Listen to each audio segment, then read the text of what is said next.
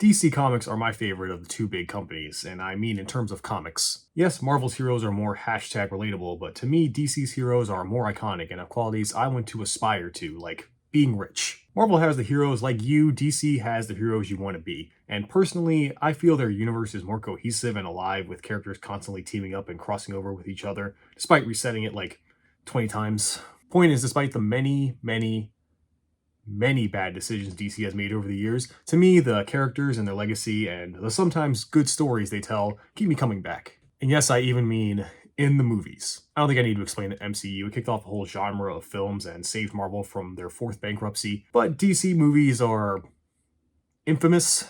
Sometimes you get an absolute classic film that you can tell everyone involved in making it wanted to create a piece of art that would stand the test of time, and then they spend 10 years trying to make The Flash. And to me, that's more interesting. If you haven't seen the video where I watched every Marvel movie, I got bored after Phase 1 started because you just started noticing the common formula every film used after that. Not that that's bad, I mean, it clearly works, but once you see one Marvel movie, you kind of see them all. And it seems even now people are starting to be down on the MCU as a whole. For DC, going in, no one has any expectations. And hey, if the movie is bad, which most of the time it is, sometimes you get a film YouTuber who comes out and makes a video about it, so everyone wins. And since I love the characters from this company so much, I decided to watch every single DC Comics movie ever made.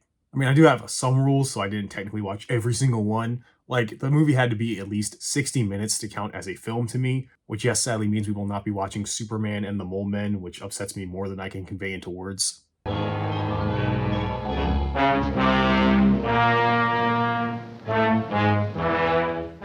Also, no movies that are either compilations of TV episodes or are a bunch of animated shorts put together to be the length of a movie. Those are really the only two. I included everything, not just your Batmans and Supermans, but also ones under DC imprints like Vertigo. And I didn't really want to, but it felt weird since I am talking about the Lego Batman movie, even though I think it's more of a Lego movie. So yeah, I included the other Lego films that were over an hour anyway. So in total, that came to just a few movies I had to watch, about 150. Oh, I'm also gonna rank them because that was a thing I did for the Marvel movie as like a last minute joke because, everyone does a ranking thing and I figured I might as well keep it up and I'm already putting this much effort into it, right? So, starting with Batman the movie, 1966. I mean, how else would you start a DC movie retrospective than with their most iconic superhero, Batman, based on the TV show from the 60s starring Adam West as Batman and Burt Ward as Robin.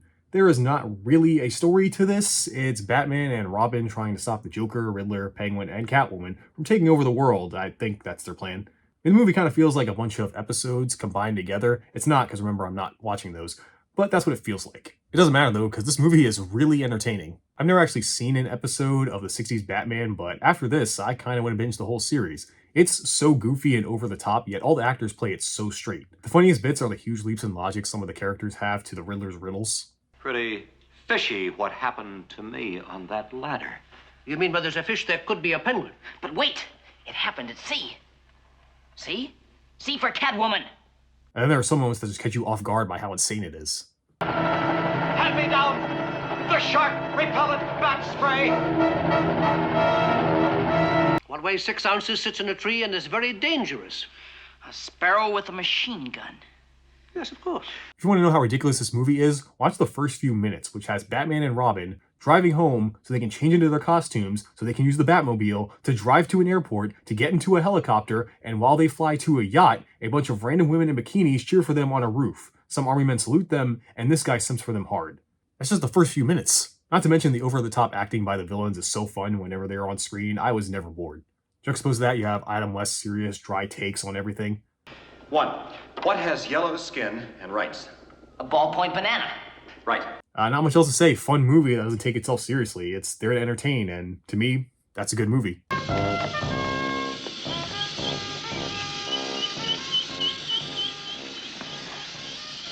Some days you just can't get rid of a bomb. Number 2, Wonder Woman, 1974. Now let's jump ahead a full decade for a movie that acted as a TV pilot to the Wonder Woman show. No, not that one. This one stars Kathy Lee Crosby as 1D, and well, yeah, as you can tell, it did not get picked up. And I can see why, because it's boring and kind of confusing. So the story is a bunch of books about American agents that I think are stolen, and Wonder Woman has to get them back. Sounds more like a spy thriller than a superhero story. We only see Themyscira for part of it in the beginning, and another Amazon I forget her name, shows up as a bad guy, but that's the only reference to anything Wonder Woman in this. That's because a lot of this movie is Wendy being at a hotel, talking to one of the bad guys named George. Yes, George, a name that strikes fear in many. That's it. It's mostly just talking, and sometimes there's some action, but yeah, the action sucks too. Her outfit also, that's bad. That's not Wonder Woman. No one would look at that and think that's Wonder Woman. I will say Kathy is not bad. I mean, she's not a great Wonder Woman, but I could tell she was taking it seriously. And honestly, her portrayal of Wendy as this bad bitch who was always one step ahead was kind of fun to watch. Let me make love to you. Why? Because your eyes reach into You mine. misunderstood me. I didn't mean why should you want to. I meant why should I?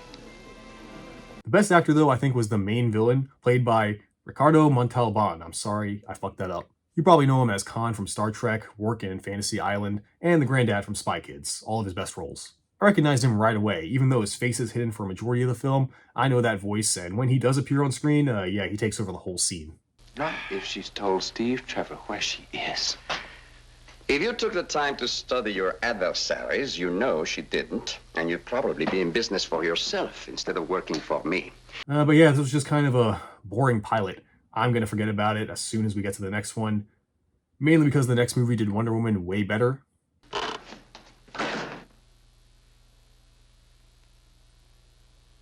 Number 3, the new original Wonder Woman. Well, if at first you don't succeed, keep making pilot movies until they give you a show. Yes, the self-titled Wonder Woman show started off with a pilot movie, and I think we all know how this one went down. Like 60s Batman, I've never seen the Wonder Woman show, and much like Batman after this, I kind of want to check it out.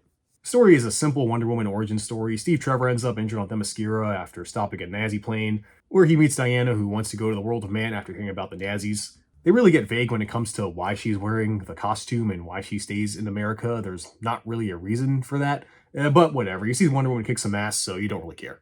Linda Carter is also a great Wonder Woman. I don't just mean that she looks the part and that she's hot, but when she gives a speech about sisterhood or whatever, you can tell she means every single word of it. And any civilization that does not recognize the female is doomed to destruction. Women are the wave of the future, and sisterhood is stronger than anything.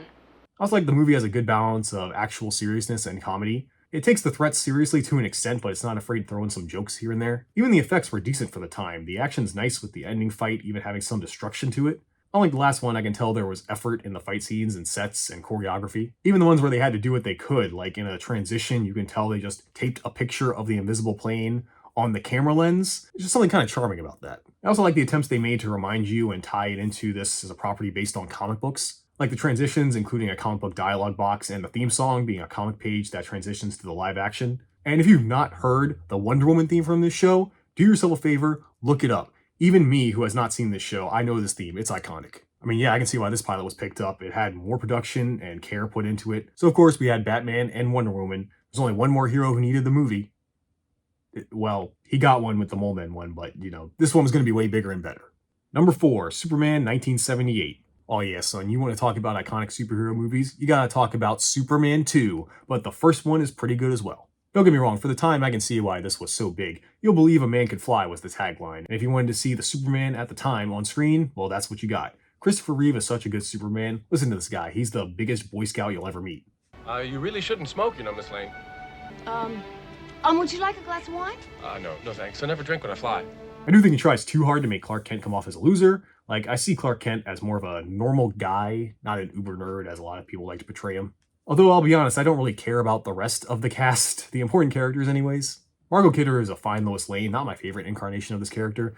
She's just a little too lovesick puppy for me. Although, to be honest, I don't really like Gene Hackman's Lex Luthor. Sorry, but even the comic book version from this time, I take more seriously. I mean, he spends the whole movie just talking about his plans, and when Superman just is around saving the day, even though Superman has no idea what Luthor is doing and has done nothing to disrupt Luthor's plans, Luthor decides to escalate things that don't need escalating, and he decides to call out Superman so he can kill him, even though Superman's done nothing to him. Yeah, that's pretty stupid. And then he's got this dumb henchman and this lady whose only job, I guess, is just to stand around and look hot. Yeah, he's just a Saturday morning cartoon villain, which would work if this was more like the 60s Batman, like a little more, funny tongue-in-cheek, but it isn't. It's trying to take itself more seriously. I mean, there is dumb stuff like Lois dies at the end and to save her, Superman flies backwards around the world, which reverses time so he can save her. I love dumb stuff like that, but man, in almost 2.5 hours, this movie kind of drags to me. Again, for the time, you needed all this explanation on who and what Superman is, but as a nerd who knows everything about the guy, I was bored for the first hour. And then the climax, how he got to it, I thought was kind of forced, and I did not care for the villain. I have seen this movie before, and when I did, I thought that was okay, but I never wanted to see it again, and after seeing it again, yeah, I was right. What's up, neckbeards? It's me editing this on a Thursday afternoon, here to tell you that I'm sorry that I forgot to mention the John Williams score and the awesome Superman theme song. That is one of the best theme songs in any film ever. I apologize for this. Please don't cancel me over it. I realize this is a great mistake that cannot be rectified in any way, but I think we can make it through this together. Number 5, Superman 2. Personally, I've always heard Superman 2 is one of the best Superman movies, and if this is the best it gets, I'm worried for the future. I'm sorry, I found this movie to be kind of boring. The story I thought would be about Superman versus General Zod, but nope, a good chunk of the film is Lois and Clark bullshit, involving her finding out about his secret identity and him doing the whole "I give up my powers for the one I love" thing, which is probably my most hated superhero story, because you know by the end they're gonna get their powers back, and everything is gonna reset, which it does by him erasing her memories by kissing her. I guess that's another power he has. The other half is General Zod and his jobbers walking around Earth and causing havoc. I will say Terrence Stamp as Zod is cool. I mean, he barely does anything, but he has some good lines. I see you are practiced in worshipping things that fly. But there is one man here on Earth who will never kneel before you. Who is this imbecile? You wanna know what's fucked up though? I recognized him as the guy who played Stick in Elektra. I can't believe I remember anything about Elektra. But yeah, I was kind of bored. I do not care about Lois and Clark. I think Lois sucks. She's especially stupid in this movie, putting herself intentionally in the worst danger twice. Margot Kidder herself is a fine actor. I just think the character is stupid. And I still do not care for Christopher Reeve's super nerdy Clark. It's really too over the top for me. Also, for some reason, Gene Hackman's Luthor is back. Why? He does not need to be in this. The only thing I can say I liked is how Superman beat Zod by tricking him and using Luthor's natural Weasleyness to his advantage. Oh, and did I mention the end of the film is Superman getting revenge on a guy who beat him up earlier in the film when he was powerless? Yeah, Superman would not do that. He would not use his powers to go back and beat up some jobber for revenge. No. I mean, the movie's fine. It's just I personally didn't really care for it. I think one's better, and I didn't even like that one that much. Number 6, Swamp Thing. So we now have the first DC movie not based on a superhero or even the big three. Wes Craven's Swamp Thing. Wait, Wes Craven? You mean that Wes Craven? Oh wait, this was before Nightmare on Elm Street. Okay, that makes more sense. Swamp Thing is about Dr. Alec Holland, who is working in the swamp on a top-secret government project, but when a paramilitary group kill all the other scientists and his sister, he gets drenched in the chemicals of the lab and falls into the swamp, and it transforms him into Swamp Thing, a near-invincible plant creature dedicated to guarding the swamp. And he uses his new powers to help the only survivor of the raid, Alice Cable, beat the bad guy, Arcane, and save the swamp. I will say, the movie does do a good job of making the villains hateable. They're very cocky and nonchalant with all the killing, and the leader even tries to gleefully drown Cable while smoking a cigar. You just can't wait to watch Swamp Thing murder all these assholes. And you know, you come here for your usual superhero stuff, right? Some big fights, explosions, Swamp Thing fighting a giant moss creature, and healing black children. Speaking of, I do not like the Swamp Thing makeup. It's fine, especially for the time, but man, when I look at him, I just think that's a dude with green face paint. But yeah, this one was okay. I don't love it or hate it. It's fine. Number 7, Superman 3. Alright, get ready for a mini Superman marathon as we got 3 Superman-related films back to back. I think it was pretty standard for Superman movies, honestly, at least out of the 2 I've seen so far. In this one, some evil dude, his sister, and his lover use Richard Pryor, who is an expert computer whiz, to take control of all the oil in the world. And it's up to Superman to stop them, but that's a problem since Clark Kent is busy macking on his hometown honey, Lana Lang. And Superman gets turned evil by artificial kryptonite created by our corrupt comedian. So yeah, look, I don't think Richard Pryor is that funny in this movie. He has a few scenes where he's clearly ad-libbing, and you can tell even the people around him don't find it funny. His cape was flapping in the wind. He was flying. He was great. He was just flying around. I will say, unlike other movies, in this one, Superman does go around saving the day more in the beginning, which is good. But I don't care about Lana Lang and her kid, whose name I forgot. They're not interesting to me, and are mainly here to, I assume, set up a love triangle with Clark, Lana, and Lois, who, by the way, Lois is not in this movie. She only shows up at the beginning and end, which I don't personally miss her. I also don't think the villains are good. Coming from Zod, who is at least a threat, here it's a bunch of rich white people and Richard Pryor, who I guess becomes a good guy at the end and helps Superman, despite attempting to make fake kryptonite earlier to kill him. I am glad they didn't bring back Luthor again and stuck to one villain, but he was boring. He's kind of like Luthor, but not as smart or charming or intimidating in any way. I'm not referring to Gene Hackman's version when I say that. I think overall it's fine. It's definitely the worst Superman movie so far, but it also has the same problems I have with the good ones, so not really much of a difference to me. It does make me curious about the last one, because spoilers, Superman 4 is considered the worst Superman film. But before that, Soup's ain't the only one in this family that got a bad film. Number 8, Supergirl. So I like Superman, but I love his cousins, Supergirl and Power Girl, even more. And yes, I read their comics as a teenager for exactly the reasons you think I did. Despite me loving Supergirl, I have never seen this film, because most people told me it was bad. And they were right. The movie has Kara Zor-El, Supergirl, played by Helen Slater, who exists in a pocket dimension of Krypton survivors who somehow know about Clark Kent and Superman, but don't contact him at all, that they are survivors of his destroyed planet. Assholes. She loses a MacGuffin that lands on Earth and heads there to get it. It comes through the possession of a witch named Selena, played by Faye Dunaway, and then the movie is a lot of dicking around. Kara, for no reason, enrolls in an all-girls boarding school where it just so happens a relative of Lois Lane, Lucy Lane, is there. Becomes a roommate and they do stuff. If you're wondering, the only Superman cast member that shows up is Jimmy Olsen's actor, Mark McClure. Insert a Simpsons reference. Since I'm spouting off names, Piers O'Toole is also in this for some reason. Oh, sorry, I got distracted from describing what happens in the actual film. Oh wait, no I didn't. That's because nothing happens. Like I said, it's a lot of Supergirl doing nothing, flying around, hanging with teenagers until the plot decides to happen again. The villain is also boring. She wants world domination, sure, but she mostly wants this thing. I think he's supposed to be the love interest.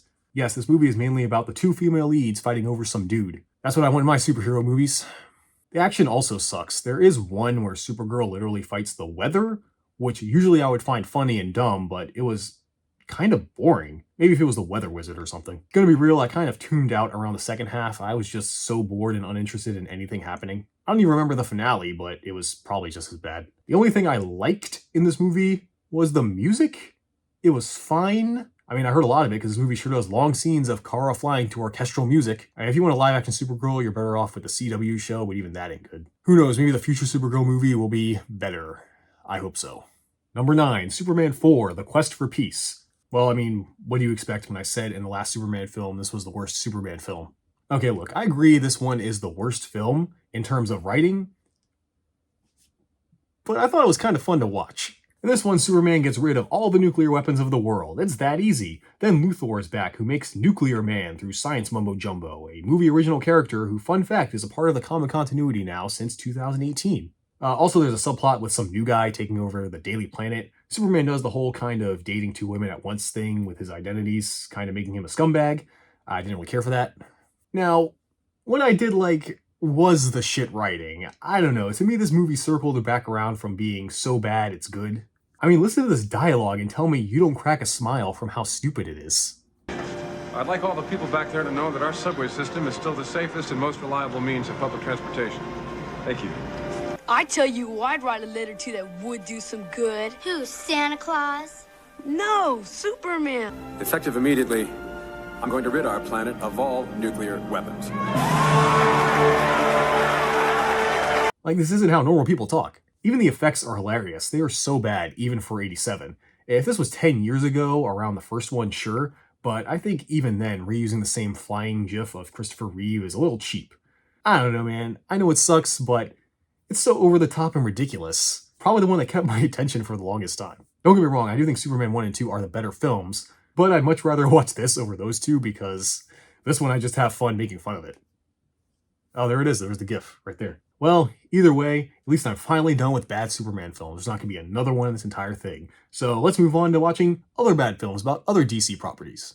Number 10, The Spirit, 1987. So here's another TV movie, The Spirit, based on the character of the same name, created by legendary comic artist Will Eisner. A character I know so little about I didn't even know DC owned him until I did this. In the movie, after his friend Will is killed, police officer Denny Colt travels to Central City to track down his killer, but during the investigation he gets killed and is revived or doesn't really die, he's partially dead, it's unsure. He becomes the Spirit, a crime fighter.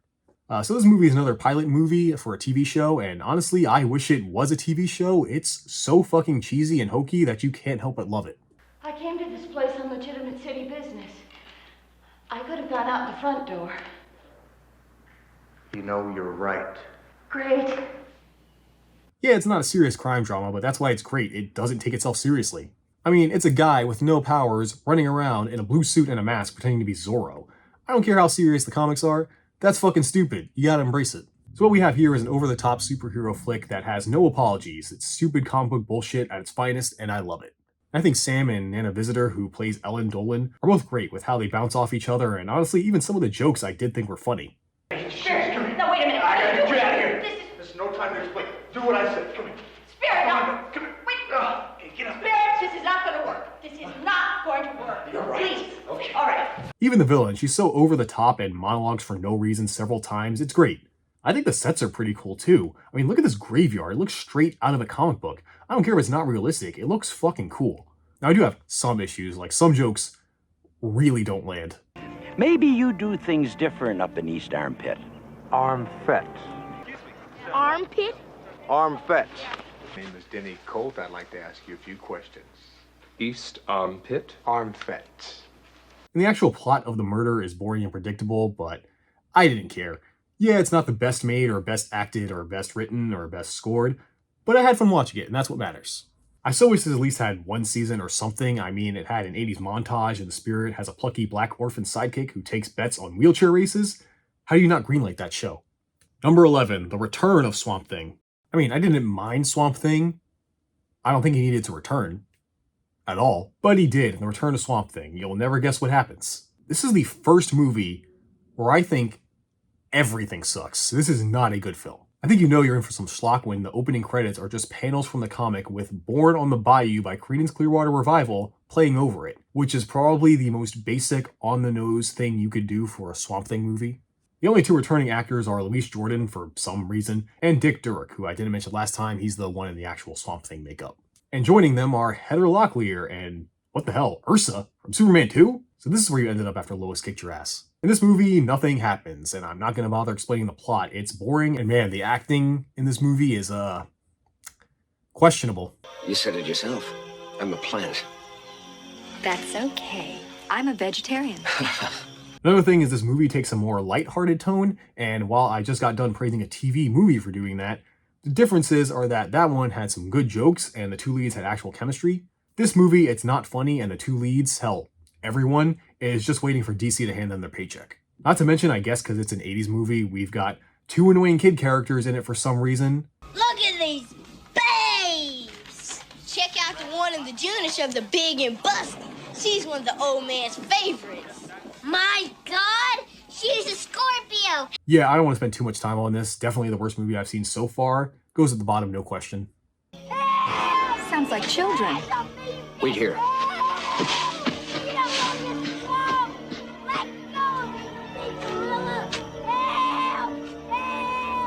Number 12, Batman 1989.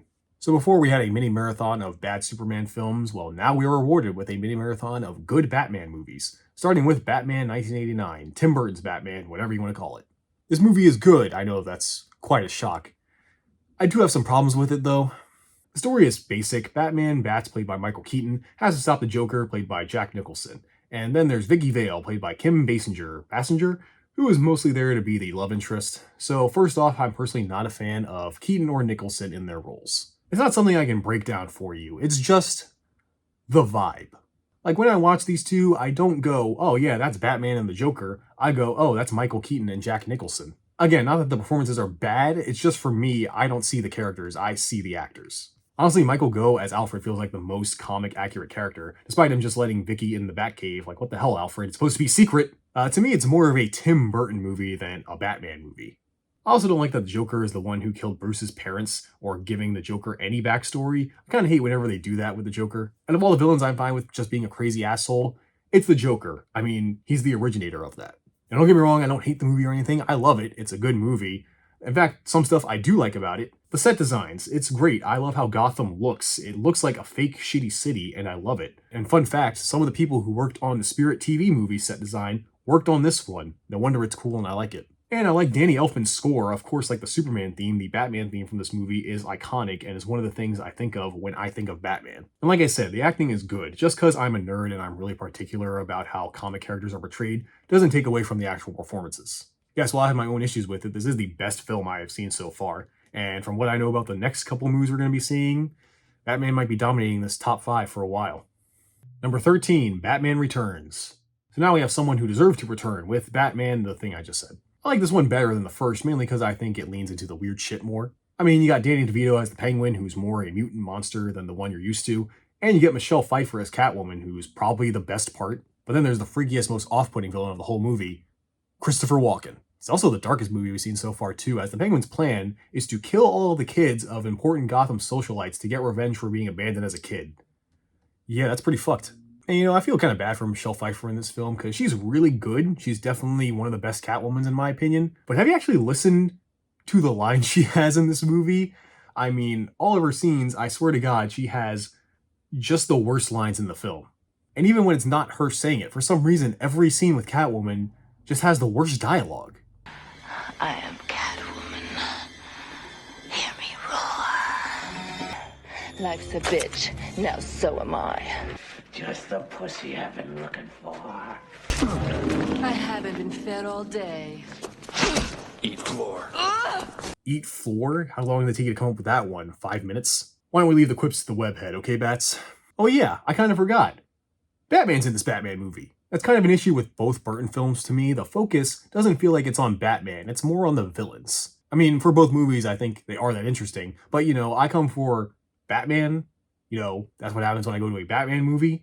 And maybe you get 30 minutes of him at most. We get a lot of Bruce, but like the last movie, it's mostly about him being horny. He falls for another hot blonde woman, this time being Selina, and seems to forget everything else happening around him because he wants some pussy. Oh no, the bad Catwoman dialogue is affecting me too. And Batman himself kind of sucks in this movie.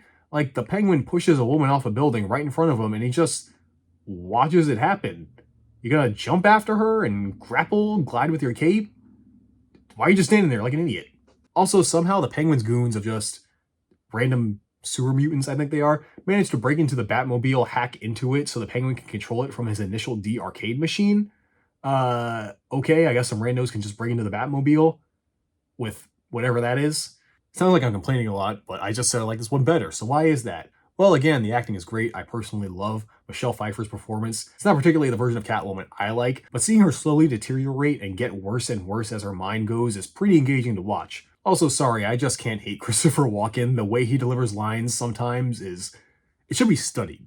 Selina Kyle. You're fired. And Bruce Wayne. Why are you dressed up like Batman? Even Danny does a good job as the trash man. Michael Keaton is still fine. I also still love the sets and the lighting of this movie. Some scenes really felt like Burton was trying to capture the dark shadows you see in comics from inking. So yeah, I think this one was better, personally, but I know it's going to be immediately taken over by the next film. Number 14, Batman Mask of the Phantasm. Now this is my kind of Batman movie. So the Mask of the Phantasm, if you can't tell, is our first of many animated DC films. Trust me, DC went hard on the animation department. We'll see later. And it all started here. Now, I am incredibly biased because this is based on the Batman the Animated Series, which is one of my favorite shows of all time. The film follows Batman, played by Kevin Conroy, trying to find out the identity of the Phantasm, a new vigilante going around murdering old crime bosses. Bruce has some business too, as an old flame of his, Andrea Beaumont, returns to Gotham and seems to have a connection to the crime bosses thanks to her father's dealings with them in the past. So he's going to have to keep an eye on her, especially when the Joker of all people gets involved too. And this investigation has us see Bruce's past with Andrea, along with his first outings as a crime fighter before he even took up the ears. So yeah, I mean, if you haven't heard Kevin Conroy as Batman, do yourself a favor and watch anything he's in. To me, he is the definitive Batman, taken far too soon. As Batman, he's intimidating and stoic, but as Bruce, he can play the fun, rich socialite, as well as that broken man who lost his parents and goes around dressed up as a bat at night. Where's your father now? Haven't a clue. Why don't you try Madagascar? That's not what you told Reeves. You told him you were closer than ever to your father. You had me bugged, is that it? I can read lips. I know I made a promise, but I didn't see this coming. I didn't count on being happy. And hey, look, I love Mark Skywalker Hamill as the Joker as much as anyone else, but honestly, I don't think he needed to be in this movie. Unfortunately, this is going to be a common thing with a lot of Batman movies, that the Joker is here because he's the Joker, and every Batman needs a Joker, I guess. The mystery of who the Phantasm is set up well, and when you find out who it is, it makes sense, while also making you feel smart by kind of figuring it out beforehand, which is what a good mystery should be. But seriously, if you've not seen it, go watch it, along with the Batman series, Superman 2, the Justice League, the whole DC animated universe. Go watch Static Shock. Throw in Batman Beyond 2. Number 15, Tank Girl. So, Tank Girl is a British comic book series created by Alan Martin and Jamie Hewlett. It's also another property I did not know DC owned until now. To the Bat Tank. See, a Batman reference. It's DC, alright. The comic follows Rebecca Buck, the Tank Girl, in a post-apocalyptic wasteland going on adventures with her mutant kangaroo boyfriend inside her tank, which is also her house. And you probably gathered from that sentence that this was not a series you read for its story. It's about fun, weird, occasionally trippy adventures with a punk aesthetic. And if you are thinking this art style is familiar, that's because Jamie Hewlett is one of the creators of the animated band The Gorillaz. So look, I knew this movie was bad before going in, especially since, like I said, Tank Girl does not really have a story, so adapting that into a film proved difficult, and they didn't pull it off.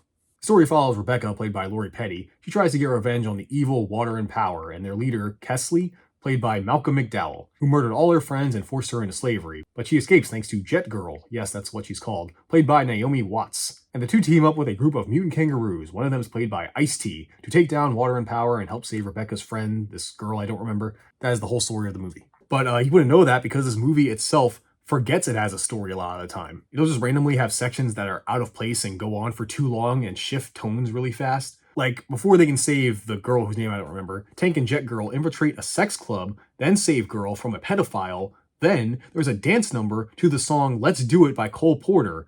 That is one entire scene. Then the rest of the movie is the girls working with the mutant kangaroos, even though Rebecca should be saving her friend who got kidnapped again, just to have a lot of bad jokes. That's another thing, despite trying to be a fun comic book movie, it's not funny. Another thing is this movie is super horny. Like, I usually only see this kind of degeneracy in anime.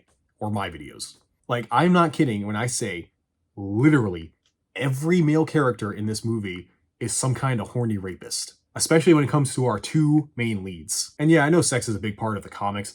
That doesn't mean I want to see a dude dressed as a kangaroo hump Naomi Watts. Yeah, the worst part is this movie should have been like the comic, you know, a good time that you can turn your brain off and enjoy, you know, a fun movie. But now I wish I never saw the original kangaroo Ice-T. I don't think I even cracked a smile through this whole movie. At least Richard Pryor made me aware I had feelings. Number 16, Batman Forever. Okay, was anyone else as a kid confused about the title? It's Forever, so I thought it was the fourth Batman movie. I mean, technically it is, I guess. Or maybe Pokemon has corrupted me forever. So while Burton's movies made a lot of money, it could have made more money. WB wanted to market to all ages, and it's kind of hard to make Happy Meal toys when your movie has a plot about killing babies. So in order to make a more family-friendly flick, Burton was out, and we got Joel Schumacher, who I only know wrote the screenplay for the movie adaptation of The Wiz before this. Keaton wanted no part of it, so we got Top Gun instead. They cast future Dr. Eggman Jim Carrey as the Riddler, and Tommy Terrible to Work With Jones as Two-Face. Chris O'Donnell as Robin, and Nicole Kidman plays today's hot blonde Bruce wants to shag.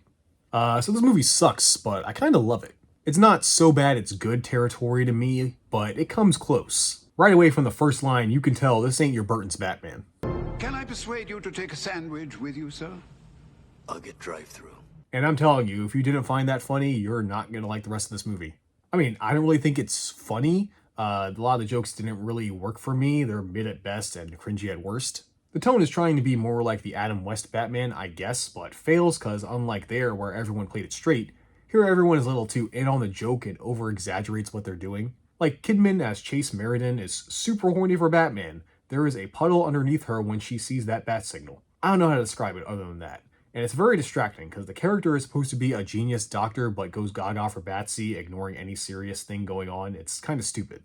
I'll be real, I mostly like this movie because of Jim Carrey. Like, I love Jim Carrey. I grew up watching a lot of his films and I love his over-the-top acting and mannerisms. They are kind of perfect for a cartoony Batman villain.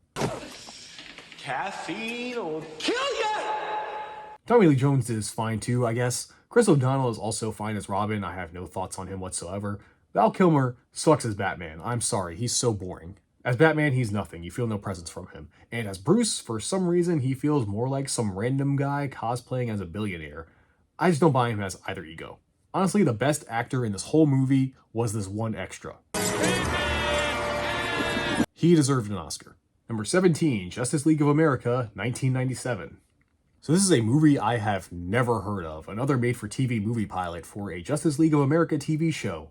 Once again, I see why it wasn't picked up. When Metro City is being terrorized by the Weatherman, yes, that's the villain they went with in the TV movie pilot, except for the JLA to stop him, The Flash, Guy Gardner's Green Lantern, The Atom, who's played by John Kassir, who played the Crypt Keeper in Scrooge McDuck, if you didn't know. Fire. And Tori, last name I refuse to pronounce, also known as Ice. Also Martian Manhunter's in this. So reason one this sucks is for a team show, the cast has no chemistry. These don't feel like people who are friends, they feel like people who are forced to work together because they all happen to be superheroes. Also, I don't like these versions of these characters. Guy Gardner is kind of a nice guy in this. If you know one thing about Guy Gardner, it's that he's an asshole. And that's why he's great. His dickishness causes conflict in team settings, and it makes him more interesting to watch in them. And then Barry, who should be the fun, loving heart of the team, is just a loser who can't hold down a job, and he tries to be funny, but he's not. The other three I didn't really care much about, but they didn't really have a lot going on in this film. Ice kinda did. Since it's supposed to be a show, the tone is kinda weird. It felt more like watching a bad sitcom just without a laugh track. The costumes look like they just got it from Spirit of Halloween, and the effects, yeah, it's a late 90s TV show, but come on, this looks like it was made in Microsoft Paint by a blind guy. Then for some reason, the movie cuts to these documentary-style interviews of the cast talking in a past tense to the events of the film, which already removes all tension because we know they're fine. But it's also awkward and weird because it's not filmed like a documentary, it's filmed like any regular show and just breaks any momentum the movie was trying to have. This would be the worst thing I've seen so far, but there was one line that was delivered in a way that made me kind of laugh. I'm talking about this. What is this? Number 18, Batman and Robin. This is the best Batman movie ever made, and there's nothing you can say to convince me otherwise. Think about it, out of all the Batman movies, hell, superhero movies, this has probably been the most watched superhero film of all time. It's the Room of comic book movies. Do I even need to do a recap of the story and characters? You all know them. From Arnold Schwarzenegger's ice puns as Mr. Freeze to Uma Thurman being awkwardly sexy and over the top as Poison Ivy, to the cheesy and not funny jokes that are so bad they somehow circle around to being amazing. 7 million. Never leave the cave without it. And of course, Bat Nips. Yeah, whatever, the movie's not good on a technical level, the acting is mixed at best, especially Clooney as Batman. Yeah, he's the worst one to me so far. Hi, Freeze. I'm Batman. That is literally the worst I'm Batman I've ever heard in my life. But the stupid shit to me outweighs any of that. I may not agree, but this goes high up on my list, man. I just fucking love this movie. Look at that. That's amazing. And honestly, I think Batman and Robin is going to be my line for these movies, you know what I mean? That if it goes above it, it's actually probably a good movie. But if it falls below it, then it must have sucked and not been bad enough to be enjoyable. Does that make sense? If you have not seen this movie, get some friends together, some beer, some pizza, and check it out. It is amazing. Number 19, Steel. So if you weren't around when he was big, no pun intended, Shaquille O'Neal was one of the most iconic figures, even outside of basketball. He was a superstar, and when you get that big, you feel like you can venture outside your bubble into other things, like making movies. Yes, for a short time, O'Neal was an actor. The only movies I've seen of him are the movie Kazam, where Shaq flexes his rapping skills. Cause I am Kazam. Ooh, man. I'm more than I seem, you all are looking at your dream. In your coffee, I'm the queen. And today's subject, he played comic character John Henry Irons in the movie Steel.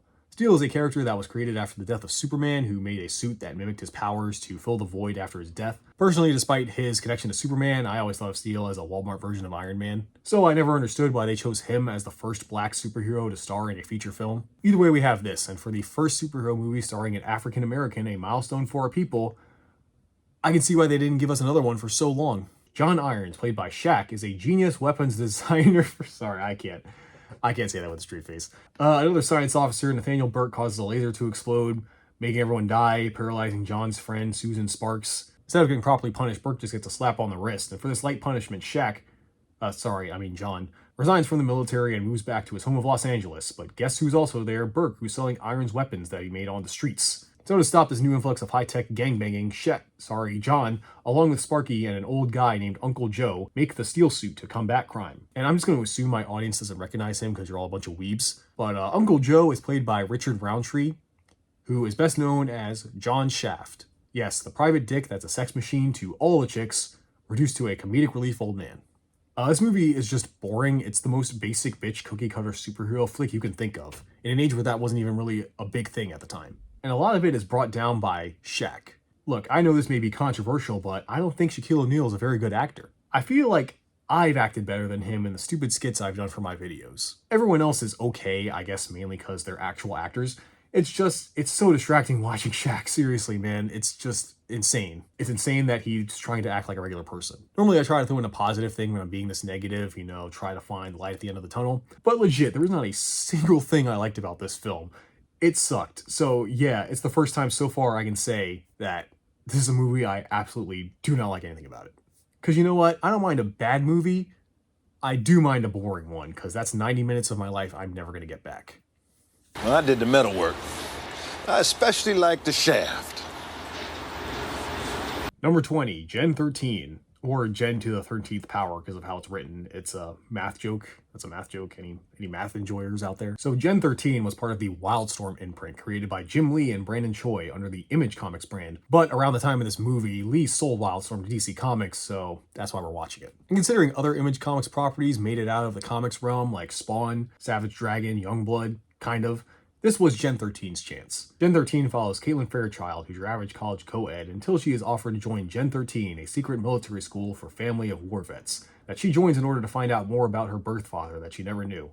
But she quickly finds out along with her new friends Roxy and Grunge, voiced by the bassist of the Red Hot Chili Peppers Flea, that's random, that Gen 13 is actually a secret government project to manifest superpowers in the youth so they could use them for war. So now they have to escape while dealing with the head of the project, Ivana, and Matthew Callahan, played by Mark Hamill again. And yeah, this was actually better than I thought it was going to be. I mean, I wasn't expecting it to suck, but it was really legit. The characters are well written, and Caitlin and her friends have some nice chemistry.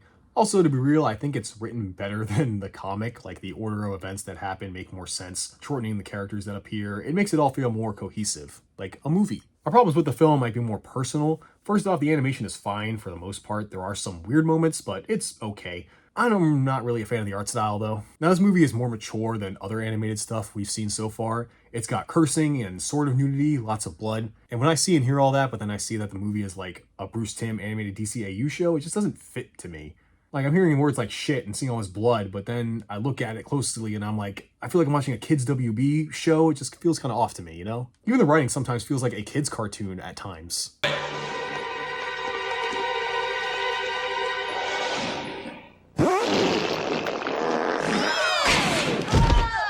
And at first I thought it might do better if it had more of a comic book style like the X-Men cartoon or even the Youngblood one was going to have. But at the same time, I do like these designs for these characters compared to the 90s comic book versions, as they are simpler and easier to read. So I guess my conclusion is, I don't know what I want, but this doesn't have it. Either way, I saw this movie was very good. I mean, it's easy to find. You should watch it. I found this version on YouTube very easily because I don't think DC cares about it, so check it out. Number 21, Batman and Mr. Freeze, Subzero. That's right, we got a mini marathon of animation. It's not going to be the last one, I assure you. So Batman and Mr. Freeze Subzero is fine. I don't have a lot to say. Like usual, Freeze needs something to save his wife, this time some organs, and a perfect donor is Barbara Gordon, aka Commissioner Gordon's daughter, aka Batgirl. So when she's kidnapped, it's a race to save her before Freeze harvests her organs. It really just feels like a long episode of the animated series, honestly. Not that that's bad, obviously I love the animated series, but because of that, it doesn't really hit you, you know what I mean? I don't have much to say. It's a solid special based on the animated series, I guess. It's cool. Number 22, Batman Beyond, Return of the Joker. Batman Beyond is an original creation for the DCAU, taking place in the future of 2039, where a new Batman, Terry McGinnis, takes up the mantle after Bruce Wayne retired. This movie takes place sometime during that, where, as the title says, despite being decades later and supposedly dead, the Joker returns, looking as young as ever. And with Bruce not wanting Terry to get involved, because it's the Joker, Terry has to figure out how he came back while trying to discover what really happened to the original Joker decades ago.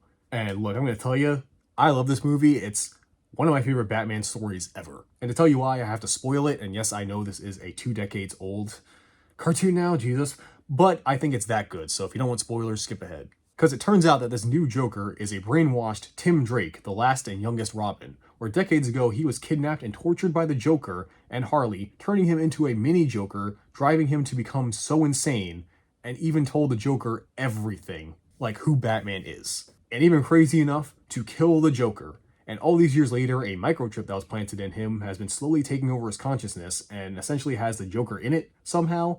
And I think that is such a cool idea. Not the microchip, that's typical comic book BS, but the idea of a major character in the Batman mythos, one of the youngest and most innocent ones, being tortured and driven to the point he'd commit murder is so fucked up. I love it. It's one of those stories you never see in comics because the publisher would think it's too far and doesn't want to piss off fans or something. So they put it in like a what if book or something that doesn't count as being continuity. It doesn't count, you know what I mean. But the fact that it's in this universe as canon is awesome. I love stories that take characters you think would never be affected because, plot armor, they're too much of an important character, and they actually do something with them that upsets the status quo, and you get some story that completely changes what you think of them or how you view them. It's so good. Also, I like Batman Beyond. Yeah, Bruce is the GOAT, but I like Terry, because he's younger, he acts more like a Robin, being more flippant, telling one-liners, and not really brooding at all. And I like that he beats the Joker not by outsmarting him like Batman would do, but by doing something only Terry would do, making the Joker trip up by telling him he's not funny. Funny guy. Can't say the same for you. Bitter brat. Who you think you're talking to? Not a comedian, I'll tell you that. Despite me loving the story, again, I have a major problem in that it does feel like a multi-part episode, not really a movie. Probably because you do kind of have to know a lot of backstory with these characters from the show. This is not a standalone thing, really. Also, I don't like the ending with Terry just shorting out the microchip and now Tim is fully cured, everyone's fine, no one else got hurt, even Bruce is alive even though you thought he was dead. I don't know, with how tragic that Tim torture stuff was, I kind of was hoping for a more, not sadder ending, maybe something bittersweet, like Terry did save Tim at the end, but something fucked up with his brain, and he's still kind of Joker, or maybe actually killing Bruce, forcing Terry to step up and become the one true Batman. Something to shake it up a bit more. I don't know, I guess it's just a me thing. Overall though, I still love the story, another banger from the DCAU. It's definitely one of my favorite movies of all time. Number 23, Batman Mystery of the Batwoman. Alright, so this is the last film in the Batman the Animated Series quadrilogy. When a new vigilante named Batwoman comes to Gotham trying to mess with the Penguin's arms dealings, Batman tries to figure out who this new vigilante is before she gets killed or kills someone herself. Which sounds easy if it weren't for, at the same time, multiple beautiful women who could all be Batwoman just so happen to come into Bruce's life. So this takes place during the new Batman Adventure show. It's the one with the weird red sky. This one's good. I think the mystery is properly set up and the answer to who's Batwoman makes sense. And honestly, I didn't even think of how Batwoman pulled it off until Batman figured it out. It was pretty good. It just feels like another multi-part episode with, again, everything kind of wrapping up nicely enough at the end. Just continue on. What I didn't like was, again, Bruce had nothing to do in this Batman story. No, wait, he did have something to do. Be a creep. Because if you forget, in the new Batman, they hint that Batgirl and Bats have a thing. Which, no. It sucks that this isn't the last time I'll be talking about Barb and Bruce getting it on. Also, he starts falling for one of the main villain's daughter, which I feel is wrong on a lot of levels too. Like, Bruce, why is it so hard for you to date a woman your own age? Also, one of the villains is played by Kevin Michael Richardson. Doesn't have anything to do with anything. I just think he's one of the best voice actors ever. Just wanted to mention him. You got a lot of nerve, freak. You and your woman have caused me enough grief for one night. It's my home, my family. Get out! Also, one of the Batwoman suspects is played by Kelly Ripa. I assume most of my audience, again, don't know who that is.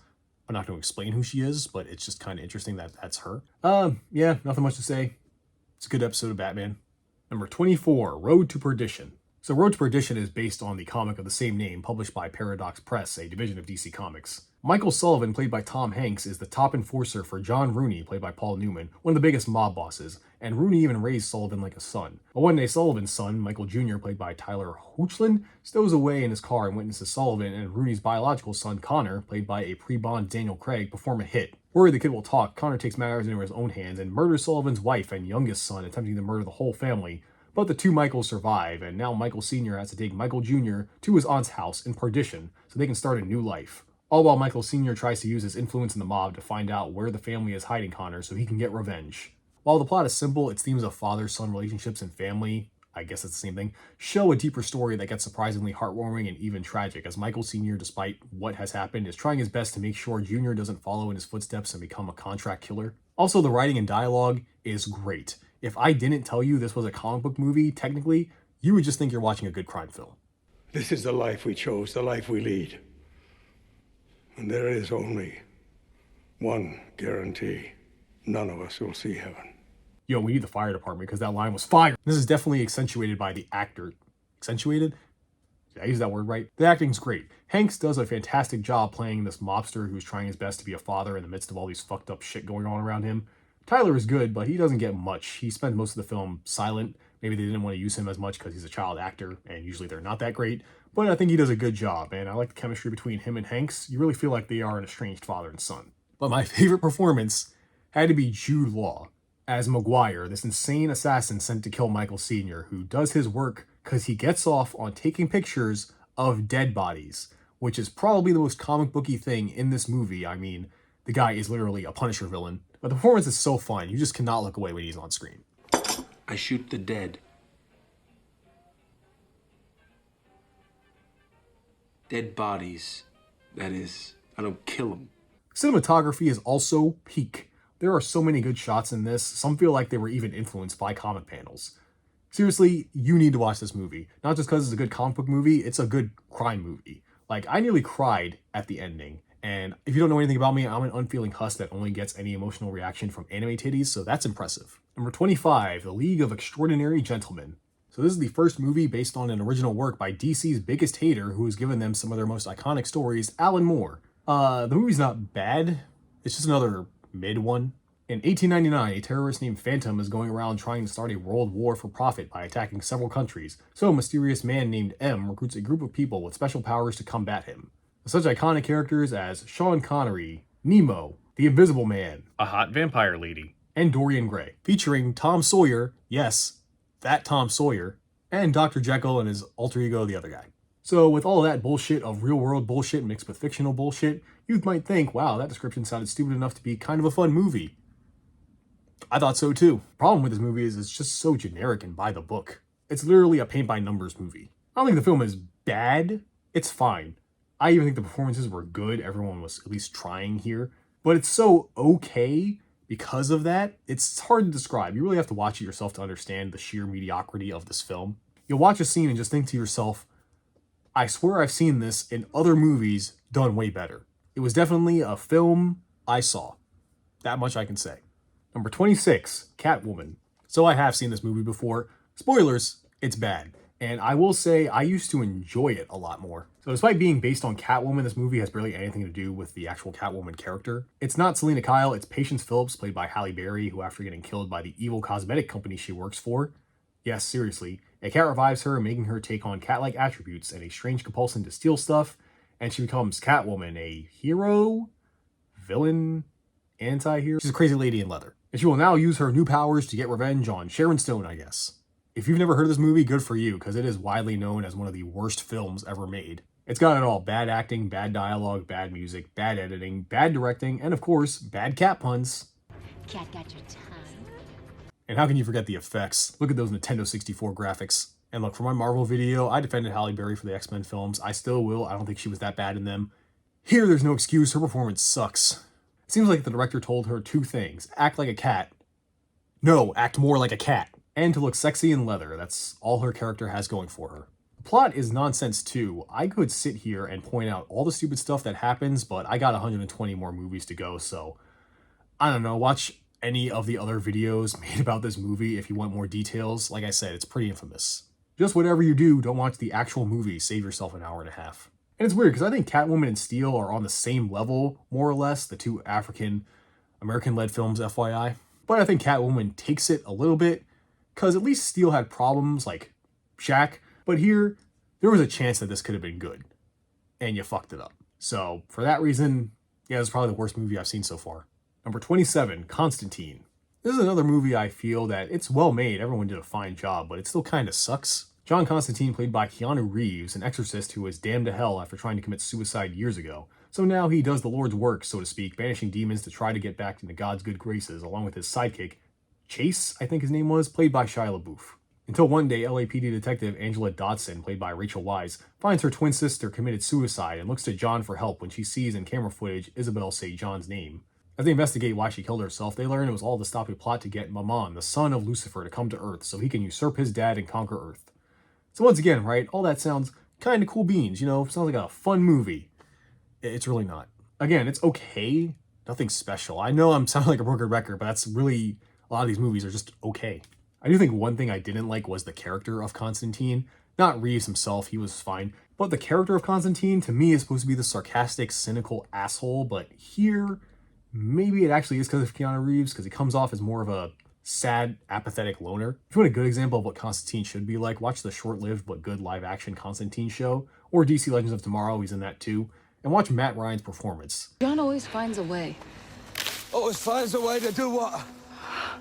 Oh, thank God. Hey, I'd rather not, love. You know, I don't think we've actually ever met before, seeing as you're still breathing. But you have died before, though, right? So what's about to happen should feel a little, familiar. Now that's John Constantine, and spoilers for later, we will be seeing a bit of it. I also think there were some unnecessary things in this movie, like LaBouffe character. He's barely in it and then dies at the end. What was even the point of him? Also, the ending with how the conflict was resolved was kind of convoluted to me. It's like John kills himself to summon Lucifer to help him, and him sacrificing himself for Isabel is what led him to get to heaven, so Lucifer revives him instead and cures his cancer to prove a point. But overall, I think it's fine. Maybe a little under average for me, though I wouldn't argue with anyone if they said it was good. Number 28, The Batman vs. Dracula. So here's our first animated Batman movie not based on the original DCAU. Instead, this movie is based off the Batman show after Batman the Animated Series, simply titled The Batman. And yes, that movie we will be seeing near the end of this does make this show harder to find now, but you should watch it. It's a pretty good show. It ran for 4 years and even got its own direct-to-DVD film, which is what we're watching right now.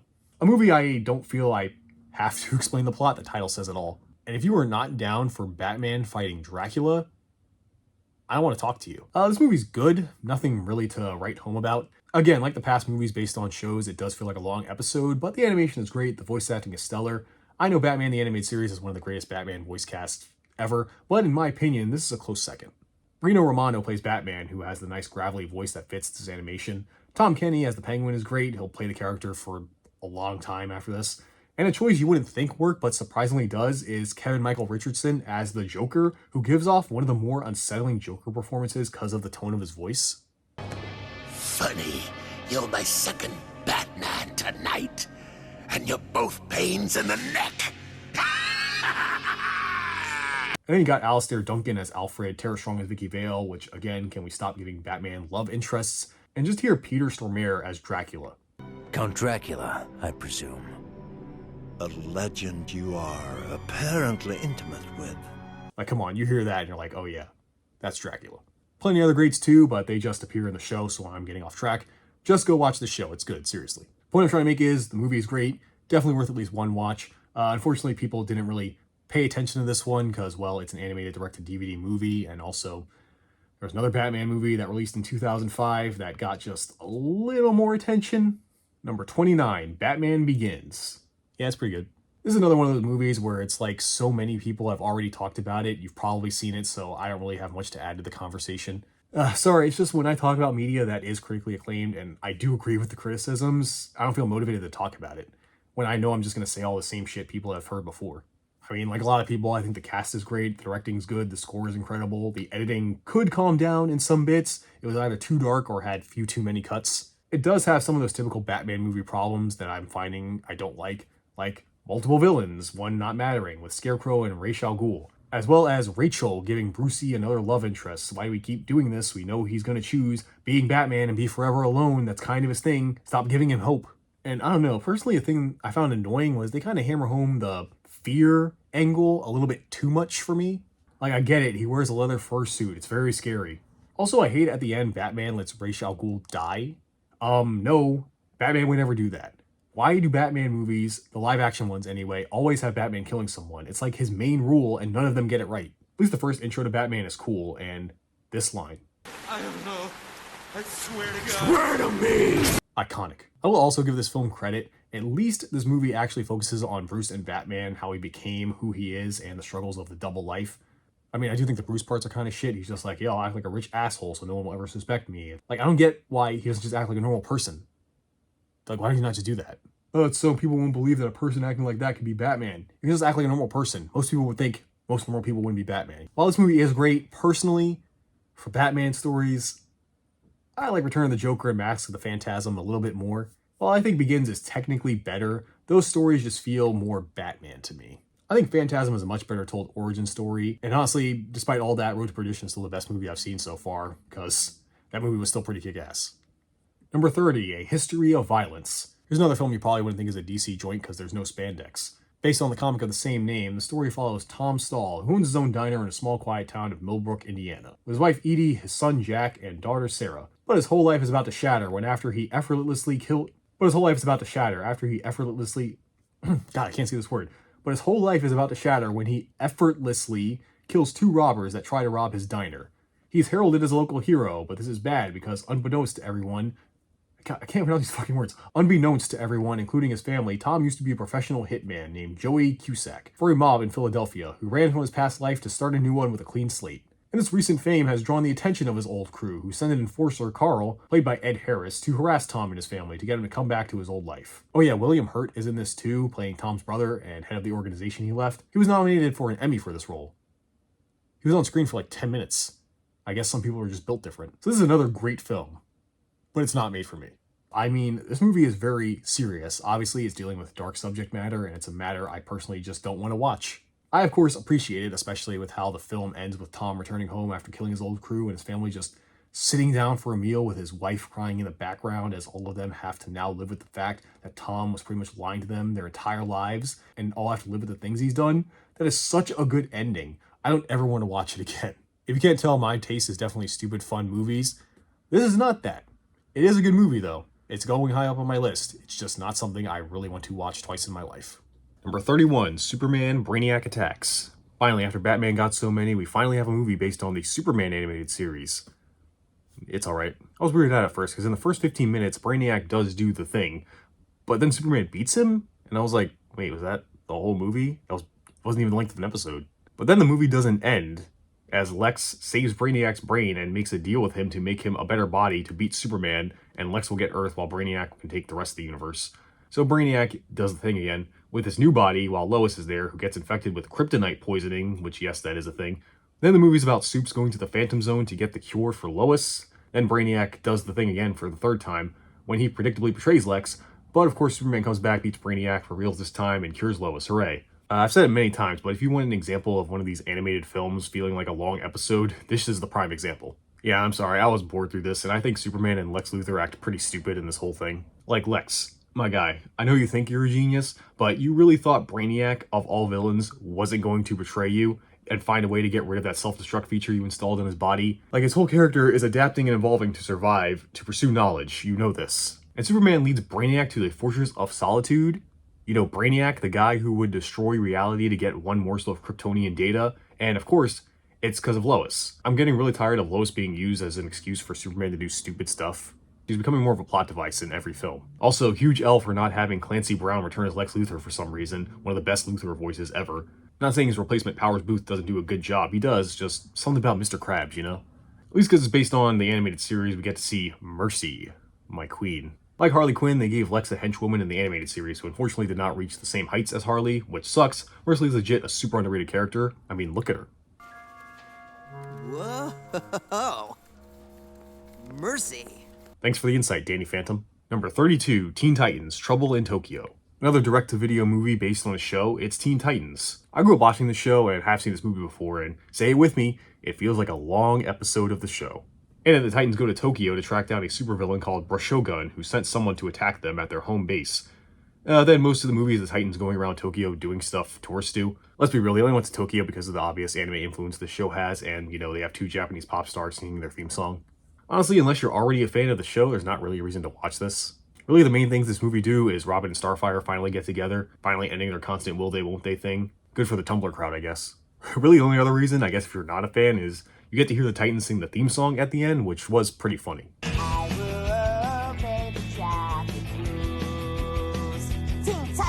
Papa's schedule control. There is nothing I am afraid of. Teen Titans, go! Holla, holla, holla, holla, holla, holla, holla. But yeah, otherwise it's okay. Less good when you realize this is meant to be the series finale, technically, when there are 20-minute episodes that are way better. But hey, at least it had an ending unlike other shows, and well, too bad we're never going to see this iteration of Teen Titans ever again. Number 33, Superman Returns. Well, when Batman returned, he returned to critical acclaim and money, and now Superman has returned to critical acclaim but not as much money, so WB considered it a failure. Personally, I did not like this movie. I kind of thought it was boring. Superman returns to Earth after spending 5 years in space when astronomers think they found remains of Krypton or something like that. And Clark is surprised that everyone moved on after he was gone for 5 years, including Lois, played this time by Kate Bosworth, who is now engaged with a son. So it's half about Supes coping with the fact that his friends have moved on after they thought he died, which is natural. I don't know why he's so surprised about it. The other half is about Luthor, played by Kevin Spacey, trying to use kryptonite crystals and science mumbo-jumbo to create a new landmass that will destroy and replace the United States, assumingly, so he can rule over it, while also killing billions of people, because, you know, playing SimCity will do that. My main issue with this movie is it is too long, 2.5 hours, and they did not have 2.5 hours of content. Superman coping with the fact that people don't need him is an interesting premise that they do nothing with because they focus mainly on him trying to get with Lois again. Also, spoilers, Lois' kid is Superman's kid. They banged before he left, I guess, so Supes is also a deadbeat dad. That's my hero. And the rest of the movie is random segments like Superman fighting a random group of criminals on a roof where we get this shot. And look, I like Brandon Ruth Roth, I guess not well enough to know how to pronounce his name, and I like him as the Atom in the Arrowverse, and yes, cool, he reprised his role in that universe. But man, here he just feels like he's copying Christopher Reeve. I don't know if that was the director or him, but it really doesn't make the character feel like his own. I hope this experience hasn't put any of you off flying. Statistically speaking, it's still the safest way to travel. But I guess since we've only seen 2 live-action versions of Superman so far, it's kind of like the film are trying to make you think that it's basically a continuation of the original movies, even down to using similar opening titles and the Superman theme, despite this being a 20-year later sequel. You can try something different. Honestly, the most entertaining part of this to me was Kevin Spacey as Lex Luthor. And yes, I know it's Kevin Spacey, but I can separate the art from the artist, and when I can, he's pretty damn fun to watch if you're not taking him too seriously.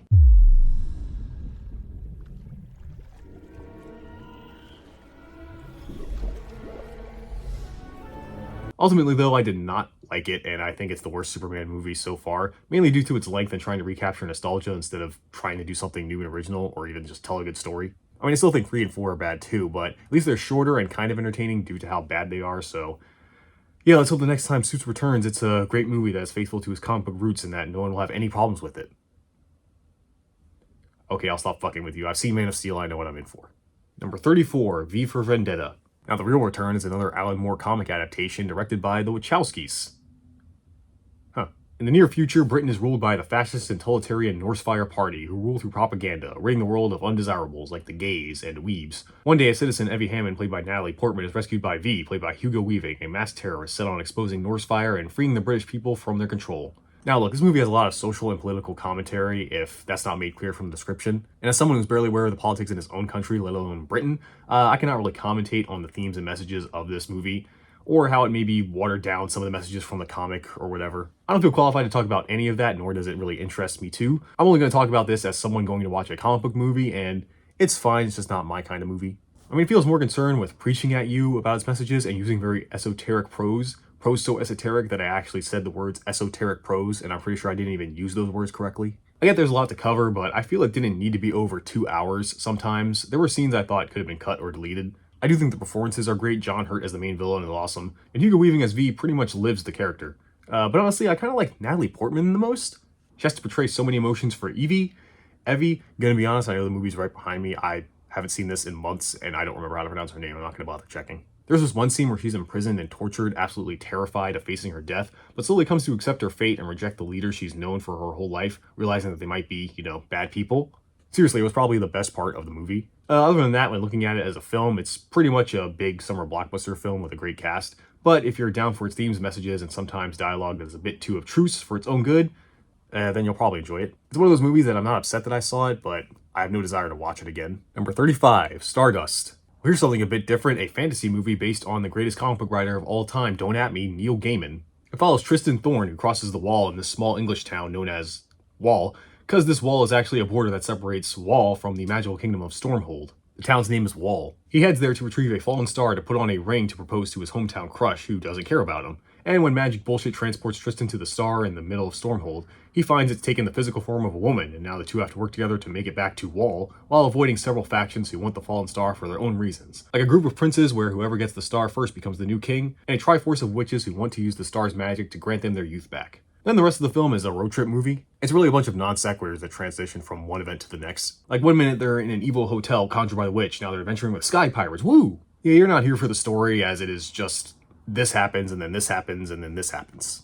The cast is kind of crazy though. Robert De Niro is here for some reason, Ian McKellen is the narrator, Michelle Pfeiffer making her DC return as one of the witches. Pre-Man of Steel Henry Cavill is even in this, playing a bigger asshole than the Superman he would play. And then the two leads, Claire Danes as the star and future horny one Charlie Cox as Tristan Thorne, who luckily do have good chemistry together and some pretty funny banter.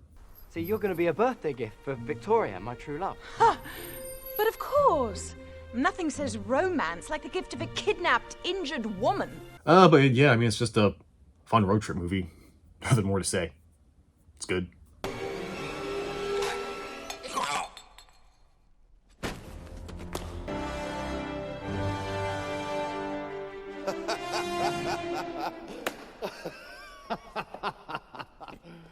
You really thought that you were king?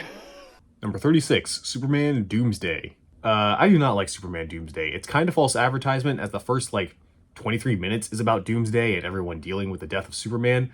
The rest is about Lex creating an evil Superman clone. It's very uninteresting.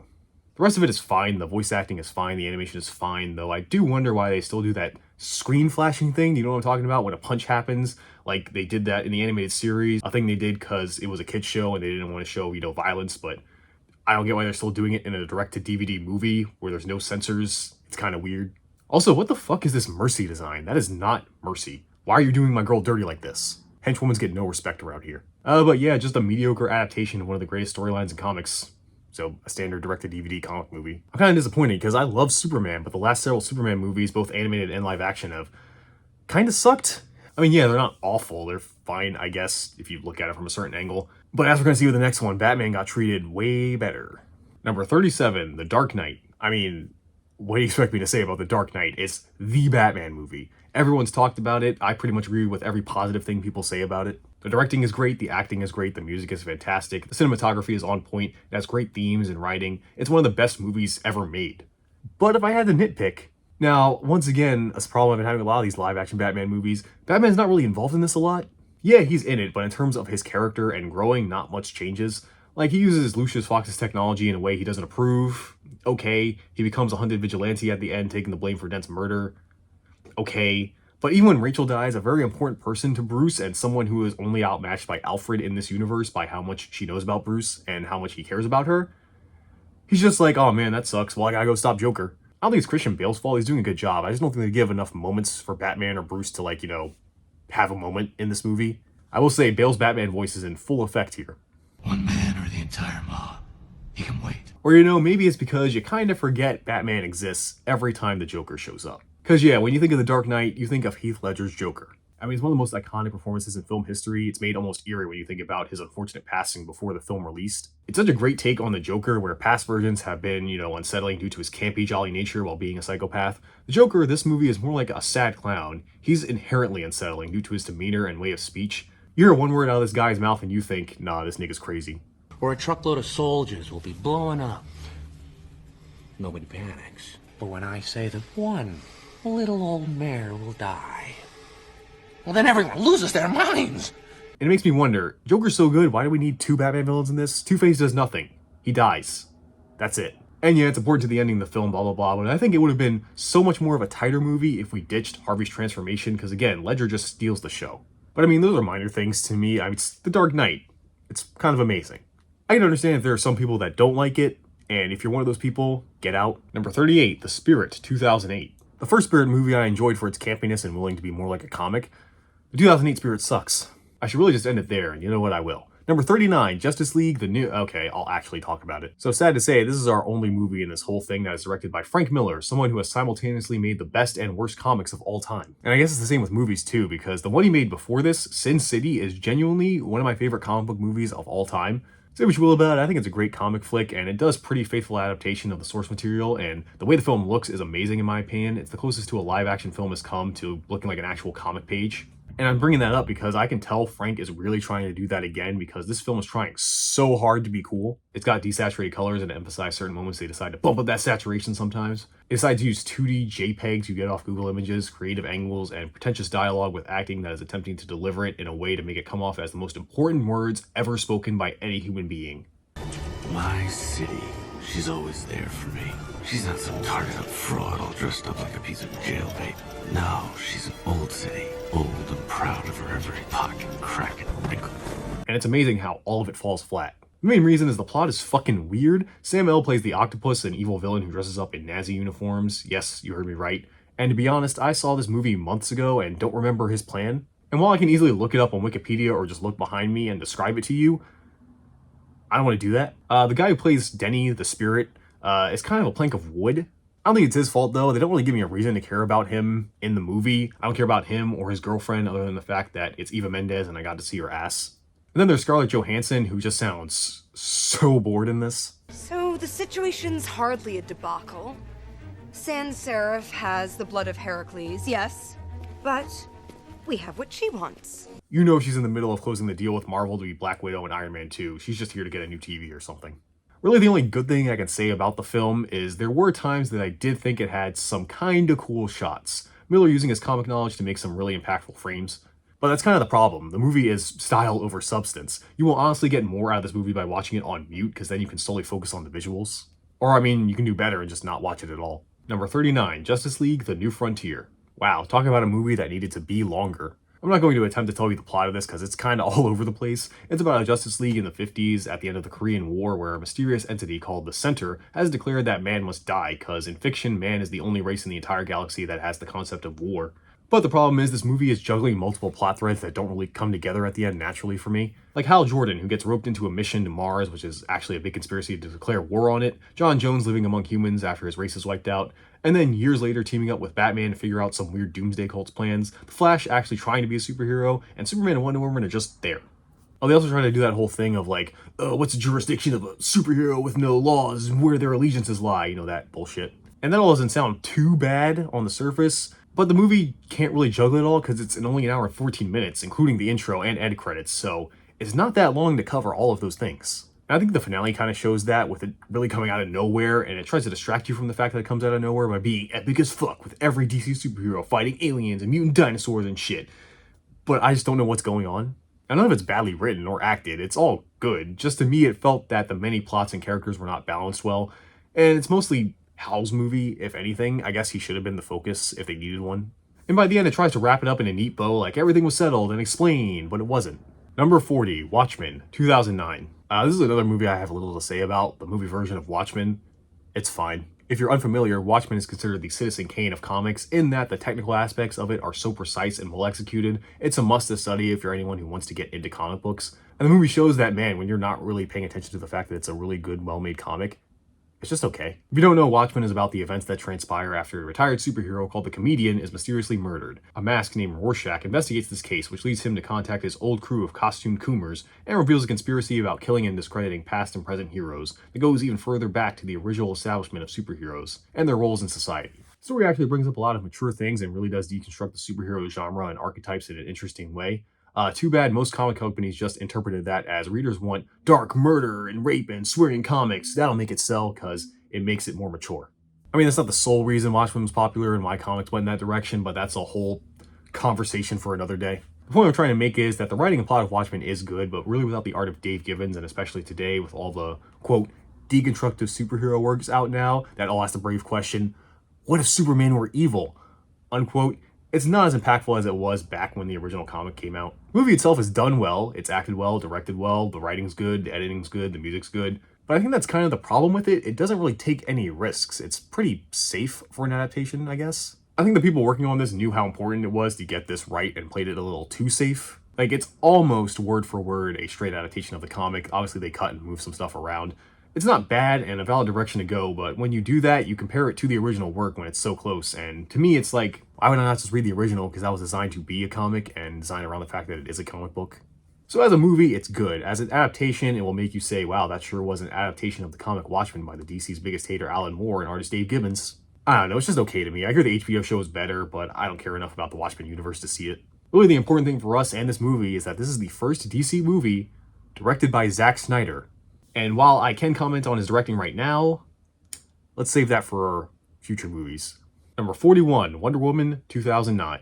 Finally, after so many Batman and Superman movies, we finally get another Wonder Woman movie that's not just a pilot for a TV show, it's an actual film that was direct to DVD, so no one but hardcore DC fans even knew about it. Awesome. It's pretty much your typical Wonder Woman origin story. Steve Trevor crashes on Paradise Island and Wonder Woman returns him home, but this time there's a twist. It's based on the George Perez run of Wonder Woman from the 80s, so it does that stupid thing I hate that she was literally made from clay and designed to be perfect by the gods. Lame. And while taking Trevor home is one thing, she also has to try to stop Ares, the god of war, from, well, you know, the thing the god of war always does. Where's Kratos when you need him? This movie is mixed. There are things I like and things I really don't like. The animation, of course, is amazing, and the character designs are a little too beautiful, honestly. I think I've fallen in love with Artemis, and nothing will change that. I also do like the threat of Ares, because, well, obviously we can't do Nazis in modern day, and him being a god makes him more on Wendy's playing field, so it makes the stakes a bit higher to me. What I mainly don't like about this, besides the made from clay thing, is Steve Trevor. wow, this is the worst version of Steve I've ever seen. He's just an asshole. There's an entire scene where he tries to get Wonder Woman drunk so he can fuck her. And this movie expects me to root for him after that. After seeing that, I'm supposed to root for these guys and see them end up together and be like, yeah, man, look good for you. No, don't fall in love with him, Diana. He tried to date rape you. Which is crazy, because you have Nathan Fillion voicing him. That guy is the physical incarnation of charisma, but even he couldn't save that. The movie also suffers from not enough time. I seriously think these animated movies should be at least an hour and a half, but they get a little over an hour, probably for some arbitrary rule to consider it to be a film, you know, kind of like I have. You'll be watching the film, blink, and then be in an entirely different scene. You'll think you'll miss an entire hour. So yeah, for one of these first film, technically, not amazing, but it's not terrible either, so I guess that's a W for Wonder Woman fans. Your first movie is mid. Number 42, Green Lantern First Flight. So recently these animated films have not been doing it for me, and let me tell you, I was not expecting the Green Lantern movie to break that, because this is actually pretty good. Mainly because it's not just a Hal Jordan origin story, it's actually about him and the other Lanterns investigating what Abin Sur, the Lantern that passes his ring to Jordan, was investigating himself before he died. Which of course turns out to be a plot by Sinestro to destroy the Lanterns. Which I think is great. This keeps it from being a generic hero learning to use his powers and become a hero thing, which we will get in a later Green Lantern movie, as we follow Hal learning about the way more interesting universe that he inhabits. Also, I don't know what happened, but the pacing here is way better than the last couple of animations. It's not perfect, but the progression of events felt more natural. And damn man, the animation is kinda sick. I swear it keeps getting better with every movie. The final fight with a supercharged Hal Jordan against Sinestro and the Yellow Lantern Corps is so awesome. He uses 2 moons to crush the Yellow Corps. That is so stupid, I love it. This movie also highlights something I have been saying about Hal Jordan for years, is that he's actually a cool character to follow. Most people think of good Green Lanterns, they think of Jon Stewart, mainly because he was on the Justice League cartoon and white people don't want to come off as racist. But in my opinion, Hal can be cool if they just play him off as the straight-laced cop who's just doing his job of helping people. It makes you want to root for him when he's fighting literal space gods. I mean, come on, he punched Batman once because Batman was being a dick. You know a nigga gotta be hard if you show Batman the backhand. Number 43, Superman, Batman, Public Enemies. I think this movie is great if you're a DC fan. President of the United States, Lex Luthor, yes, this actually happened in the comics, has actually turned around the entire world, boosting the economy and ending war, apparently, even recruiting many superheroes to his cause, like Captain Atom, Major Force, Starfire for some reason, and my wife, Power Girl. But of course, Batman and Superman are just a bit skeptical of the supervillain suddenly turning good after becoming, one of the most powerful people on the planet. And they get proven right when a meteor of pure kryptonite is headed toward Earth, and Luthor uses this as a way to meet Superman under the guise of meeting to figure out how to save the planet, but he frames him for attacking the president and killing Metallo. I'm not going to explain who Metallo is. But now Batman and Superman have to prove Luthor is up to no good while fighting off supervillains who want a $1 billion bounty Luthor placed on Superman, and their former allies who now work for Luthor. The reason I say you'll enjoy this if you're a DC fan is because of all the fucking characters they throw in this. The writers were asked, how many characters do you want? And they said yes. I don't know if he appears later in a movie or in an Arrowverse thing, but I highly doubt any of you know who Major Force is. And all of them are thrown in there without really any explanation of who and what they are, which makes sense since this is based on a story in the middle of a Batman-Superman comic run, and that's exactly what this feels like, another long episode of a cartoon. A good cartoon, I like it a lot, but that's because I'm a nerd and I don't think this is one of those animations that you substitute for reading the comic. I personally feel if you don't know at least a little bit about the DCU, you'll probably be a little lost, but I don't know, maybe you'll enjoy it for other reasons. I mean, one thing I loved about it is Batman and Superman are awesome in this. Their dialogue, especially when together, is sick. You can tell these two have been friends for a long time. Probably also because you have the GOATs Kevin Conroy and Tim Daly reprising their roles from the animated series. I suppose it's useless to tell you to leave. I wouldn't miss this for anything. Your funeral. Already had one. So yeah, it's a good one for nerds like me, I think. Put Power Girl in more things, please. You're absolutely sure this is going to work? Does Power Girl have big... Just feed it the numbers, kid. Number 44, The Losers. I've never heard of this movie, and let me tell you, I will forget all about it after I finish this segment because, my god, if you want an example of a generic as hell action movie, I present to you The Losers. The real losers were the viewers. I bet so many critics used that when they wrote reviews for it. I wish I could show the whole opening scene in full, because it encapsulates this and every generic action movie ever. It's about a group of super special forces guys or whatever who save a bunch of children being used by a drug lord to smuggle drugs. When their superior tells them that bombs are going down, everyone is going to die, they spring into action. But when they save the kids, also while this is going on, I want you to know that there's rock music, both made for this movie and licensed ones playing in the background. That's an important distinction.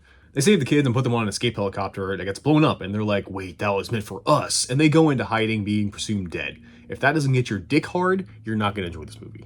It's got it all. Cheesy one-liners, awkward banter that's supposed to be funny, a generic badass hot chick, obnoxious editing, like, oh my god, is the editing obnoxious. I think the thing I hated the most was the editing. The movie just cannot sit still, with licensed rock music playing the whole time, and when it's an action scene, it's just more licensed rock music playing with like 50 cuts per second, I can't even tell what's going on. It's the equivalent of keys jingling in your face. The villain is also a cartoon character, and not in a good way. He kills a woman because she trips when shading him from the sun. Also, this guy, I'm supposed to find this guy intimidating. I think Chris Evans is scarier than him in this movie. And yes, that is future Captain America himself, which let me tell you, he must have had a shit agent before then, between this and Fantastic Four. And yes, that is future dead Green Girl Zoe Saldana, and future Echidna Idris Elba. Yes, I know he was also in Thor, and he appears later in another DC movie. Look, I'm gonna stop pointing out every actor that eventually gets ported to the MCU or shows up in a future movie, or we'd be here all day. What you should take from this is that this movie is bad, it's generic, it's forgettable, and I want to stop talking about it. Number 45, Jonah Hex. This is going to be quick. I legitimately have nothing to say about this movie. Jonah Hex has always been one of those characters I think that should never get top billing. He should show up, do something cool, then leave. That's kind of how he works best. And this movie shows I'm right. Like The Losers, it's another boring revenge story. Seems to be a lot of these going on. The acting's fine, the directing's fine, it's fine. Nothing amazing, not absolute dog shit, but definitely not worth a watch. It was really boring. Legit, my favorite part was Will Arnett showing up in this for some reason. I don't know why he's here, but that was cool. Number 46, Red. How in the same year did we get similar action movies about washed up soldiers coming together to take down a bad guy? At least Red is better than Losers. Here it's a bunch of old soldiers played by Bruce Willis, Morgan Freeman, John Malkovich, Helen Mirren to figure out a conspiracy that is killing off old retired CIA agents.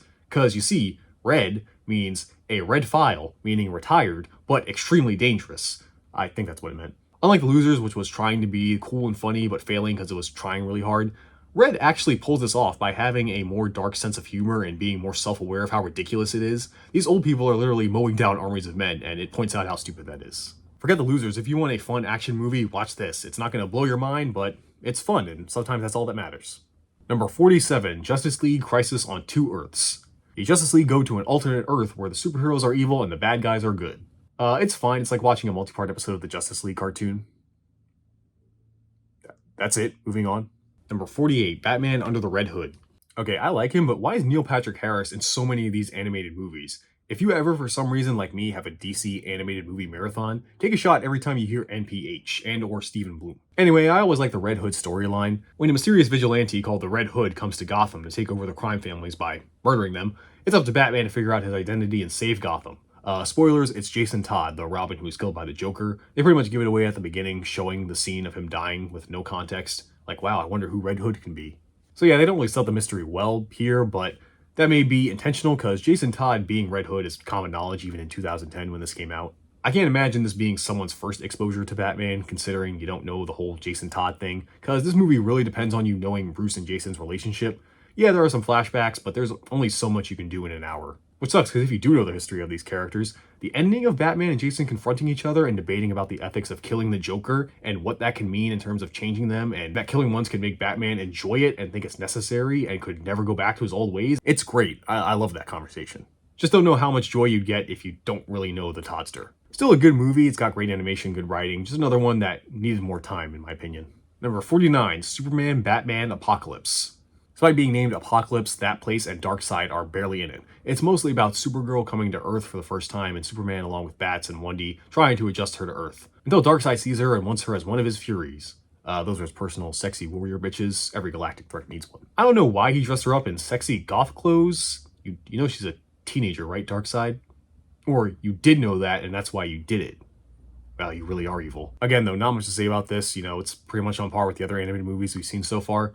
So to keep me from repeating myself, I won't talk about the animation anymore unless it's bad, because usually it's pretty sick. And I'm noticing especially they save the budget for the end, because my god, the final fight between Supergirl and Darkseid is fucking incredible. Look it up on YouTube or something. It's one of the coolest and most well-animated fight scenes I think I've seen in my life. Also, again, it needed more than an hour. With no context, these do really feel like long episodes, and this was one from Justice League Unlimited, I guess. Which again, means it's good, it's not a slight or anything. I just think they need more time overall to be like, a movie. I know Darkseid's fortress like the back of my hand. You need me, so get over it. I'm over it. What about you two? Number 50, Green Lantern 2011. Okay, I never understood why people hate this movie so much. Even Deadpool took a crack at it. Don't get me wrong, this movie isn't good, but it's not bad, it's just really generic and unimaginative. Honestly, it reminds me of Steel with how basic it is, one-liners, a generic love interest, a lame forgettable villain, and a really uninteresting plot. Especially since it takes about an hour for the Green Lantern to start lanterning. I mean, really, if you've seen any superhero movie, you've already seen Green Lantern. There's one thing I could agree with everyone, though, about why this movie sucks, is the CGI. My god, even for 2011, this was awful. The shitty Green Lantern game that came out for this looks better than the CGI in this. Okay, that's maybe being a bit too harsh, but you get what I mean. But I have to say, like Steel, being basic and unimaginative is even worse than being bad sometimes, because at least you can talk about bad movies. This one just fades into obscurity, and I'm sure we'll all forget about Green Lantern after I finish this sentence.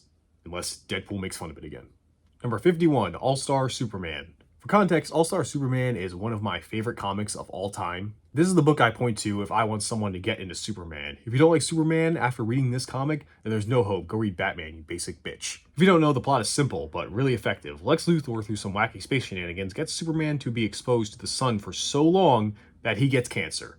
Yes, the whole story is Superman knowing he's going to die, and while preparing everyone for a world without Superman, he's also getting involved in these more self-contained stories that all carry the same message of hope and that there's always another way, there's never just one way of doing things. It's just great seeing Superman, despite knowing he's going to die, is still the same, he acts the same, never wavering in his morals or even how he acts. This is peak Supes to me, and always will be. And the movie is fine. To be a comic nerd for a second, it does unfortunately cut some stuff from the book, some of my favorite parts, but they are trying to put 12 issues, almost 300 pages of comics into an hour-long movie, so I guess it makes sense.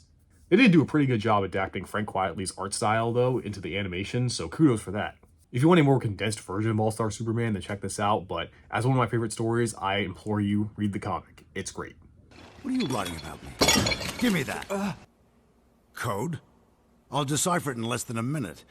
It's shorthand, Lex. Number 52, Batman Year One. Another Batman origin movie, but I always kind of like this one due to the fact that it's from Gordon's perspective. I mean, I don't like that in the Millerverse, instead of being, the only upstanding cop in a town full of criminals and corruption, he cheats on his pregnant wife here. Great. I also don't get why, but Frank Miller loves making Catwoman a prostitute. Seriously, it's a thing he does. Luckily, this pessimistic and overly violent world that Miller loves to talk about works well for Batman.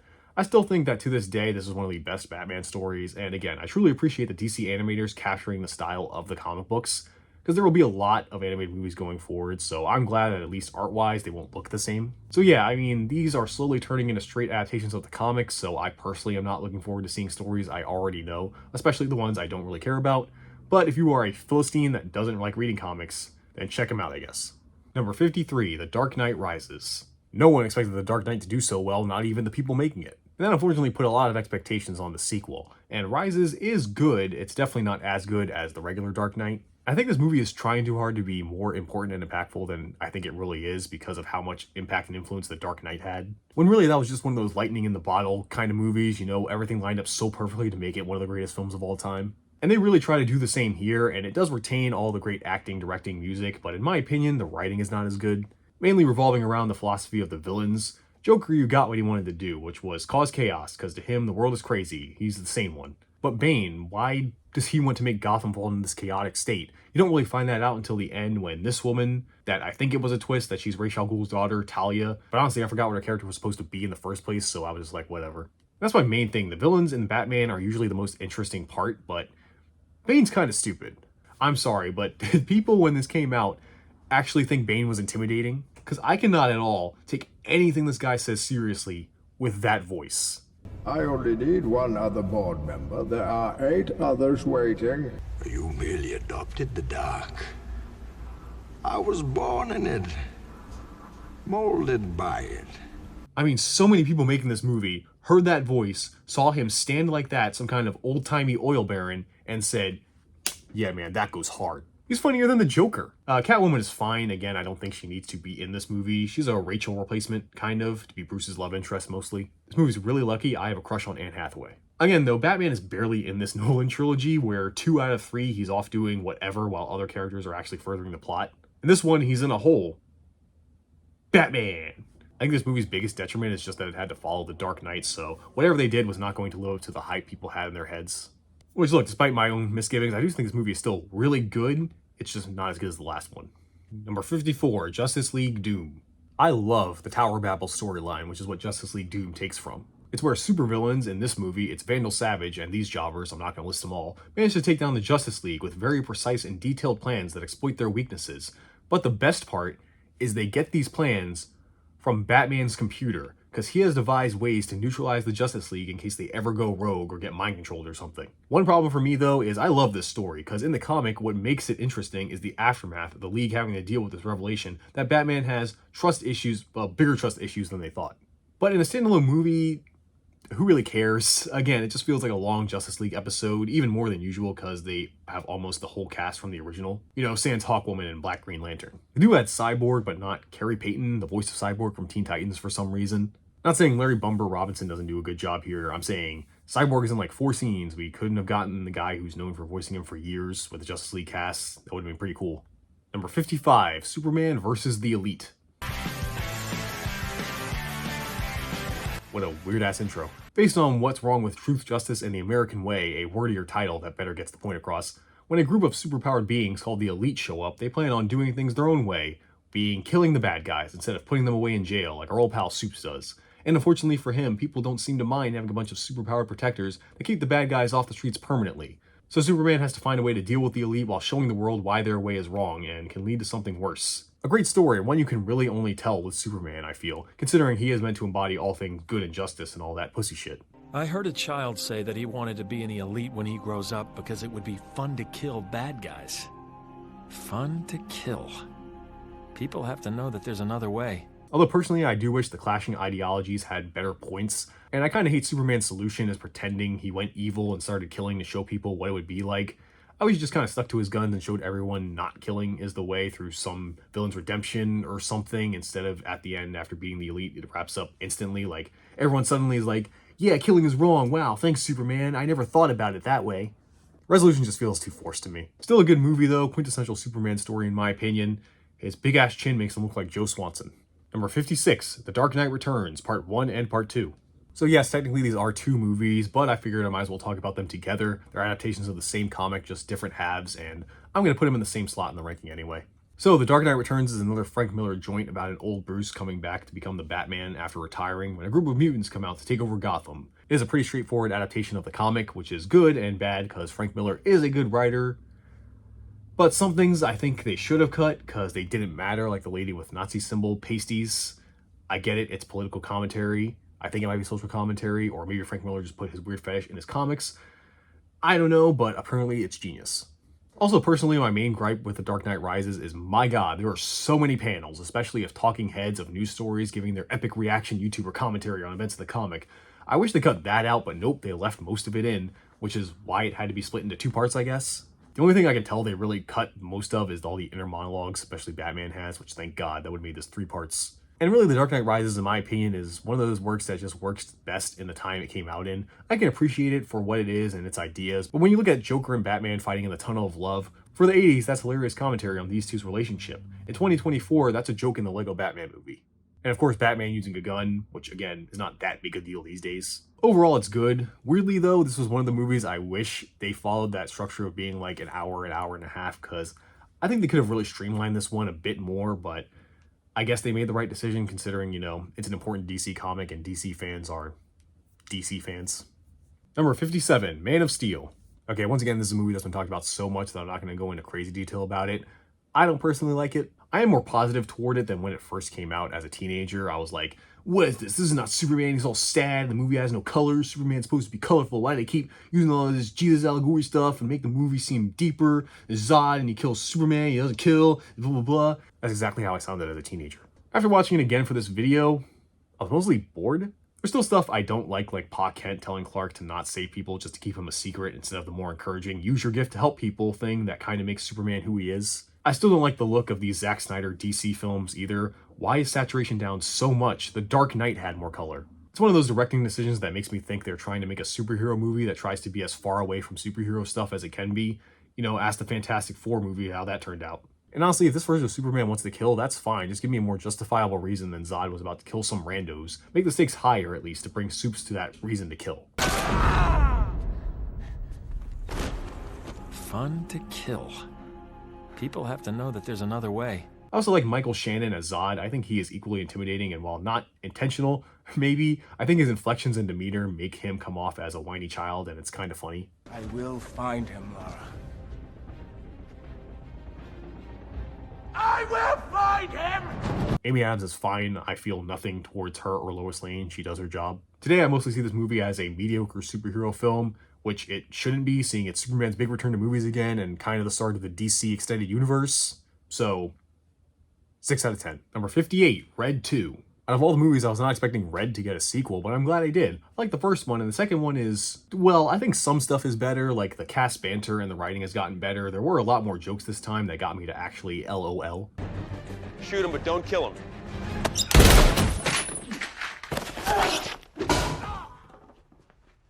All right, kill him. Come on! Where did you get this? Marvin. You gave her a gun. It is America, Frank.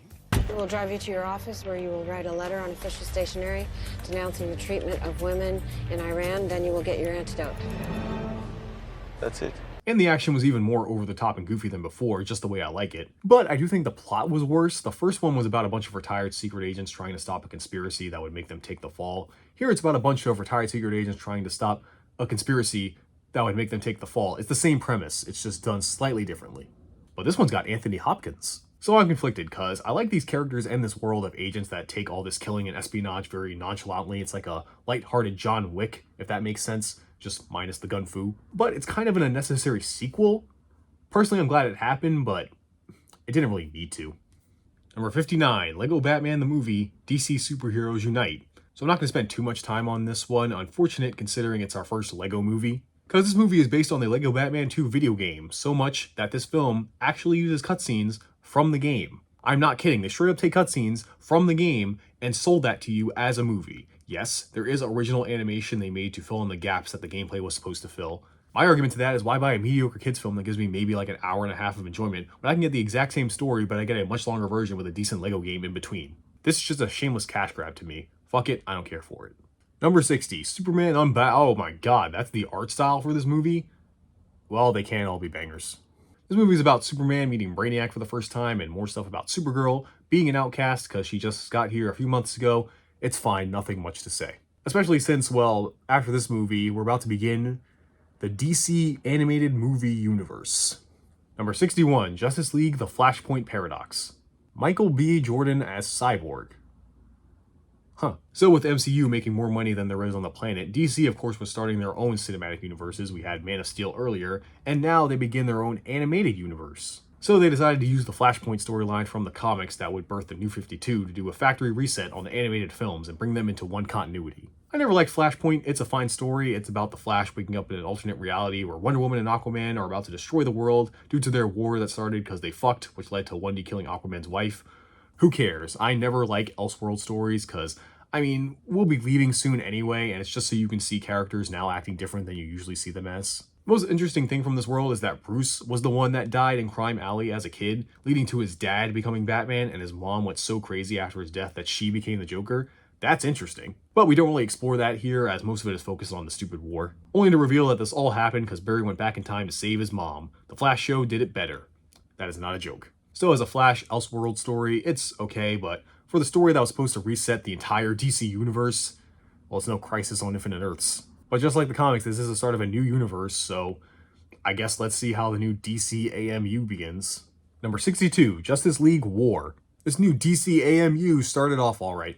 Unfortunately, it's kind of similar to the New 52 continuity, which I don't like, where all the superheroes have been acting for some time on their own for like a few years, but have somehow never met before. I don't really get it. But they all have to team up to beat back an invasion from Darkseid. Wait, already? Shouldn't we build up to that? Well, this Justice League is a bit different. We got the usuals, Bat, Supes, Wendy, Green Man, Running Man, but this iteration includes Cyborg and Shazam. I don't really like them apart, honestly, except for Wonder Woman. She was kind of awesome. President only has a few minutes to meet you. I grew weary of waiting for him, so I left. This is Hannah. Very pleased to meet you. But when they do eventually team up, I do like their banter and chemistry. All of them work pretty well. I do hate them shipping Superman and Wonder Woman. I never liked that. I feel like it's stupid fanfic bullshit to me. Like, oh, it's the two strong man and woman characters, so they should fuck. Like, that's dumb. This is the first one in a series of movies, so I guess I'll give my opinions more as they become relevant. Number 63, Son of Batman. So it turns out in this new universe, Bats has a son named Damian by Talia al Ghul, who brings Damian to Gotham after Deathstroke murders Ra's in a fit of revenge. So now we got Bat Dad. He is the spitting image of you at that age. It's a bit chilling. Tell me about it. I've actually always liked Damian and this storyline. Not only making Batman a dad, but making his son a literal trained killing machine. Immediately, there's so much possibility and story potential with that. Not many good ones have come from it, admittedly, but I still love it. It's a good movie. And while I did like him in the last film, mainly because he was the only logical one, I will say I like Batman more in this continuity now. He's actually more sarcastic and not as serious as you think. And Jason O'Mara, who voices Bats in this new universe, it took me a while to warm up to him, but I do think in this movie, it's convinced me, like, yeah, this guy's Batman. When half the biotech firms in town get hit, I get curious. You look like you've been working out, Croc. Number 64, Batman Assault on Arkham. So okay, while most of the films are in the DC animated universe, some are their own standalone thing. I'll tell you which is which, don't worry. Like Batman Assault on Arkham, as the movie takes place in the universe of the Arkham Asylum games, even features the voice cast from the game. Except Harley Quinn in this movie and some future ones is voiced by Hynden Walsh, who for this video you will mostly know as the voice of Starfire, and she's actually a really good Harley. I like Tara Strong as much as the next guy, she does a good job as Harley today, but Hynden sounds so much like Arlene Sorkin, but also like she's doing her own thing, it's kinda crazy. I used to work here. Come on. As what? As a psychiatrist, silly. And pal, anyone who throws boomerangs has some real issues letting go. The actual movie is about Waller sending in the Suicide Squad, consisting of Deadshot, Harley, Captain Boomerang, Black Spider, King Shark, and Killer Frost, breaking into Arkham Asylum to steal a hard drive from the Riddler's cane that contains info on the Suicide Squad. I'm trying to make a fucking video. Of course it's Waller and it's never that simple, especially when Batman gets wind of the plan, and the Joker is in Arkham Asylum of course too. And this movie is really good, and what you expect from a Suicide Squad movie, it's funny, good action, nice dark humor. There's even an actual character to follow with Deadshot trying to keep the team together and not be dead. Man, if this was what the animated Suicide Squad movie is like, I can't wait for the live action one. I hear it's got Will Smith in it. Number 65, Justice League Throne of Atlantis. I've learned a way to deal with it. I can show you.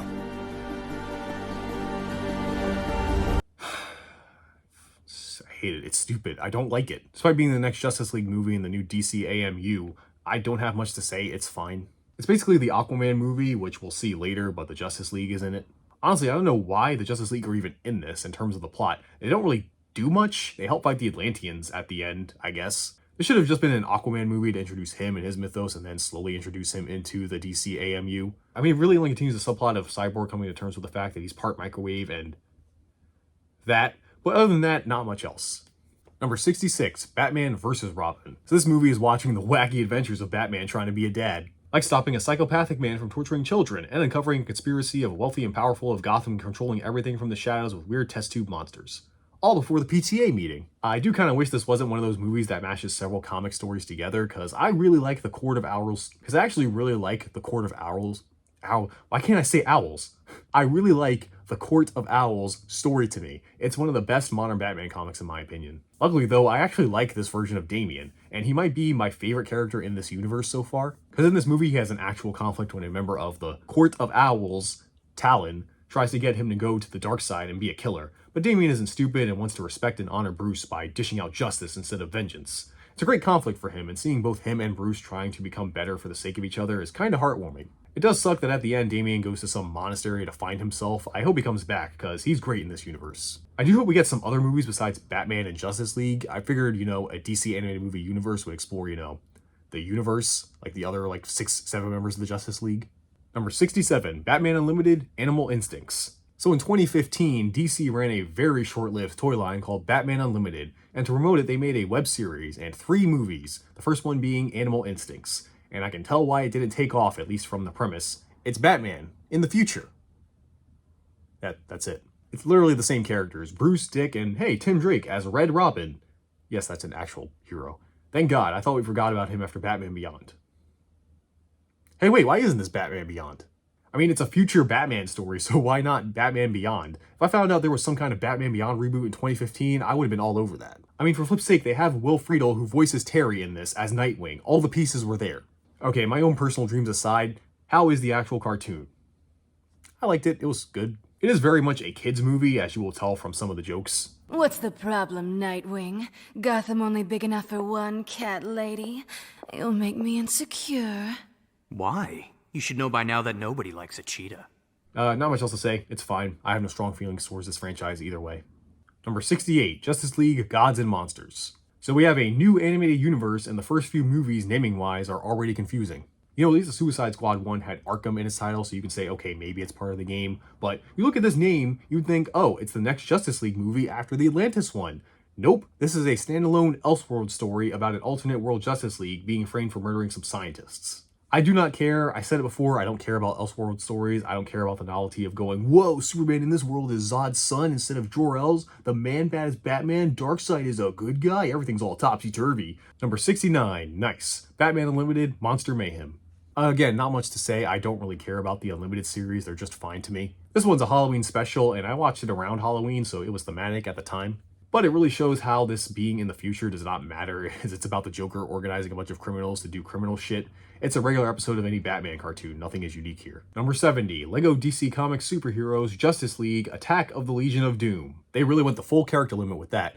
And with the last Lego movie being a bunch of cutscenes from a video game, I was shocked with how much I liked this movie. It's kind of great. It's just a good kids movie, and it's really funny. The humor in this is so out there and absurdist at times that there were moments that actually had me laugh out loud. Like the Legion of Doom doing tryouts by having villains go through an obstacle course like that show Wipeout. And I don't know if it's intentional, but there is a weirdly meta joke of Mark Hamill playing a character called the Trickster, and there's a joke that everyone mistakes him for the Joker.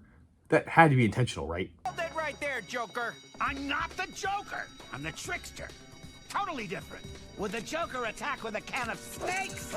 Yeah, he probably would. It even has good lessons for kids, in my opinion, with one of the storylines being about how Cyborg keeps messing up as a new member of the Justice League, and they're all really supportive, actually saying, it's cool, bro, people mess up, it's how you learn, which is a good message for kids. Yeah, I'm surprised. It was funny, good morals, and was fun to watch. If I had to nitpick, the CG animation wasn't great, but that's really it. I would put it higher on my list if you know I was a kid, because while I enjoy it, it's not really made for me. I wouldn't really watch it again or anything. But after this, I'm actually looking forward to the future LEGO movies that isn't the LEGO Batman movie. If all the humor is this quick and absurd, then I can see myself enjoying the rest of them. Oh, what critics? My daddy, for one. He's your daddy? Who's your daddy? I knew he was your daddy. Number 71, Batman v Superman, Dawn of Justice. So I don't know if you noticed, that MCU thing is kind of making a lot of money. So other studios also wanted to make a lot of money. But unlike the MCU, where you know they planned out everything for literal years, other studios decided to say, fuck it, make a movie, shove a bunch of characters in it to tease future movies, profit. It just works. Ask DC with Batman v Superman, Dawn of Justice. It actually didn't do too well at all, but they still made a universe out of it. That's kind of the movie's big problem. It tries to do too much in one movie. We got Batman and Superman fighting, establishing Lex Luthor. This is a kid, depending on who you ask, setting up Darkseid, setting up the Justice League with 4 other heroes, including Wonder Woman, who's just in this movie for no reason than to go, oh, look, it's a Wonder Woman, I guess a movie's on the way. And to top it off, they throw in the death of Superman for shits and giggles. This is also Ben Affleck's first role as Batman, and it's better than his Daredevil, I guess. Personally, I don't like this Batman because he murders people a lot, but he does have the best scene in the film with the fight scene at the warehouse, despite him murdering people. And yeah, the worst part of this movie is Jesse Eisenberg as Lex Luthor, depending on who you ask. He plays Lex more like the Joker than Lex Luthor, more mad scientist than cold, calculated CEO. It's the most baffling casting choice. In fact, it's so polarizing, the reason I keep saying depending on who you ask is because this casting and performance was received so bad that in the home release, the Ultimate Edition, which is what I watched, there is 30 extra minutes of footage. Most of it's added dialogue of Jesse saying he's Lex Luthor's son. No, Dad started saying that he named the company after his kid at investor pitches. Rich old ladies. They thought it was very cute, you know. Write checks for Lex. My dad always said that Kentucky MASH was the secret to health. This was his room. Maybe one day Dad will come back if I just keep everything the same. That is silly. See guys, it's not Lex, it's his son. Please stop emailing us. The thing I hated the most about this movie, though, is that we finally have the live-action debut of Mercy, played by Tao Okamoto, you know, who played Mariko in The Wolverine, and Lex Luthor just kills her, unceremoniously. What the fuck? You have Tao Okamoto as Mercy, and you just kill her with no fanfare? Why is nobody as angry about this as I am? Either way, yeah, this movie is bad. The extra 30 minutes I saw did not add much. Well, hopefully the next live-action movie will be good. Number 72, Suicide Squad 2016. So yeah, Suicide Squad is bad. That's not really news. I think out of all the DC Universe movies, this one is considered to be the worst usually. Here you can tell DC is trying to have a fun superhero movie, because if you haven't noticed, we've been kind of lacking in that with these live action movies, and it works for Marvel. I think that was the only thought that was put into this movie. Where do I even start? So the cast is not terrible in my opinion, we could do worse. Will Smith is fine as Deadshot, he does his job, and I am in love with Margot Robbie, and her dressing up as sexy Harley Quinn makes me forgive a lot of things in this movie. The Fire Guy is pretty cool, he's great. I think Katana is cool, her sword traps the souls of her enemies. And was there anyone else? Damn, that's actually all I like about the cast, huh? So the story has a Suicide Squad go into a city to fight ancient magical hell demons. Okay, that seems like something for a shitty Wonder Woman movie. What else? The music is a bunch of copyrighted noise. It sucks. They got Sympathy of the Devil playing in the opening credits. That's so on the nose. The directing, no, that sucks too. The editing, no, that's awful. There's gotta be something positive about this movie I can say, okay? Give me a minute, I'll think of something.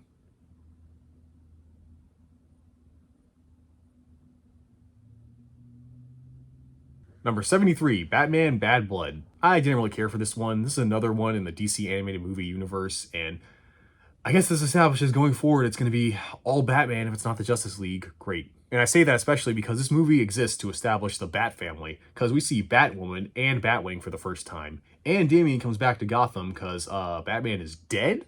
So to keep the criminals in check, Dick dresses up as bats, and this new team of Bat people find Bruce, who's being brainwashed by the Mad Hatter, under orders from Talia al Ghul, who has done a complete 180 since Son of Batman, and is straight up evil in this movie. Not just because of the brainwashing, but she also tries to make Bruce kill Damian, her son, who she tried to protect last time and really cared for the last time we saw her. Now look, I'm no expert on Talia al Ghul stories in the comics, but for this animated universe, this kind of comes out of fucking nowhere. I'm sorry, I just don't believe that Talia would brainwash the man she loves for weeks, kind of torturing him mentally, and try to get him to kill her own son? Oh yeah, she also cloned Damian with Ra's some time ago. Yeah, there's a random clone of Damian that's an adult. That's a thing. And she kills him in cold blood too. This does not feel like the same character from the last movie. Although I guess this means in a sense the animated movies have become the comics with some story by a different writer coming out of nowhere to completely ruin a character. Just like my superhero comics. So yeah, despite me liking Batwoman, and she is awesome in this, the plot did not do it for me. It felt contrived, and I think they just thought of something fast because they needed a movie to establish the Bat family. Even Batgirl makes an appearance at the end in a cameo, and it's her New 52 version, obviously, because, well, if you don't know what happened to the version of her from before the New 52, you're about to find out. Number 74, Batman the Killing Joke. So if you're new to comics, The Killing Joke is another Alan Moore joint and is another contender for one of the greatest comic books of all time, at least when it comes to Batman. It mostly serves as an actual attempt for a backstory for the Joker. If you're curious, his pregnant wife died and then he fell in a vat of chemicals because of Batman. Pretty tame considering how fucked up he is and what he does in this story. As the Joker kidnaps, shoots, and cripples Barbara Gordon in an attempt to mentally torture Jim Gordon with pictures of her abused body nude, so he can prove anyone goes crazy after having one bad day. And that is one of the main criticisms of The Killing Joke, that Barbara is a plot device that is traumatized and mutilated for the purposes of furthering the men in the story, rather than her own character. A real women in refrigerators moment. So, the animated adaptation decided to add a 27-ish minutes, I think, prologue to help flesh out Barbara as a character more and give her more agency in the story. Awesome! Except it's done terribly. It just ends up making her even more of a stereotype than she was before. Because did you know, before getting shot by the Joker, Barbara was Batgirl, who was constantly getting objectified by a mobster named Paris Franz, a name out of an Ace Attorney game, and she's a librarian with a gay best friend. I am told all white women have one according to TV media. But hey, one good thing, she's tired of being treated like second banana to Batman and wants to be treated as an equal. Yeah, you tell him, Babs. Oh, nope, it was just pent-up sexual frustration that culminates into Bruce and Barbara having bat sex on a rooftop. Like, what is with writers trying to ship Barbara and Bruce? Am I the weird one thinking how fucked up that is, but these two hook up in any way? I mean, he's like a father figure to her. To me, that's like fucking your uncle. I don't know. Also, Jim is like Batman's best friend, so it's like he's fucking his best friend's daughter, and he's old enough to be her dad? Why am I listing all the reasons that this shouldn't happen? This should just be obvious, right?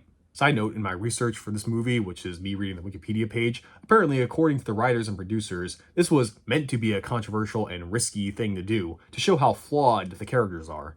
Yeah, I say the same thing when I make bad stuff too. See guys, it was meant to be controversial, like you were supposed to not like it. Come on, you think I actually made something bad? No, you were supposed to disagree with it, because that's what humans do. Yeah, I'm sure they would have said the same thing if the first part of this movie was met with critical acclaim. But look, regardless of what the first half does, the important thing everyone notices is how much the writing quality shifts once you actually start adapting the source material. The difference is really jarring and really obvious. Darker men, huh? Barbara, why didn't you tell me? I have a cousin who's a defense attorney. Ooh, Reese, not that dark. I've been thinking lately about you. You and me. About how this is going to end. About who will end up killing who. His name is Paris. Paris Franz. You're kidding. I guess not. Any innocent little child getting on one could be maimed, or worse. So you don't like it? Don't like it? I'm crazy for it. Fish, vile, piece of garbage! You ruined everything! Must be that time of the month. Why aren't you laughing? Because I've heard it before. And it wasn't funny the first time. I fucking love that line, by the way. More people should talk about it. So yeah, first half is skippable. Second half, decent adaptation of The Killing Joke. Which, yeah, even I like, despite the fact I still hate giving the Joker a backstory in any way. It's not needed. Like, he's a Joker, right? You're not meant to understand him. He's an idea. The Joker! He was in the Suicide Squad. He was played by Jared Leto. I hated that too. He was the worst. God, there's nothing good about that movie. Number 75, Batman Return of the Caped Crusaders. Let's go from an alright comic adaptation to a nostalgia trip with one of the first movies we saw, an animated movie based on the 60s show with Adam West and Burt Ward reprising their roles, as well as Julie Newmar as Catwoman. And the movie is a celebration of the classic show, as well as Batman. Being made in 2016, it's way more self-aware, but luckily the straight man delivery of Adam West saying these absurd lines is still there. But we're in a hurry, Batman! Jaywalking is extremely hazardous, especially at night. Gosh, yes, you're right, Batman. No one's above the law, even when you're trying to enforce it. Quickly, Robin, to the crosswalk! They even use the actual plot to make fun of modern Batman, with Batman turning evil, or bad, I guess, thanks to Catwoman's weird toxin, which means Batman starts acting like a loner and disappearing suddenly. I thought that was funny and a clever way to turn the 60s Batman into a dick by just making him act like modern Batman. Batman? Where did Batman go? Begorra, he just disappeared, like a bat in the night. Very dramatic indeed, and not like Batman at all. But yeah, overall the movie is okay. The animation ain't great compared to the other movies, but it's not really about great action scenes. It's supposed to be a fun trip back to when Batman was fun, which, after watching a lot of these dark movies, and spoilers, I've already seen the rest of them, I liked it. They do the bat dance in the credits. How do you not love that? Number 76, Justice League vs. Teen Titans. So finally we get a DC AMU movie that brings together the Batverse and Justice League, sort of. The title says Justice League vs. Teen Titans, but that's not really what the movie is about. And the versus part is the League brainwashed by Trigon, and it's like 10 minutes. The real movie is about Damian being sent to Titan's Tower by Bats and Dick to learn to be part of a team. I thought Damian was already part of a team with the Bat family in the last movie, but I guess we're already abandoning that. This version of the Teen Titans is led by an adult Starfire and features some classics like Raven and Beast Boy, and a new addition, if you watch the Cartoon Network show anyway, with Blue Beetle, who we will be seeing more of later. And the story is about Raven's dad Trigon trying to cross over to Earth to do demon things. He possesses the League. It's a whole mess. The craziest thing about all this, though, is that apparently Jake T. Austin plays Beast Boy, you know, Max from Wizards of Waverly Place, and John Bernthal, the Punisher, plays Trigon. It's just crazy to me, some of these names that pop up in these animated movies sometimes. Seriously, like, look up some of these casts. They're kind of nuts. Overall, it's good. I still like Damian, and they kind of ship him and Raven, and it works for me, weirdly. They can both be emo together. Beast Boy and Jaime don't get much, but they're cool. I like them. And my god, is Starfire hot. I mean, I know that's not news to probably a lot of you, but I think the animators just thought so, like, so much.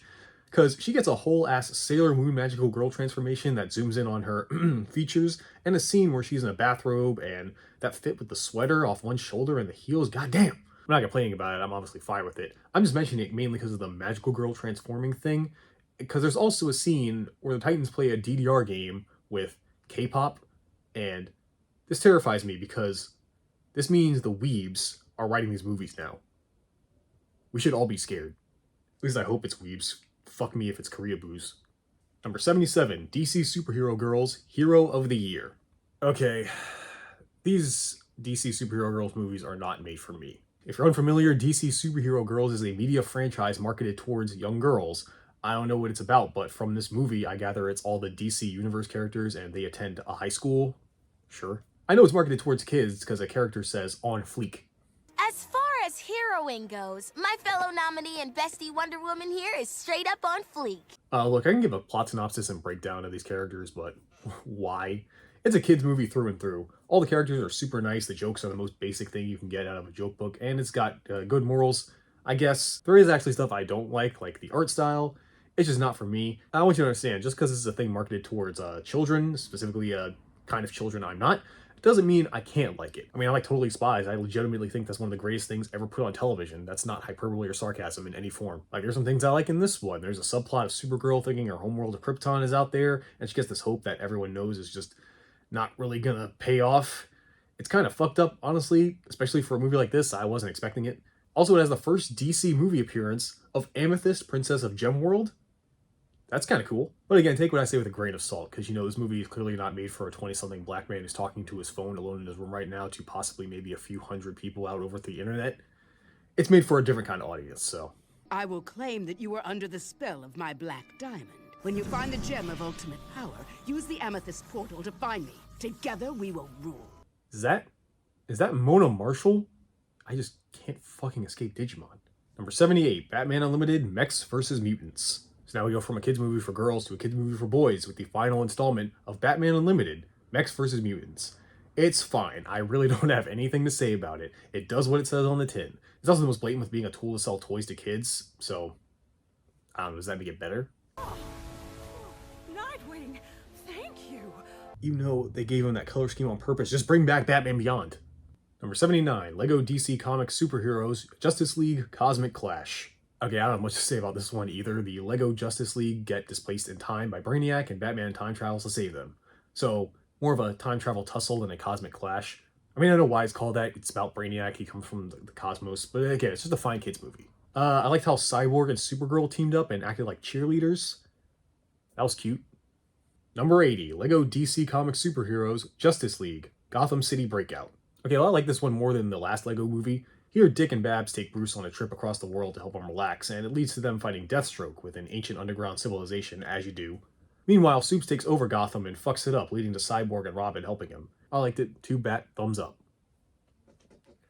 Right up the bum. I believe we found the lady criminal called Poison Ivy. Holy horticulture, Superman! Number 81, Wonder Woman 2017.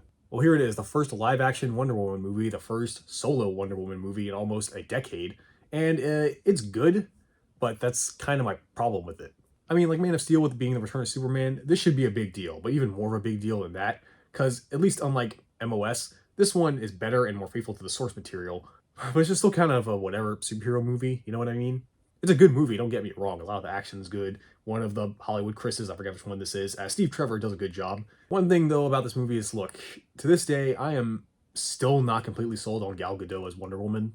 Yeah, she looks the part, but something about the way she plays her, it feels less like I'm watching Wonder Woman and more like someone trying to be Wonder Woman. Does that make sense to anybody? Like, when I see Linda Carter's 1D, it's not just the costume, but the way she speaks, how she treats people. You just go, oh yeah, that's Wonder Woman. Gal Gadot has the look. Yeah, I like the new costume, even the comics would use it, but she just doesn't have that swagger to me, that vibe, you know? She's mostly the badass warrior version, and I like that, but I need a more down-to-earth scene like that one from that Justice League animated movie of Wonder Woman talking with a little girl and eating ice cream with her, and then going to kill demons from another dimension. Something to show how humble she is. You know, it's a vibe, and Gal does not have that vibe for me. It's just kind of a similar thing to a lot of the past live-action Batmans. Like, yeah, they're trying to be that character. It's just, for me personally, I don't see them as that character. There are some things I don't like about this movie. Like, the villain, I think that's one thing many people can agree is the worst part. Ares sure looks intimidating with that mustache. And this is another movie I don't think needed to be over 2 hours. It takes almost an hour to get off Paradise Island, man. Also, I don't like Wonder Woman's theme song at all. The actual song is fine, but I don't think of Wonder Woman listening to it. It sounds so harsh and violent. I think a Wonder Woman theme should be like Superman's theme, you know, bright, hopeful, heroic. But I know maybe I'm just an old man wishing for a time when superhero movies were brighter and colorful and had personality. Despite my own personal hangups, though, I do think that in the current DCEU we have, as of the end of 2024, what it was, this is one of the best movies from it. I mean, not that that was a high bar at the start, even now. Number 82, Justice League 2017. So remember that bar I mentioned in the Wonder Woman thing just like a little bit ago? Yeah, it continued to get lower with movies like the Justice League. If Man of Steel made people skeptical about the DCEU, Batman v Superman made that skepticism have merit, and Justice League showed that these people have no business making a cinematic universe. Like BVS, this movie tries to be a movie while establishing 10 other movies. Like, they mentioned the Green Lanterns and setting up Darkseid and Apocalypse, not to mention the other characters who don't have movies yet. And they even bring back Superman, almost makes his death meaningless. Let's go. There are also many production issues with this movie, like Henry Cavill unable to shave his mustache for another film role for reshoots, so they had to use bad CG to fix it. And the CG for this movie overall kind of sucks, especially on Cyborg. It looks like the leftover reboot CG is trying to eat him. And of course, the most infamous thing is director Zack Snyder stepping away during post-production for his own personal reasons, and Joss Whedon came in and did a lot of reshoots and rewrites.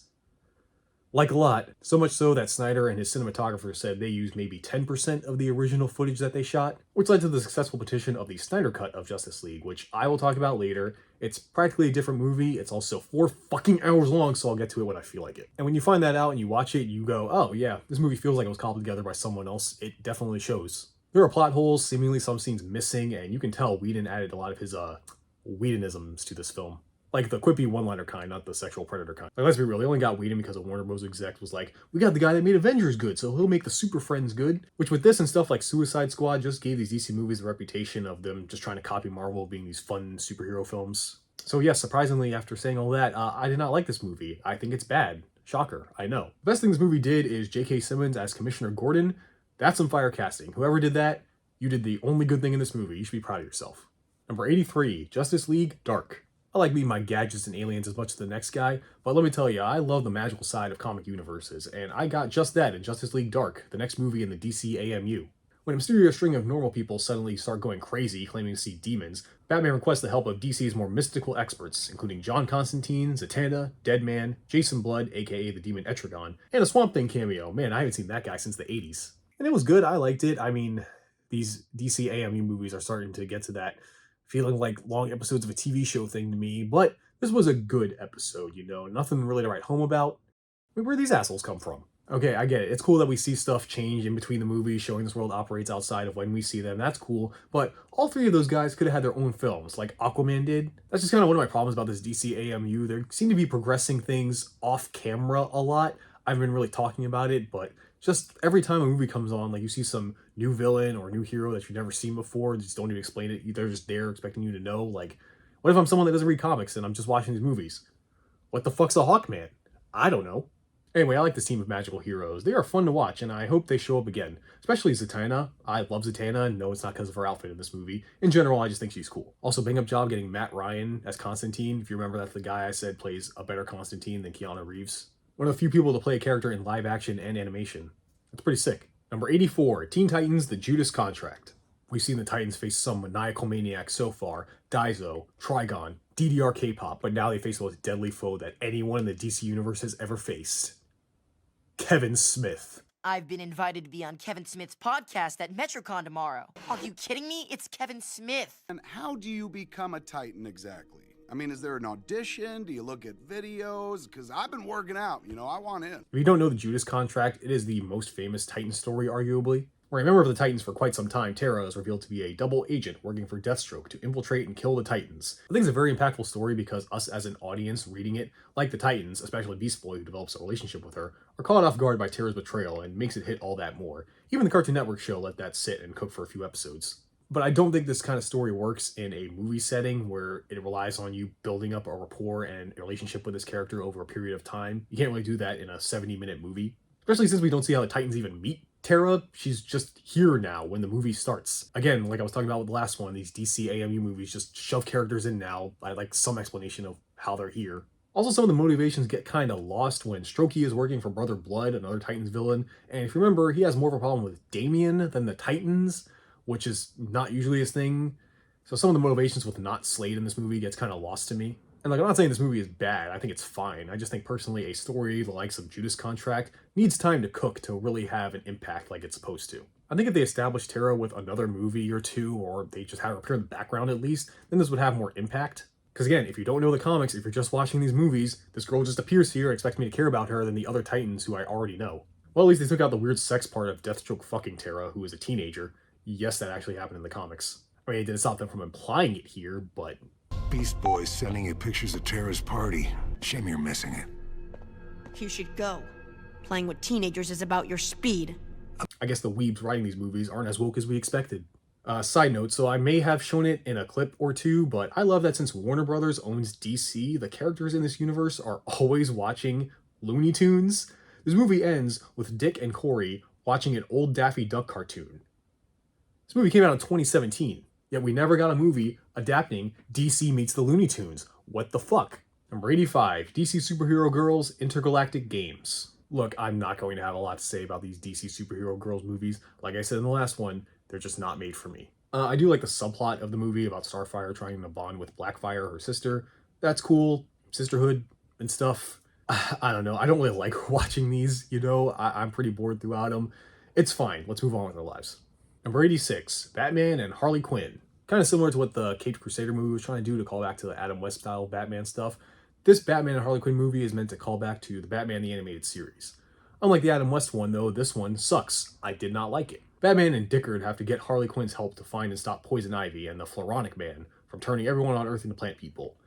And that whole thing doesn't matter. This is a comedy meant to tell jokes. It tries to be raunchy, I guess. It has epic humor like fart jokes and sex jokes and a bad musical number. It's like watching a shitty road trip movie. The main failure to me is Batman and Harley Quinn's writing and relationship. This should in essence be like Deadpool and Wolverine teaming up. A stern, serious person not putting up with the bullshit of a fast-talking Joker who doesn't take anything seriously. But they have Batman act how the scene wants him to. Sometimes he's like that, but sometimes he's playing along with the jokes, or he's oblivious to them. There's no consistency. And Harley is just annoying, not in the way they want. I think it's mainly because of her voice to me. She's played by that lady I know from The Big Bang Theory, and not saying it for me, it sounds like she's trying to do an Arlene Sorkin type voice, but just failing hard.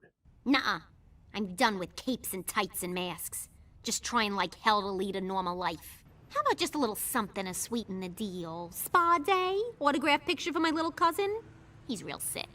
She's also written to fit whatever scene she's in. Sometimes she's crazy, others she's a broken victim of the Joker, then she's a genius, and then she's an idiot in the scene right after. It feels like a different person wrote each scene in this movie, especially when it tries to be serious.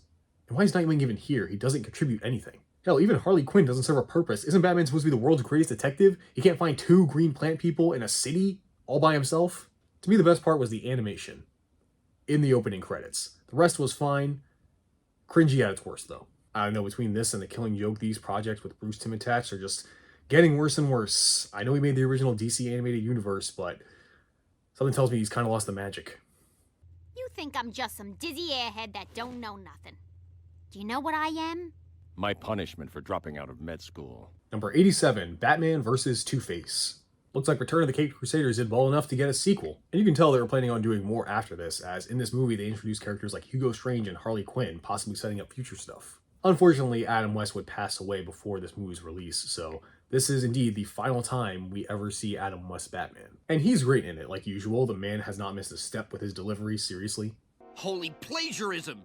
It could only be from that master of 1,000 stolen plots, the bookworm. Indeed. Come, Robin, we have some reading to catch up on. But for me, I found the movie to be kind of boring. Batman and Dick going to stop a crime, they hear Two-Face is involved and go, hey, Harvey Dent, he was cured of being Two-Face. There's a guy going around saying he's Two-Face. You know anything about that? And he's like, no. And they do that like 2 more times. That's kind of the movie. I do like William Shatner as Harvey and the way they resolve the Two-Face plot with the power of friendship, just like my Japanese animes. I don't think this one's bad, it's just the first one kind of captured everything better, like the self-aware humor. And the stiff animation is just a little bit more noticeable here. Just didn't make it fun to watch. It's a shame, because I wouldn't have minded seeing more of these films. Like, could probably take what they did here and improve on it. But sadly, for multiple reasons, this is the end of the original Batman's legacy. And it's fine. Number 88, DC Superheroes vs. Eagle Talon. Okay, we've seen some pretty obscure movies so far, but I guarantee none of you have seen this movie. You know about the DC Superheroes, but you're probably wondering, what the hell is Eagle Talon? Well, I have no idea. I only know as much as the Wikipedia page could tell me, which says that this is one of those cartoons that had a segment on a show called The Frogman Show, and then it expanded from there into a franchise with multiple shows and movies, like this one. And yes, this is an official crossover with DC. I know you're looking at it and thinking, wow, this looks like the kind of animation you'd see on a late-night Adult Swim show, not a feature-length movie. Yes. And believe it or not, the animation actually ties into the plot, because you see that bar on the right? That's the movie's budget, and when actual animation happens, it goes down, and when it depletes, the Justice League are drawn like this, and can't fight the Joker. And with most of the budget being used for the DC characters' licensing fees, in order to have a big budget for the animation, Eagle Talon and the Justice League go to Wayne Manor to find Batman, who's all depressed because he got some guy convicted by crooked cops, and he had a son, so now he's all sad. So Eagle Talon used their time machine to go back in time to prevent the murder of the Waynes, which they successfully do, which turns Bruce Wayne into Donald Trump. And that's just the first half of the movie. 7 out of 10. Number 89, the Lego Batman movie, 2017. Well, here it is, the entire reason I'm even looking at any of the other Lego movies. The Lego Batman movie, a spin-off and sort of sequel to the hit Lego movie, which I did like, and yeah, I like this one too. Although, admittedly, I do consider it to be more of a Lego movie than a Batman one, especially in the last half, when all the Warner Brothers own villains show up. So that's why I wasn't originally going to talk about this movie, but I think it's fun and I wanted to watch it again. Like the Lego movie, it's got joke after joke, none of them linger too long, so if one doesn't hit, you just go to the next one and that'll probably get a laugh out of you. What is the password? Iron Man sucks. Thank you. I've seen you go through similar phases in 2016 and 2012 and 2008 and 2005 and 1997 and 1995 and 1992 and 1989 and that weird one in 1966. My name's Richard Grayson, but all the kids at the orphanage call me Dick. Well, children can be cruel. Yeah. The cast is also great too. Will Arnett is funny as Batman, Rosario Dawson as Babs. But my favorite is Michael Cera as Robin. He plays up the role of this innocent kid oblivious to the real dickishness of Batman so well, it's kind of infectious, his positivity. Mine could be Robin. I'm sorry, say that again? Robin. As in the small, Midwestern, frail bird. Yeah, and I already have a catchphrase. Tweet, tweet on the street. Hard pass. And a song. Fly, Robin, fly. Harder pass. Now, really my only two problems, and they're very minor problems, relax, is that the trying to ship Bruce and Barb thing again, and now we're doing it in a kids movie. Let's not normalize this relationship with kids, please. And sorry, I tune out around the last half when it becomes another Lego movie. I mean, it is, like I said, and it's still funny. I just wish they kept it to the Lego DC properties instead of all these assholes from other films. But again, that's small potatoes compared to the whole sack, which is full of good times and potatoes. My only regret is that because of this movie, I made a stupid rule to watch the other Lego movies. Like the next one, number 90, Lego DC Superhero Girls Brain Drain. Yes, a Lego DC Superhero Girls movie. This is happening. I mean, what do you expect me to say? It's the same shit as a DC Superhero Girls movie, it's just in Lego. I guess they're more Playmobil. The only thing I thought while watching this is I kind of prefer this art style to the 2D one. Is that bad? Oh, don't worry, I might have more to say later because this isn't the only Lego DC Superhero Girls movie. Number 91, Aquaman 2018. While I liked Wonder Woman, personally, I thought Aquaman was the best DCEU movie to come out at the time, mainly because it's exactly what you'd want from a superhero movie. It's got good action, a good cast who have actual chemistry and banter to make them likable, a good but a little convoluted story, and Randall Park, all the things you need for a good superhero flick. I gotta say, I do like the fight scenes in this movie. The first time I think I've said that about a live-action DC movie since... oh my god, I don't remember. I like the little spinny camera the director does. It's a little motion sickness coated, but it's nice to at least be able to see all the action in an action scene. Also, come on, I do not like Jason Momoa. He's just charming. Show off. Could've just peed on it. And regardless of real-world goings-on, Amber Heard does a good job as Mera, and I can't believe I forgot Dolph Lundgren and Willem Dafoe are in this cast. It's pretty stacked. It's not perfect. I think, again, the CG looks awful in the water, especially. For some reason, the DC CGI artists just can't seem to get some of these effects right. Also, what a waste of the Black Manta character in this movie, who I think is a better villain than Ocean Master. They do all this work to set him up, and then he has one fight in the suit, and he's out of the movie. But they do set up that he'll return, and as of me writing this, I have not seen or know anything about the sequel, which we will see toward the end of this. So I hope he comes back, because he was the best part of this film. Spoilers, I've watched it as of me recording this. I wish I never said that.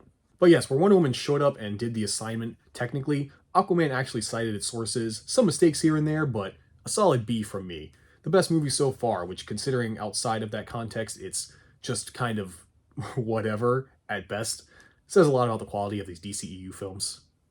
Number 92, Teen Titans Go! To the movies. Okay, so for those of you who might be unfamiliar, in 2013, the Teen Titans came back to Cartoon Network with the entire original cast reprising their roles as a comedy series focused on juvenile and meta humor. Yeah, after almost 10 years away, this is not how many expected or wanted the Titans to return, but it's what we got. I don't have many thoughts on it because its humor just is not for me. I remember watching it and getting to the episode where the joke is Cyborg and Beast Boy only say the word waffles for the entire episode.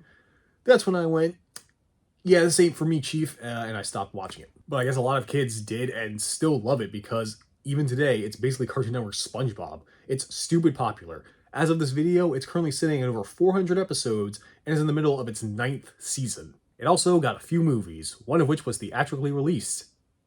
That's this one. Okay, I hope you guys, I don't know if I'm going to put it in the video, I hope you guys saw that baby ass. Like, that's the kind of humor we're dealing with. And now, despite what I just said, I actually really like this movie. Yeah, I think it's pretty good. Now, your mileage may vary because this movie is very meta, as it's about Robin trying to get his own superhero movie and be part of the DCEU. But like the show, the plot is mainly a vehicle to tell epic jokes. Now, there were some that I really didn't like the joke about all the Titans pooping in a prop toilet, and they just kept saying the word poop. There is nothing quite like doing the poops in the new bathroom. She pooped in the toilet! Just gotta remember that's the one for the kids, I guess. I did, however, like all the meta jokes, which are clearly for the adults forced to sit through this. As someone who is a big DC fan and has watched all of these movies up until now, I got a lot of them. Some are even pretty deep cuts, like Nicolas Cage as Superman. Who would know that besides me and Redditors? But they don't just reference DC, they also reference, of course, other Warner Bros. Properties like Animaniacs. I wasn't expecting that. And there's even some Marvel jokes in there. Stop right there. Deadpool? Deadpool? What?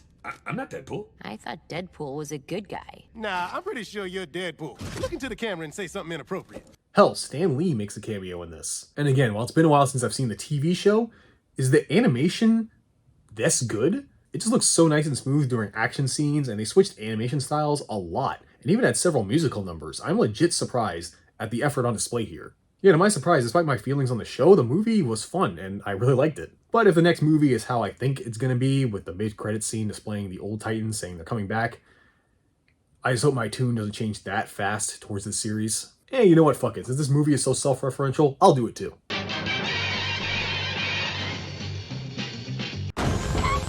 Hey! Stan Lee! I'm back. I don't care if it's a DC movie. I love cameos. Not now, Stan Lee! Excelsior!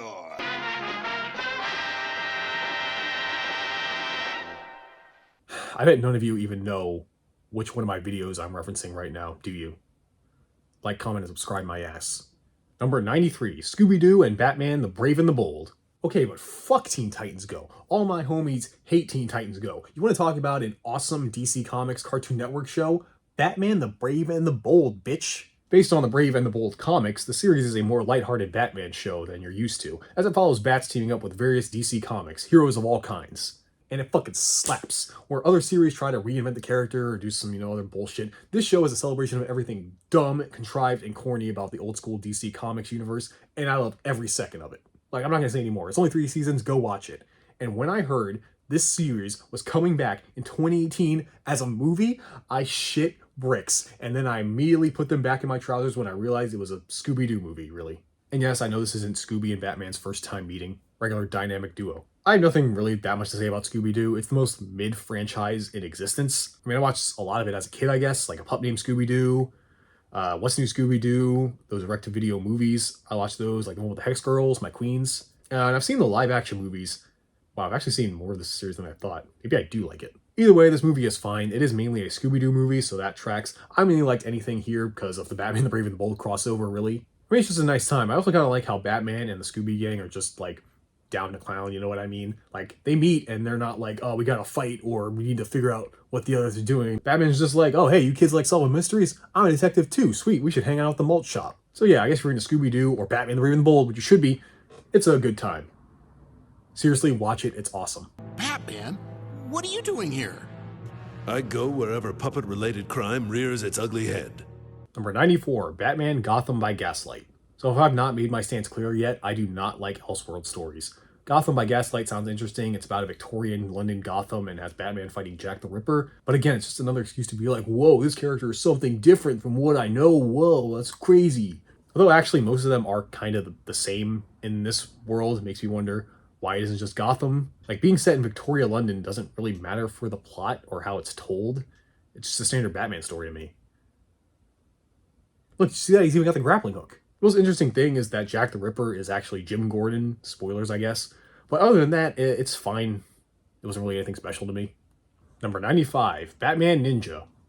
So this one's kind of an Elseworld story, like half and half. It involves a version of Batman and various members of his rogues gallery sent back in time to feudal Japan thanks to a time machine made by Gorilla Grodd, where those rogues, including the Joker, are trying to change history by taking over Japan. And besides that whacked out premise, it's alright. The most interesting thing to me was the animation, which mixes 3D and 2D, and look, if we're doing a full Batman anime film, I just wish it was kind of all 2D, because the few times they did, I thought it looked amazing. I wanted the whole movie to look like that, especially when they would change styles and stuff sometimes. It's not to say 3D parts weren't good, there were great fight scenes especially, but when standing still, it just didn't look the best to me. But other than that, it's kind of a weak Batman story, if I'm gonna be honest. I guess it was interesting having Batman try to take down the villains without gadgets and technology, but it's still just kind of a regular story. Honestly, I feel like if you just changed out Batman with any other superhero, nothing really would change. Well, I guess the part about Catwoman betraying him and then he forgives her in 5 minutes, that's pretty crucial to Batman. But look it up for the animation, I guess. Number 96, The Death of Batman. Alright, so this is the next movie in the DC animated movie universe, and I feel like The Death of Batman is a little too soon. I mean, we've only really had a couple... Wait. That wasn't a B? And Death of Superman? You mean the people making these animated movies remember they have other superheroes besides Batman? Impossible. But no, we're watching it, and I wish this version of Superman got some more movies himself to build up to this, because holy shit, do they retcon a lot here. Superman is way different here than in the past movies. And the other one, too, is more cocky and fully aware of what he can do and kind of comes off as intimidating sometimes. Here he's a lot more in line with a typical Superman. He's nicer, is willing to stay and talk with the normies. Even his Clark is pretty dorky. It's like they thought, I don't think people would be crying over the version of Superman we made, so fuck it. Let's rewrite them. They also ditched the Wendy and Supes thing, which they only do with like one line, just so Supes can be with Lois, like it should be. Lex is also a big part of this and is a massive dick, which I love, but like other films, it's treated like he's been here forever and we should be aware of what he's done, despite only appearing once, I think. I mean, yeah, it's Lex Luthor. I'm sure most of us are familiar with him and what he does. I just wish we got more Superman films instead of Batman ones that abandoned the shit they set up. Remember Batgirl was supposed to be part of this? Me either. I think it does an okay job at establishing Superman before he fights Doomsday for about 40 minutes or so. But this movie's best part is the fight between Doomsday and Superman. Holy shit, this is it. It goes on for so long, the Justice League get fucked up, Superman gets the shit kicked out of him. The whole time he's trying his best to save people, even Luthor. And the animation and the fight is some Dragon Ball level action. This is what I wanted from every other movie that tried to do this. It's big, it's epic, it shows how much of a threat Doomsday is with Superman dying to save Lois, which is perfect. In my opinion, just watch the last like 30 minutes, which is the fight. It's sick. The rest is just kind of okay. Number 97, Suicide Squad, Hell to Pay. So this might be my favorite DC AMU movie so far. When a literal get out of hell free card is stolen from the previous Dr. Fate, numerous dying villains are trying to get their hands on it, including Vandal Savage as an insurance policy in case one day his immortality wraps up, using his daughter Scandal Savage and her girlfriend Knockout. And yes, her name is Scandal, let's not dwell on that. Zoom, Reverse Flash, whatever you want to call him, is also after it, and he's actually the same one from the Flashpoint movie that kicked this whole new universe off. He got shot by that movie's Batman. And he's slowly dying, so he also needs some insurance. And our Suicide Squad comes in because Amanda Waller has been diagnosed with terminal cancer and realizes she's not a nice person, so she uses the Suicide Squad to get that card for herself. This one consists of all these losers. Remember, by the way, this is not a continuation of the last animated Suicide Squad movie. That was in the Arkham Gameverse. This one is in the actual animated movie universe we've been seeing. And one of the reasons I'm not going over the people involved in this is because they all die. Like, this movie is not afraid to kill off these guys. Spoilers, all the people I mentioned, and some I didn't, mostly die. The only survivors of the task force are Deadshot and Harley Quinn. Like, they do not shy away from the violence of killing off major characters. It's pretty great. The writing is also really good. I hate to compare it, but unlike the live action one, which was trying to be this fun adult movie with fun jokes to alleviate all the violence and fucked up stuff happening, this one actually succeeds because it has a good sense of humor. We didn't see him. This nutjob was frisking the boys. I had to cool her off. Psychotics have needs, you know. We have needs. Listen to this tosser. How would a nobody like you even get Banshee's attention? Because I was Fate. Dr. Fate. I used to be Dr. Fate, okay? Shut up. They're chosen by the spirit of Naboo. Oh, yeah? Why'd he choose you? Why not me? 6% body fat, 20-inch guns. Hell, I even took a magic class once. To keep going north for the time being. We'll take a rest stop here and reconvene at 1700 hours. 5 o'clock.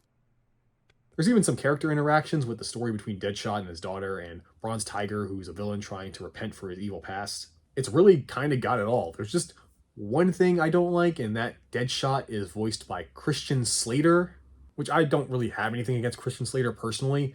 I just don't think his voice fits Deadshot at all. I know you can see me, Savage. I got the card. You really want to kill me? I'm guessing no. Other than that, I love this movie. It was awesome. It actually felt like I was watching a good Suicide Squad comic. Crazy. Number 98, DC Superhero Girls, Legends of Atlantis. Once again, I have little to say, but I actually do like this movie. Might be my favorite one so far. Because to my surprise, this movie had a proper setup with a cold open for Wonder Woman, a decent subplot with Raven and Harley Quinn that came together with the main plot at the end, and actually that's it. And it's not like the other movies didn't have stuff like that. It's just this one I think did it better. Other than that, it's another DC SHG movie, so it's okay. I will say this is the last DC Superhero Girls movie in this style. What that exactly means, you'll see. Number 99, Lego DC Comics Superheroes, The Flash. So this Lego movie is a very kid-friendly version of The Flash versus Reverse Flash, with Fawn using time travel to make The Flash a loser and him a cool guy. It was okay. My favorite part was Kevin Michael Richardson as Dr. Fate and Kate Micucci as Zatanna. She's half of Garfunkel and Oates. You don't know what that is, do you? Number 100, Lego DC Superhero Girls, Supervillain High. Well, here we are, the big 100. We are officially 2/3 of the way done. Kill me now. What better way to celebrate triple digits than with another DC Superhero Girls movie in Mega Bloks form? Now, while this is the last DC Superhero Girls movie, it's technically not the last DC Superhero Girls movie. You'll see what I mean. The only thing I thought when watching this is they must have done this premise before in something else, right? With how long this franchise has existed, a supervillain high just seems too obvious to not have been done multiple times already. By the way, the name for the villain high isn't actually supervillain high, it's Uber High. Uber High. Haven't you heard? There's a new school in town. Uber High. Uber High? Never heard of it. At Uber High. So what, it teaches you to be late and constantly make a wrong turn when the GPS says to turn right, not left? Delivery for Supergirl. I'm Supergirl. Everyone knows Supergirl doesn't wear glasses.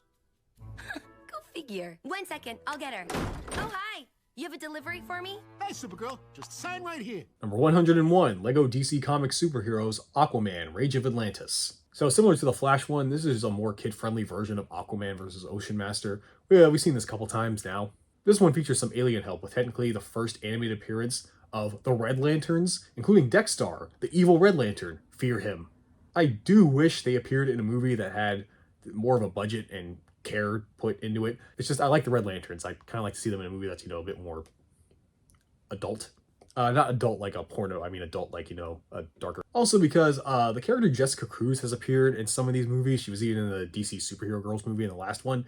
And I kind of wish she was in a more mature movie, I guess I'll say it, because I think her backstory is really interesting and makes her a really compelling character, especially for a Green Lantern. But none of that stuff's really going to make it into a movie for kids. This one's fine. I laughed a couple times. Moving on. Number 102, Shazam, 2019. I think Shazam rules. This is legitimately the first actual fun DC EU movie. It's the epitome of wish fulfillment of how it would be of being a young teenager who gets superpowers and can look like an adult at will. It's also the funniest and most lighthearted movie so far. Even during the climax, they are constantly making jokes while fighting literal demons. And I don't mean cracking jokes like one-liners you'd see in an Avengers movie. I mean jokes coming from the fact that the characters are not taking this seriously, which makes it fun to watch. That's the point of the movie. It's just fun. It's a fun superhero movie you can watch anytime. Crazy. If there is one thing that I don't like, it's the character of Billy Batson. I get why they had to change him so much for a modern movie-going audience, but if you don't know, in the comics, Billy is an even bigger Boy Scout than Superman. He is the most innocent white toast of a kid you'll ever see. That's why he gets the Captain Marvel powers, though, because he's an actual pure heart, which is what they need. Here, he's a sad loner because he don't got parents and is kind of a dick. So much so that I have to question why he was chosen, really. You need a pure heart to get the Shazam powers, but he immediately uses those powers to make money and get free shit and be famous. Many things a pure-hearted person, I feel, wouldn't do. I think they should have changed that part of the powers with how the villain got the 7 sins. They should have instead made it so that the wizard was desperate and Billy was like right place, right time. He did a right thing. And then through fighting Dr. Savannah, who's played by the same guy who played Sinestro in the Green Lantern movie, by the way, Billy shows he can keep the powers, something along the lines like that, instead of sticking so hard to the comics with that specific aspect of it. But that's just a nitpick from a nerd here, you know. Otherwise, it's a fun as hell movie. Go watch it. Zachary Levi is great. He brings so much energy. This is definitely going high up on my list. And honestly, it's probably my favorite DCEU movie so far. Number 103, Joker. The Joker is good. It's just not my kind of movie. So as I've said before, I don't care about an origin story for the Joker, but if there has to be one, I would prefer this to The Killing Joke, honestly. Mainly because this is that concept amped up. Instead of one bad day, it's a series of unfortunate events on top of an already bad life cause Arthur Fleck, played by Joaquin Phoenix, to slowly lose his sanity, creating an alternate persona called the Joker. I really like that premise. He doesn't really even become the Joker until the film's almost over. So that's a comic book movie and more of a character study about Arthur Fleck, what someone who would turn into the Joker would be like, I guess. That's the whole point. I think Phoenix does pretty good in this role. I mean, he did win multiple awards for it, so I guess that's kind of an understatement. And yeah, it was pretty big, as it was the highest grossing R-rated film, only defeated recently by some non-DC movie, who cares? And yeah, it's all great, and I can appreciate all of that. But like I've said before, these are just not my kind of movies. Shazam, like I talked about before, that's my kind of movie. More of like a fun, you don't have to think about it kind of film, not a drama about giggles. So I do hold Joker in high regard for its technical aspects and achievements. It's just not something I want to watch again. Number 104, The Kitchen. Let me tell you, this is another one of those movies that was kind of hard for me to find, because apparently there are a lot of movies called The Kitchen. This movie follows three wives of notorious gangsters in 1978 Hell's Kitchen, where after their husbands are sent to jail, they decide they are done being treated like shit because, you know, they're women in the 70s married to gangsters, so they take over the operation in their husband's absence, which leads to a struggle of power between them and various other local New York gangs. Now, I'm no gangster movie expert, but this one is mid at best. I'll give it to the lead actresses. They all do a fantastic job. Even Melissa McCarthy, and I'm not going to sugarcoat it, I do not like Melissa McCarthy. There's not a lot of movies she's in that I enjoy. I just don't think she's funny. But here, in this more serious role, she does a good job, I guess. I just don't know if that's a New York accent she's doing, but the rest is fine. People have issues, you know, and they're waiting for somebody to show up and actually deal with it. We could do that. Tiffany Haddish, I was also a bit skeptical about, but again, I think she does a fantastic job. But they both kind of get outshined by Elizabeth Moss. She portrays years of a character being beaten and tormented by her husband, finally becoming independent and integrating very easily into a life of crime, which is why she probably had to die. She was so expensive because she was so good. I think the rest of the cast is great too, and while the acting is good, the rest isn't. Really, the whole time I was watching this, I was thinking to myself, why am I not interested in what's happening? And I've come to the conclusion that the story and directing kind of suck. Well, yeah, power struggles between mafias and whatever is interesting. There's not really any key players that catch your eye, no personal dynamics between the factions, and the directing feels like it keeps trying to be like other crime movies. Not like the director is taking inspiration, more like you will just watch this movie and think that literal shots and transitions and angles, you've seen them done way better in every other crime movie ever. It just feels like it has no identity. It feels like one of those direct-to-Netflix movies, you know what I mean? Like it has a good cast and a budget, but there's no soul. Like you could replace all these characters, all these actors, the director, and you'd probably have the same movie. They just don't make DC crime movies like they used to, I guess. Number 105, Reign of the Supermen. Next DC AMU movie, which is a follow-up to The Death of Superman, where a bunch of different Supermen have shown up, all claiming to be the Man of Steel, including a strange cyborg Superman, a more brutal Superman nicknamed the Eradicator, one wielding a hammer calling himself Steel. Hey wait, that's Shaq. Let's green egg and ham it. And a Superboy, who is actually a clone of Superman created by Lex Luthor. All while this is happening, the real Superman is actually recuperating in the Fortress of Solitude, which is good considering Cyborg Superman is actually an envoy sent by Darkseid to invade Earth, which I think is the first time we've seen Darkseid since the first DC AMU movie. I kind of even forgot about him, to be honest. This movie's fine. I don't have a lot to say about it. It did throw me off the amount of humor that's in this movie. In the DC AMU films, there'll be jokes here and there, you know? But this one, it feels like, well, Joss Whedon wrote it, you know? There are several jokes in almost every scene, which takes away from a lot of the tension that should be there. Any new product. So far, all you've managed to do is preen and gallivant and... Stop that. Robo people, come on. How long were we gone? Other than that, I like the callback to Wonder Woman eating ice cream and she spins when transforming, like the show. So some of my favorite parts of the Superman movie were a Wonder Woman scene. Take that however you will. Number 106, Justice League versus the Fatal Five. So here's another movie that harkens back to that Bruce Timm era of animation. Not just the style, but the original VAs for the Trinity have returned. But this movie is more about Starboy from the Legion of Superheroes coming back in time from the 31st century to stop the Fatal Five. Well, 3 of them, from using new League member Jessica Cruz to free the other 2 who are held captive in 21st century Oa. Also, Miss Martian's in this. I like Miss Martian. I am also glad they showed Jessica's backstory of surviving almost getting murdered by a psychopath in the woods and being traumatized only to get an alien ring that works on willpower, which you don't have a lot of when you're too scared to leave your own house.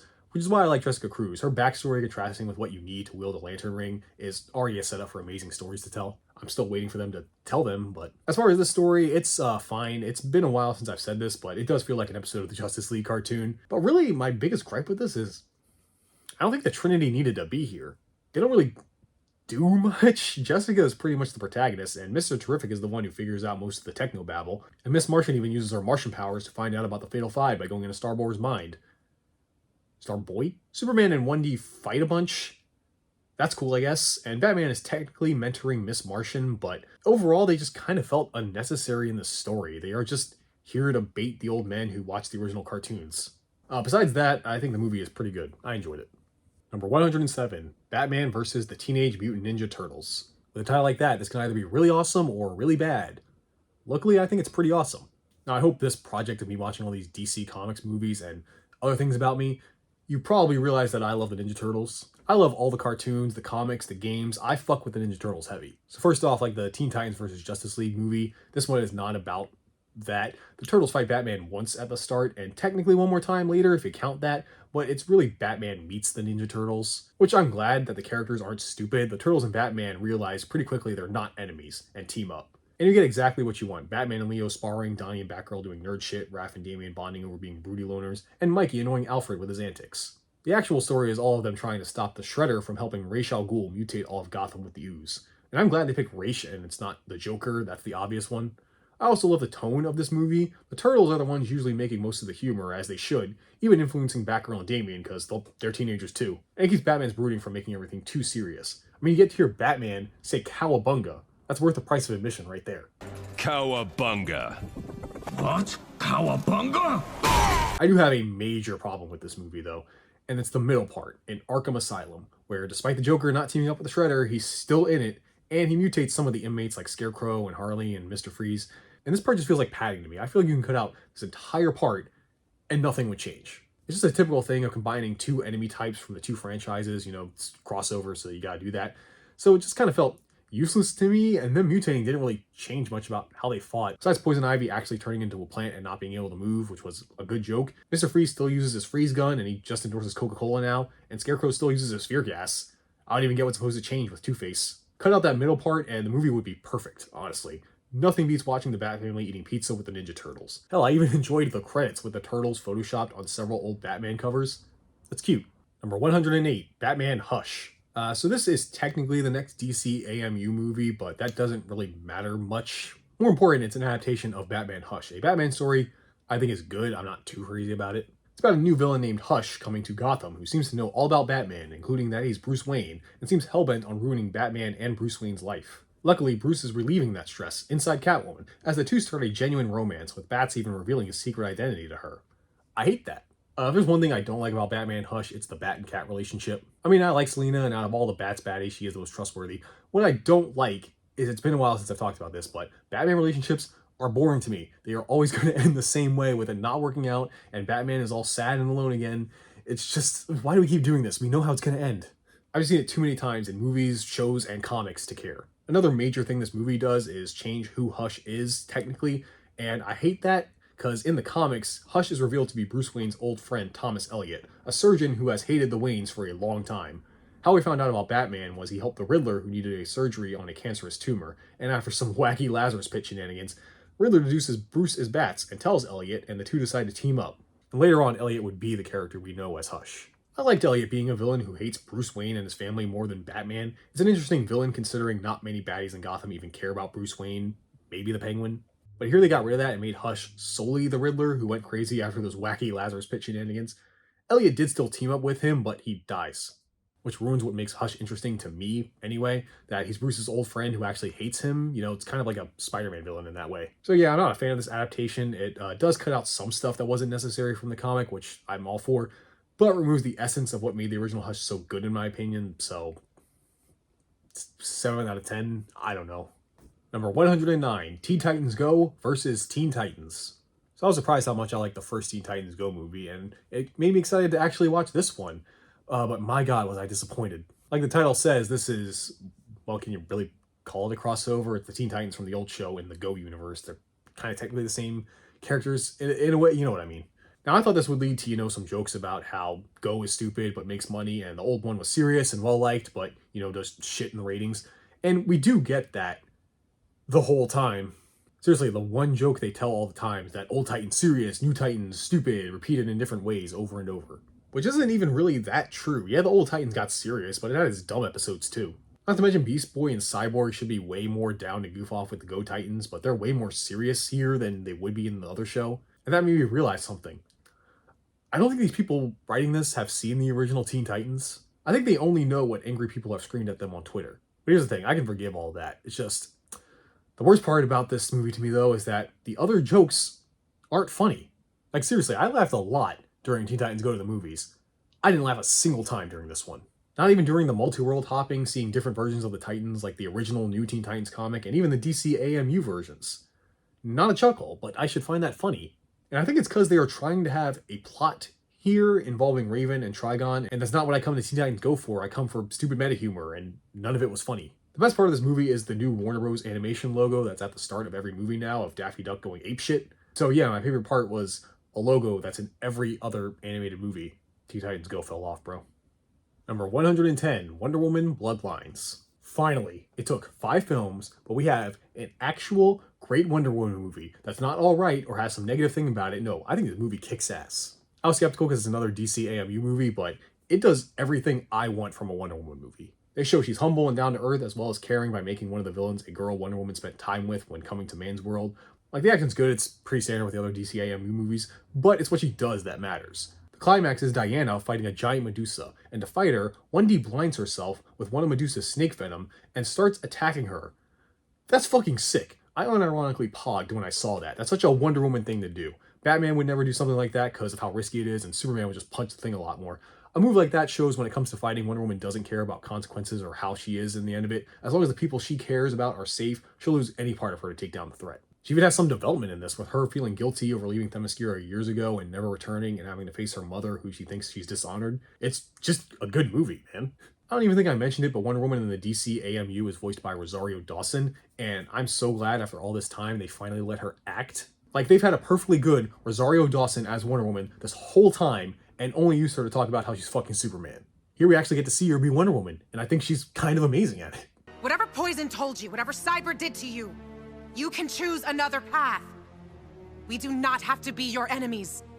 And if your mother begs sweetly enough, I promise to turn her to stone before I take off her limbs. Now that I will not allow. And yeah, the movie's not perfect. I say the negative things, blah, blah, blah. Look, I don't give a shit about any of that. I'm just happy I finally get an actual Wonder Woman movie that represents the kind of character I want her to be. 7 out of 10. Number 111, Lego DC Batman Family Matters. So this movie is a kid-friendly version of the Red Hood storyline, also a bit of Brother Eye stuff. Plot is kind of all over the place, honestly, but it's fine, whatever. It's another good kids movie. There are some moments that got a genuine laugh out of me. Okay. Ooh, what about the ice cream? I'll be right back. Batman forgot the ice cream. Yeah, not much. It's one of the better Lego movies, I guess. One thing did throw me off, that Billy Batson is in this, and he's voiced by the kid who plays Steven in Steven Universe. Mr. Wayne, would you care to comment on the rumors that you're dating Selena Kyle? No. No, you aren't, or no, you don't want to comment? Pick one. And that kind of freaked me out because I don't think I've ever heard them in anything else. I half expected him to start singing a song. So if I can be a huge nerd for an uncomfortable amount of time, I love Cassandra Cain in the comics. She is on my top 5 favorite comic book characters of all time. She was trained by her parents David Cain and Lady Shiva to be the world's best assassin. So they taught her only by training her to fight, never speaking or teaching her how to read, write, or anything else. Because of this, she does not know any language and is incredibly illiterate, but can read body language and tell people's intent through movement. Eventually, she meets Barbara Gordon during a story called No Man's Land. It's about Gotham no longer being part of the United States because of an earthquake. It's a whole thing. Long story short, Cassandra becomes the new Batgirl, and the first one to have her own ongoing comic series that lasted for a long-ass time for someone not named Batman or Superman in the DC universe. And she is awesome. She kicks ass. She has a good heart, a great story, and is constantly being screwed over by DC executives and comics, and now movies too, like Birds of Prey and the way too long subtitle. Or Cassandra Cain is some pickpocket who thinks Harley Quinn is cool because she's a boss bitch, which she is, but hashtag not my Cassandra Cain. I do not blame the girl playing her, she does fine for what the role is. I just hate her inclusion because this was very clearly some DC executive going, oh, we need a kid character for Harley to bond with, let's tie her into Batman's world. So they went through a fan wiki and picked Cassandra probably because she's an Asian and they wanted diversity. So yeah, fuck the people that made that dumbass decision to put her in this movie and make her like this. Go read comics that involve Cassandra Cain, she's awesome. Now, I did not go on that diatribe just to talk about one of the many bastardizations of one of my favorite characters. I also said it because this movie's kind of nothing. I don't have a lot to say about it. This is more a Harley Quinn movie than Birds of Prey. They barely get anything in this. They feel like an afterthought with Harley literally having to narrate their backstories to us. Also, the pacing is a little fast. I feel like there isn't enough time to develop even Harley with its constant jumping around from scene to scene and even jumping times. Now, yeah, you can argue that it fits for a Harley Quinn movie, but to me, it felt very disjointed and killed any momentum the movie was trying to build up. And straight up, I don't like this version of the Birds of Prey, who I love in the comics. Black Canary gets the most, but it's kind of underdeveloped. Renee Montoya is only cool when she becomes a question. I will not be swayed on this. I actually kind of like the very brief moments of Huntress, showing since she's been training as an assassin for so long, she's very socially awkward. Obviously, the best part is still Harley because Margot Robbie is still pretty great. She is this character now. She also gets the best fight scene in all of the DCEU so far, where she's coked out and fighting goons in a kind of brutal fight scene. Like, what the fuck? Why is this so good? Obi-Wan Kenobi's in this. Good for him. Ultimately, this is another case of DC needing different movies. We needed a Birds of Prey movie and a Harley Quinn movie. We didn't need them together. Like, why is it so hard for Warner Bros. To make live-action movies to set up characters instead of shoving them all into one? Who's making these decisions? Fire them. I guess they did. Also, fire the guy who picked Cassandra Cain as a name for this character. That is not her. Number 113, Wonder Woman 1984, 2020. Wow, the girls of the DCEU just got screwed over this year, huh? While Bop featuring Harley Quinn was disappointing, Wonder Woman 84, I think straight up sucks. Do you want to see Wonder Woman dick around with her dead boyfriend's soul in the body of another man that she fucks, while Pedro Pascal is wasted and Kristen Wiig playing the... Wait, actually, who was Kristen Wiig trying to be? Cheetah? Out of all of the Wonder Woman villains, we picked Cheetah for the sequel? Okay. But the pacing of this film is bad. There's so much to not explain either. I did that thing where an hour in, I paused it to see how long is left, which is never good when watching a movie. And seeing there was almost another hour, I legitimately groaned out loud. The entire first half of this movie is all just set up with this wishing stone and Maxwell Lord, who knows about it, somehow making himself like a genie. It's stupid. I'm not going to explain all of it. And look, I'm not a 12-year-old, right? I don't need big dumb action all the time. But after an hour of fucking nothing, I expected some good food. And this was raw. I mean that negatively. The action sucks. Either it's mostly CG and unconvincing, or it's dark because the CG is bad and it's unconvincing. I think the ending is dumb too, with Lord trying to touch people through TV particles. It's very stupid. And Wonder Woman giving some BS speech about the truth or whatever, should have snapped his neck like the comics. Seriously, man, this movie is just dumb, and not dumb fun, it's just dumb. Like, it just feels like they thought about the idea, not really the execution of any of it. The best part of this film was Linda Carter making a cameo at the mid-credits scene.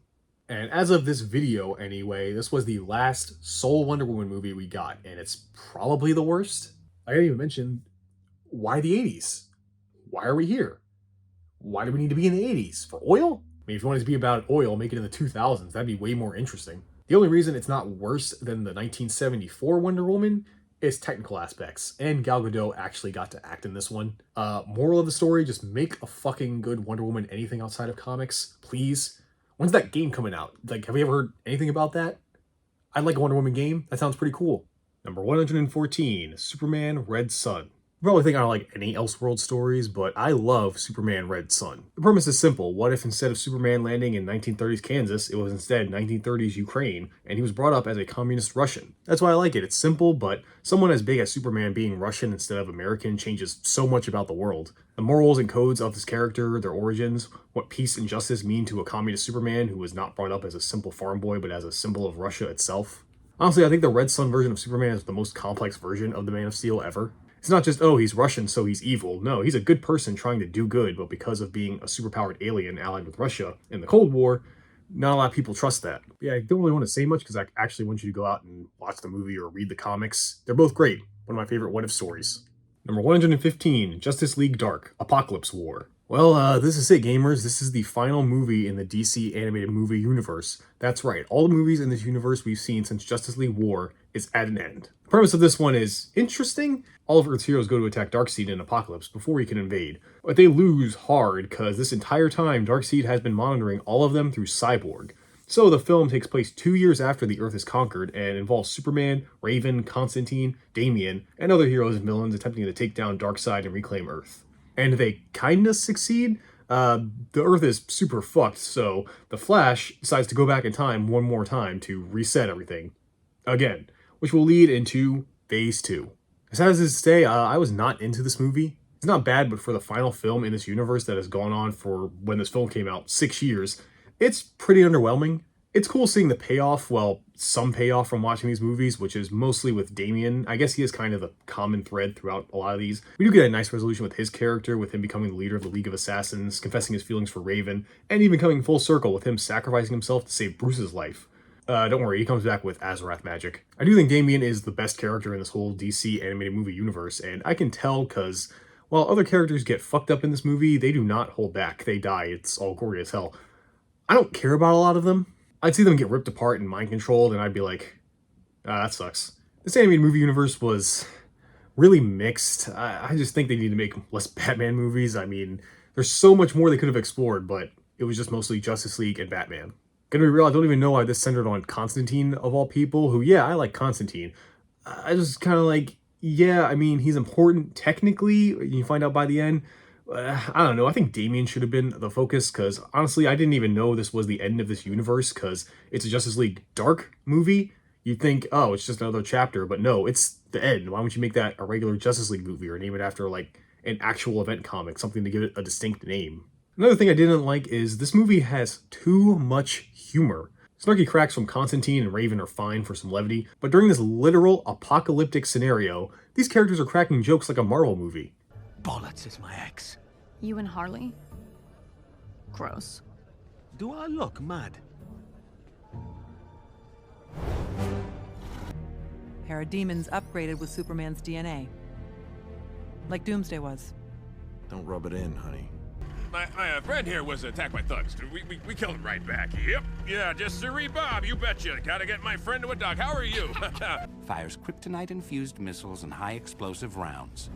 Perfect for paradooms. But you made it to kill my husband. What can I say? I had issues. In my opinion, this should have had little to no humor for such a dark and grim premise. But that also gets kind of pulled out from under you because they just hit the reset button at the end. Like, okay, why should I care when you can just do that? I mean, I know comic books do that in general when they do stories like this, but I'm just saying the movie shouldn't. I really think this should have been multiple parts, or at least given us an epilogue or something to see the characters deal with the fact that they won, but them and the Earth are royally fucked. It is not a best ending scenario, and I'd like to see how they deal with it. But whatever, it was a fun ride, I guess, and maybe after this they have learned from their mistakes and will take time for this phase 2 to really plan it out and, give films longer than a year to release, make each one feel more important, really flesh out the characters. Number 116, Superman, Man of Tomorrow. Yeah, why plan stuff? Let's just go straight into phase 2. At least they begin this new universe with Superman instead of Batman, thank God. Right away, I like this new universal art style for this phase. The last one was fine, very mid-2010s. But this one looks like it's out of the pages of a comic. I think the thick outlines around the characters is what really makes them pop, especially from the backgrounds. This Superman movie is kind of an origin story, seeing a Clark Kent who's grown up knowing he has powers, but not that he's from Krypton or he's an alien, and tries to become a superhero while learning about his past and dealing with the new threats, like Lobo and the Parasite. And it's pretty good, I guess, for the start of this next phase, but they're kind of doing that thing again where they're just bringing in other characters to start setting up this universe too quick. I like Martian Manhunter, but he does not have to be here. This should be a sole Superman story. Don't tease a Justice League or whatever. Do that when, we actually get invested in these characters and want to see them team up. Come on, guys, you rush too much into this, and this phase 2 is really going to last, maybe about roughly 4 years, barely getting started, and then DC's going to decide to end this whole animated movie continuity thing, just wasting everybody's time. But this was a decent start, so I don't think that's going to happen. Number 117, Lego DC Shazam, Magic and Monsters. So F's for your boy Lego Movies, as yes, this is the last Lego DC movie. I know. I'm upset about it too. This one follows Billy Universe Batson, who has to help the Justice League, who get turned into children by Wormy from SpongeBob. Also, Black Adam is in this. Like all the others, it's fine. I did kind of like the moral at the end, where it doesn't matter if you're a kid, you can do good and be a hero. That's a nice message for kids. Also, weirdly has continuity with the last Lego movie. I wasn't expecting that, because these films have not had continuity mostly. If you're curious on a sole Lego movie tier list, I'm not doing that, but according to my overall ranking list, the best Lego DC movie is Attack of the Legion of Doom, and the worst is DC Superheroes Unite, which I think is the one that is the cutscenes from the game, because I don't really remember that one. And look, I'll be real, I'm going to forget all these Lego movies' existence after I'm done with this video, but they did get me in the mood to play some Lego games. That's pretty cool. You ever played those? It's a fun time. Number 118, The Suicide Squad, 2021. Somehow, despite making one of the worst movies in the past decade, Suicide Squad got a confusingly named sequel, and it's really good. Mainly because it's by James Gunn, who most of you know for the Guardians of the Galaxy movies. And he does the same thing for DC here. Gets a bunch of obscure characters that are assholes, makes you care about them, giving you a bunch of laughs along the way with a soundtrack of 80s to early 2000s pop music. Standard stuff for him. And yeah, I really liked it. The cast is great. Idris Elba as Bloodshot and Daniela Melchior, sorry if I mispronounced that, as Ratcatcher 2 are more of the heart of the film, the ones you want to see make it out. Then you got more jokey characters like David Dastmalchian, I'm sorry if I mispronounced that, as Polka Dot Man and his mother issues, and I think surprising everyone, John Cena as Peacemaker is one of the best parts of this film. He's so funny. He plays this guy so well, they gave him his own show. And I've decided that you should eat a big bag of dicks. How's that? You're being facetious. But if this whole beach was completely covered in dicks, and somebody said I'd eat every dick until the beach was clean for liberty, I would say no problemo. What? Colonel, I got a clean shot on the only one in the office. Just give the word. Even returning characters are better, like Rick Flag is actually likable here. They really turn up how much of a piece of shit Amanda Waller can be, which is good. And of course there's Margot, just give her a solo Harley Quinn movie already, Robbie. Well, she gets her own action scene, which is something. But yeah, it's fun, it's funny, it has some heart and stupid comic book bullshit. If you like Guardians, you'll like this. I mean, it's got Arms Fall Off Boy in it. How can you go wrong? You know, this James Gunn guy sure knows how to make some fun superhero movies. They should give him his own cinematic universe. I'm kidding. Can you imagine giving this guy a Superman movie just because he knows how to integrate 80s pop music into comic book films? Who'd be stupid enough to do that? Number 119, Justice League, The Snyder Cut. Now, originally I was not going to talk about this because it's a director's cut of another movie I already talked about, but I'm already looking at 150 of these assholes, and this is considered a separate film technically, so why not? For those that don't know, after a whole bunch of shit, I'm not recapping it, WB execs and Joss Whedon came in at post-production of the original Justice League and gave us Justice League, but it was so different from Zack Snyder's vision that fans complained on Twitter, is what I meant to say, for years, and they actually released, proving if nerds complain enough, companies will give in, the Snyder Cut. Now, I was not excited to watch this at all. It's one of the reasons I didn't plan on watching it, because I don't like Zack Snyder's directing. Every other DC movie he did was ass. And this movie is 4 hours long, too, because it was meant to be in parts or something. I don't really know what the plan was, making this the longest singular movie I have personally ever watched. I know your computer or phone or whatever you're watching this on isn't glitching. The aspect ratio is like that because it was made for IMAX. They didn't fix it because art. Yes, this is better than the first Justice League, but that's not hard to do, guys. Come on, let's not give it that much credit. I do think it is way too bloated. There are scenes that help explain some stuff that wasn't in the original, but there is a lot you could have cut out. Was it really necessary to have Martian Manhunter in this? Again? Why is Martian Manhunter like the character they put in these things to set up the Justice League? Is it because of the cartoon? Because he was in the pilot episode of that? And I hate the music, the chorus of, oh, oh, oh. No, I hate it. So yeah, overall, while having its own problems, it is a better version of Justice League, but again, I'm not giving it that much credit. That's not hard to do. Number 120, Batman, Soul of the Dragon. So, a Batman film that pays homage to 70s kung fu action films. Sure. I don't know what I was expecting from a premise like that, but what I got was disappointment. For being a 70s kung fu film, it's not that crazy or cheesy. You think it would be, with the cold open being this Bruce Lee stand-in doing secret agent stuff, and an intro that's supposed to be a send-up to James Bond, I'm pretty sure. But the movie's kind of boring. It's mostly Bruce Wayne and not Bruce Lee recruiting other martial arts-based DC characters like Lady Shiva and Bronze Tiger to stop some crazy ninja cult from summoning a snake demon. But that keeps getting interrupted by constant flashbacks to when they all trained in the mountains, and it really kills the pace because these flashbacks don't really give us any more insight into the characters that the present day stuff doesn't. And as far as being in the 70s, I expected more than 70s porno music in the background the whole time. Other than that, and that it's paying homage to films of that era, there's no reason for this to be set in the 70s. You know what also has no reason being? A Batman movie. This motherfucker's barely in it. Bruce is in it for a long time, but the long-eared one, besides a 5-second scene near the start, is only in the climax for like 25 minutes. I mean, I'm pretty sure they only put him in it to help sell it because it's Batman, and I guess because he also knows martial arts, and there's not really many martial arts-based heroes in the DC universe. There's Karate Kid, but I guess that would have caused some confusion. Number 121, Justice Society World War II. Well, this new DC animated universe is going to be as bad as the last one, because this is a Flash movie that has him go back in time when trying to save Superman from a kryptonite bullet shot by Brainiac to World War II, where he teams up with the Justice Society, consisting of Wonder Woman, Hawkman, Black Canary, Hourman, and the Golden Age Flash Jay Garrick. But surprise, it's not time travel, as the Flash is really in another universe. Yep, Phase 2 is multiverses, because when you run out of ideas in comic books, just add more universes. That'll fix it. I think this movie's kind of a mess. It starts off having no real goal, just the Flash trying to figure out how to get home. Dr. Fate cameos in it to be like, whoa, there are other universes, and then it's about the Atlanteans being infiltrated by the Nazis. It felt like it was too concerned with showing off wacky comic book stuff and setting the Infinite Earths subplot so, they can have this whole crisis thing, rather than making a coherent movie. It's not confusing or anything, it's just halfway in, I was like, why are we here? What are we doing? But yeah, it's fine, I guess. It has some good action, not much to say about it. Unfortunately, I was on board with the last DC AMU by the second one. Here, I'm just like, wow, they're just making the same mistakes, but faster. Great. Number 122, Teen Titans Go! See Space Jam. So for those of you that are a bit confused about this one, in the 90s, a movie called Space Jam came out about Michael Jordan teaming up with the Looney Tunes to save the planet by beating aliens in a basketball game, and was the introduction of Lola Bunny as well as a generation of furries. Cut to 2000 whatever, and WB made a shitty sequel to try to cash in on that nostalgia, and I guess to get kids into that theater, they made a Teen Titans Go crossover movie.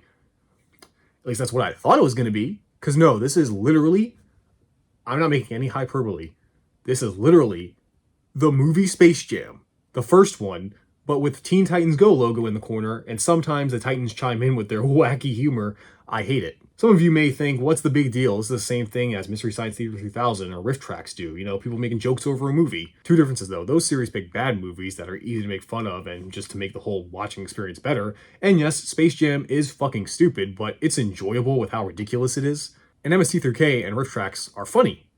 Titans jokes in this movie are not funny. Oh, honestly, when watching it, and yes, I watched this whole thing, some of the jokes had good ideas and could have been funny, but the way they deliver them sucks out any humor. And the way they have Starfire speak ruins every punchline she says. Like, there's an early joke in a scene where Michael strikes out during his baseball career, and his team is clapping, and the joke is supposed to be, hey, why are they clapping? He struck out. Oh, they probably want free Air Jordans. Simple quip, right? Easy. How can you fuck it up? But listen to how they deliver it.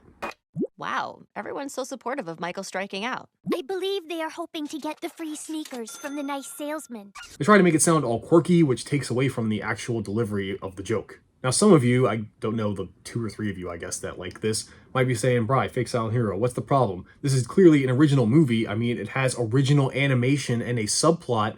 Well, you probably think that first Lego Batman movie is peak cinema then. Don't watch that or this movie or the new Space Jam. Go watch the original Space Jam. You'll have a better time than any of those 3 combined. Number 123, Batman The Long Halloween, Part 1 and Part 2. So the next movie in the Phase 2 of this new DC AMU has nothing to do with it, because it's an adaptation of The Long Halloween, a really good Batman story. It's about Bats trying to stop the Holiday Killer, an assassin who only murders on holidays and is specifically targeting members of the Falcone family, the biggest crime syndicate in Gotham.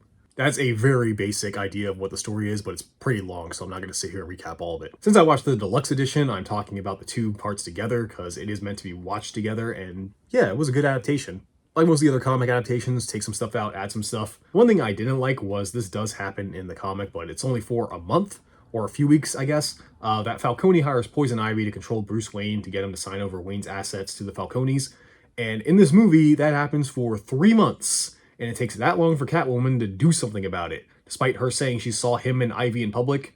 You didn't think to do anything sooner, Selena? To me, I thought that was just a really forced way to get Bats out of the picture between parts 1 and 2 so he couldn't solve the case too fast. Other than that, I think this movie is pretty great. The mystery is well set up, the characters get great time to shine, and I think this is one of the best origin stories for Two-Face. And I don't really know. I don't think Catwoman's presence in this and the comic version is really needed.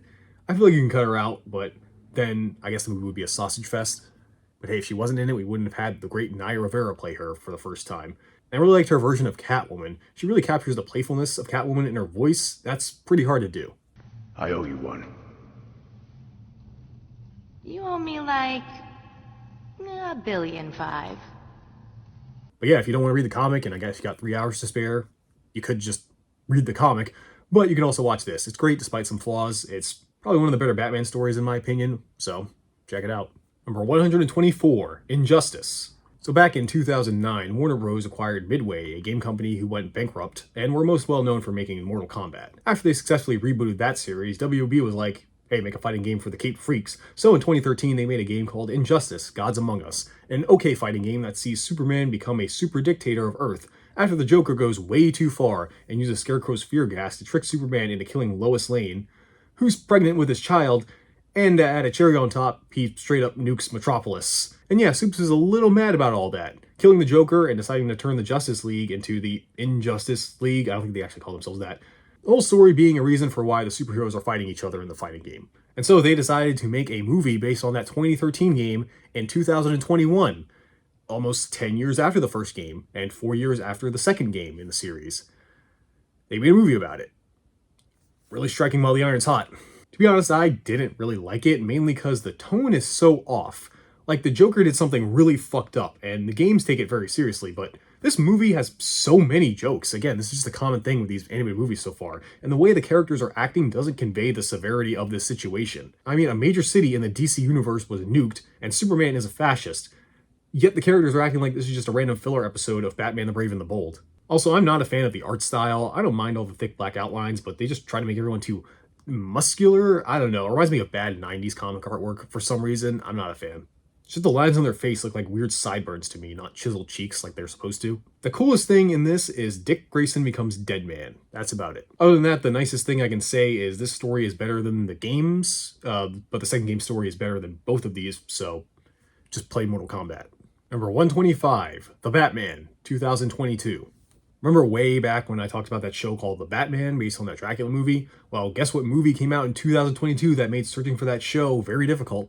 Luckily, The Batman 2022 is good, following a more green Batman who tries to catch the Riddler, who's more of a Saw-esque villain in this, using traps and death machines to kill many prominent political figures in Gotham, to expose a conspiracy that goes back years and even ties into the Wayne family. Interestingly, I feel the same way about this as I do with Batman Begins. It's a good start with what we have, but it's got some problems that hold it back.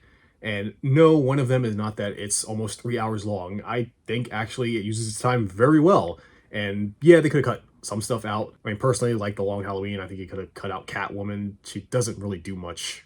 The actress who plays her is fine. I just feel after Batman follows her, she doesn't need to be here anymore. They try to tie her in by giving her her Long Halloween backstory of being the daughter of Falcone, but honestly, I'd argue that it's even less important here than in The Long Halloween. Also, they could have cut the Penguin. While yes, this is Colin Farrell's second best villain performance since Bullseye in the 2004 Daredevil, he's only here because this Batman franchise is not part of the new DCU that's coming soon. It's its own thing, and it has its own universe, I guess.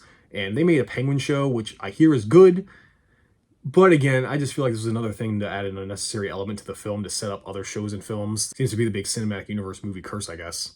Definitely the thing that surprised me the most about this was Robert Pattinson as Batman. He's kinda awesome. I kinda expected him to be pretty good. Most of you probably just know him from Twilight, but after I watched The Lighthouse, I thought he would do a pretty good job, and honestly, in my opinion, he's one of the best live-action Batmans. I kinda like that this is a more detective Batman who's thinking to himself and really just trying to mull things over so he doesn't talk much, and that just kinda adds to how cool he is.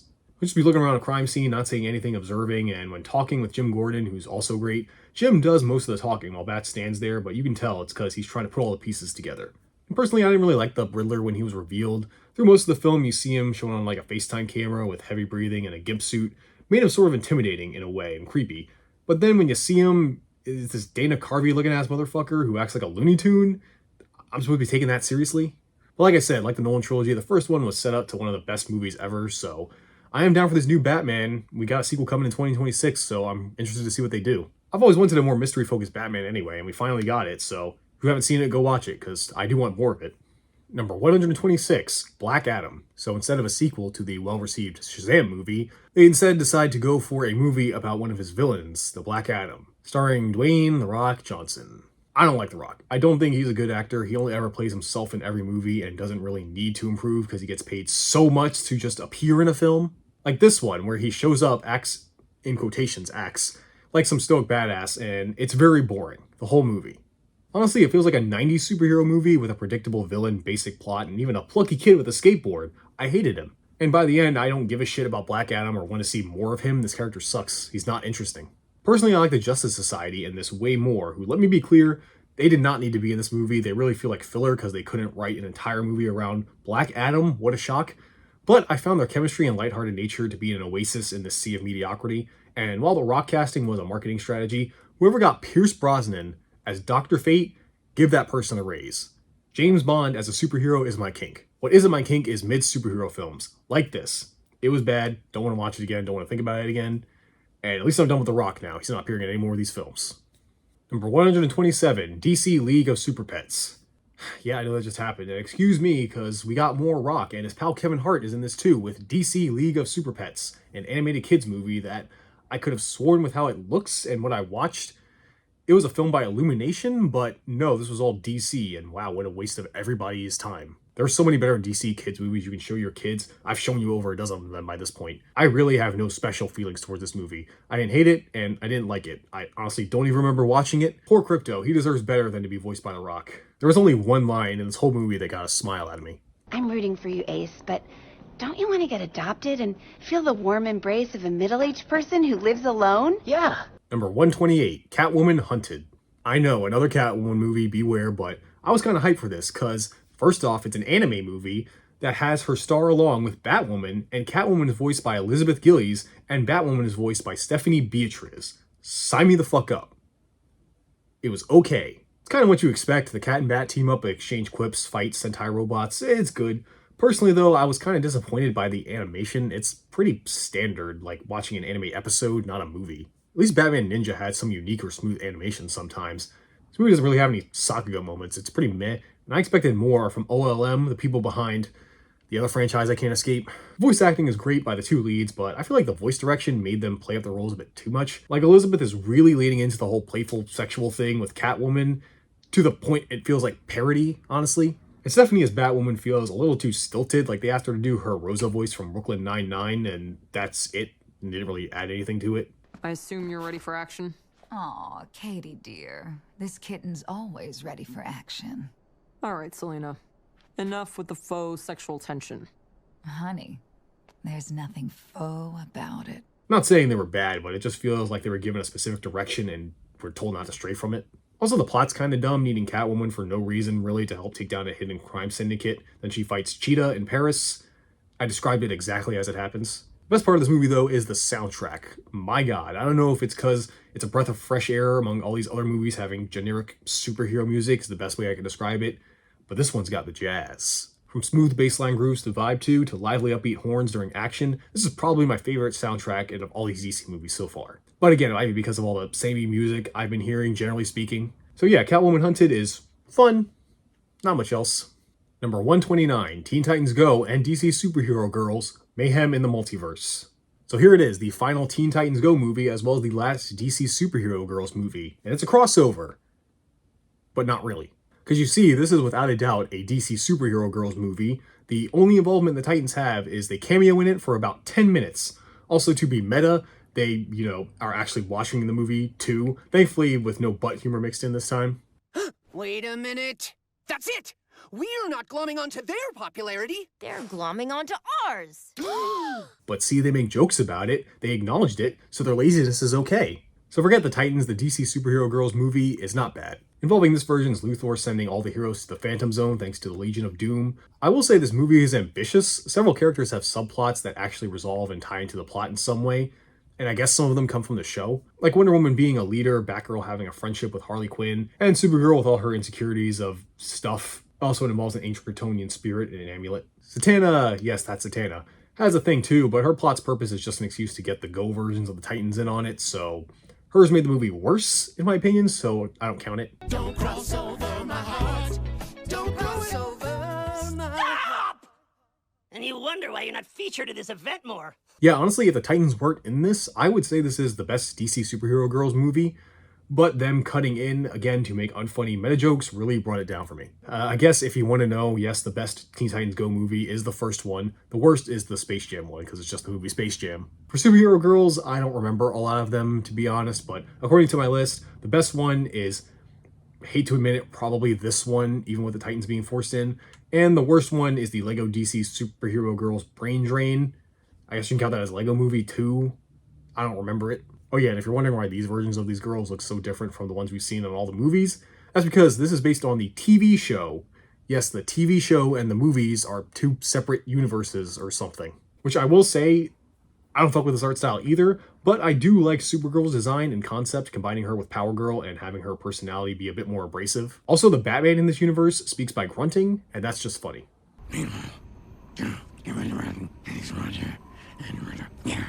I'm gonna be honest here, I am not completely sure what he just said. Number 130, Green Lantern, Beware My Power. Whoa, DC remembered that Green Lantern exists and gave him his own movie again. Personally, I thought this one wasn't too bad. This one follows Jon Stewart, who mysteriously gets the ring of Hal Jordan. Wanting to know if his friend is truly dead, Green Arrow teams up with him to find out what happened, as they discover a destroyed Lantern Corps on Oa, and an interplanetary war manipulated by the Yellow Lanterns. Yeah, I think one of my problems is that this movie's just alright. I mean, it's got some good action, I think the characters are fine, decent animation. However, this movie becomes a 10 out of 10 easily because they do something I never thought they would have done. They do the Hal Jordan becoming evil storyline from the comics. Oh my god, I came when I saw that. Like, this is one of those moments in comic history DC usually likes to forget, sweep it under the rug. It's not mind-blowing that they did this, but it's just surprising. The major problem I have with this movie, I guess, is just as a whole universe as a whole, is again, a lot of shit has happened off camera. The Justice League exists now in this universe. That's kind of a big deal. I feel like I should have seen that happen. It's like when we're not watching a movie, someone's hitting the fast forward button in the background and we're missing all the good parts. Especially because they're clearly setting up other things that might not be a thing by having, Adam Strange and Hawkgirl in this. I mean, that's cool, but we're probably never really going to see these characters again, so why should I care? But if you just watch it as a Green Lantern movie, I think it's fine. Honestly, I think it sucks that out of all of these movies, we never got one that acknowledged the various ring spectrum. I love that shit. They better appear in the new DCU, or I'm going to be upset. Number 131, Batman and Superman, Battle of the Super Sons. Wow, this one's actually kind of good. Another false title, though. Damian and Superman's son, Jonathan Kent, do not fight in this at all. It's actually about them trying to stop Starro. Yes, he's back from the Suicide Squad. And the Super Sons have to team up to save the day, which is not great because Jonathan has only recently woken up to his Superman powers. Like, literally the day before this all happened. I think this movie's just a fun time. I think the chemistry between Damian's cynicism and Jonathan's naivete is fun to watch. I also didn't hate the animation as much as I thought I would. It's a pretty simple 3D animated joint, but does what it needs to get the point across with its fight scenes or even more subtle moments. Yeah, surprising hit for me. Not great, but, it's fun to check out. You have a cow? Of course I have a cow. Never mind, they acknowledged Batcow, 20 out of 10.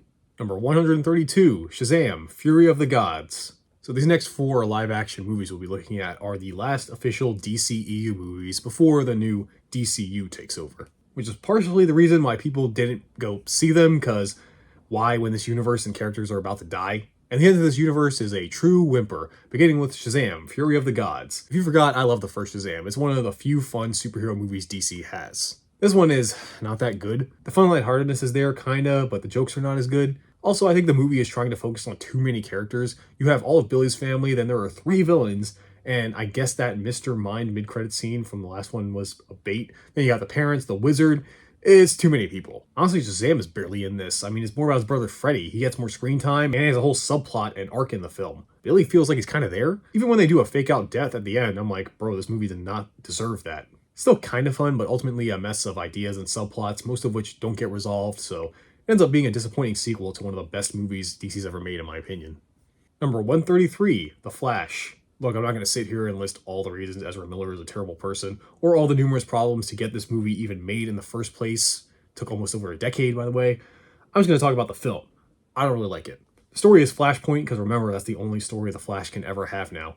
And look, regardless of their crimes, Ezra Miller, I thought in Justice League, was tolerable when they have someone to bounce off of. In this movie, they bounce off themselves because time travel, and my god, are they annoying. None of it was funny to me, and I was honestly annoyed by the younger Barry. And then there's the awful CGI. I mean, my god, how does the CG keep getting worse? Are they downgrading their equipment over there at Warner Brothers? What's going on? PS3 quality is too nice. It's PSP levels. The only decent thing in this movie, in my opinion, is Supergirl. She did great. I like the concept, but I did not like almost everything else. Yes, even Michael Keaton's Batman, who returns in this movie, he's not that great. He's not really trying. He's here for a paycheck. I mean, if you remember from way back when I talked about the original Batman by Tim Burton, even then I was like, Not even playing the Danny Elfman theme will score you points. Nor will showing me nostalgia or memes that other movies did first. That scores you no points for me. What would give you points is a compelling character and a story, which I don't think this movie has any. I mean, The Flash show did this better than this movie.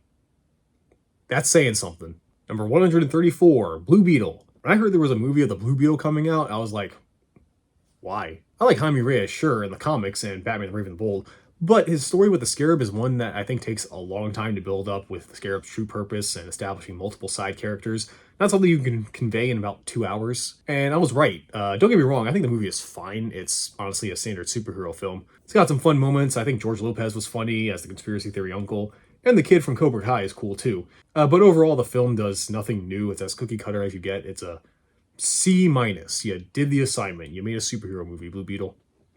Good job. Number 135, Aquaman and the Lost Kingdom. Alright, here it is, the final film in the DC Extended Universe. And if this franchise has taught us anything, is that comic book movies sure love hiring controversial figures they have to edit out later, or not, and also giving disappointing sequels. And once again, if you forgot, I liked the original Aquaman, not as much as Shazam, but it was a fun comic flick with some good action and a basic but well done story. The whole time watching this film, I was checking how long was left until it was over. It's just, again, so painfully average. Like the Shazam sequel, it's not bad, just not as good as the first one. Once again, Black Manta is kind of wasted. He's the main villain now, but he's being possessed by ancient bullshit and doesn't really get to be the smart, cold, calculating killer I wanted to see him be. The best part of the villains is Randall Park. He's back again in a bigger role, but he's rated in every comic book media he's in. The main focus of this is the dynamic duo of Aquaman and Ocean Master teaming up to fight this new threat. And look, I'm really trying not to compare these all to Marvel movies and stuff, but we got a protagonist with a beard who's of royal blood to a mystical kingdom, teaming up with his more flamboyant brother, who was evil last time, and they go on a wacky venture to an area that's filled with kooky characters and wildlife. Yeah, like the whole time I was watching this, I'm thinking, man, I'd much rather be watching Thor Ragnarok right now. And what more needs to be said than that? Farewell, DCEU, you were tolerated. I will not cry over your dead body. Number 136, Legion of Superheroes. Well, out of one universe into the other, with the next movie in phase 2, 3, whatever, of the DCAMU. And honestly, I was not too into this one.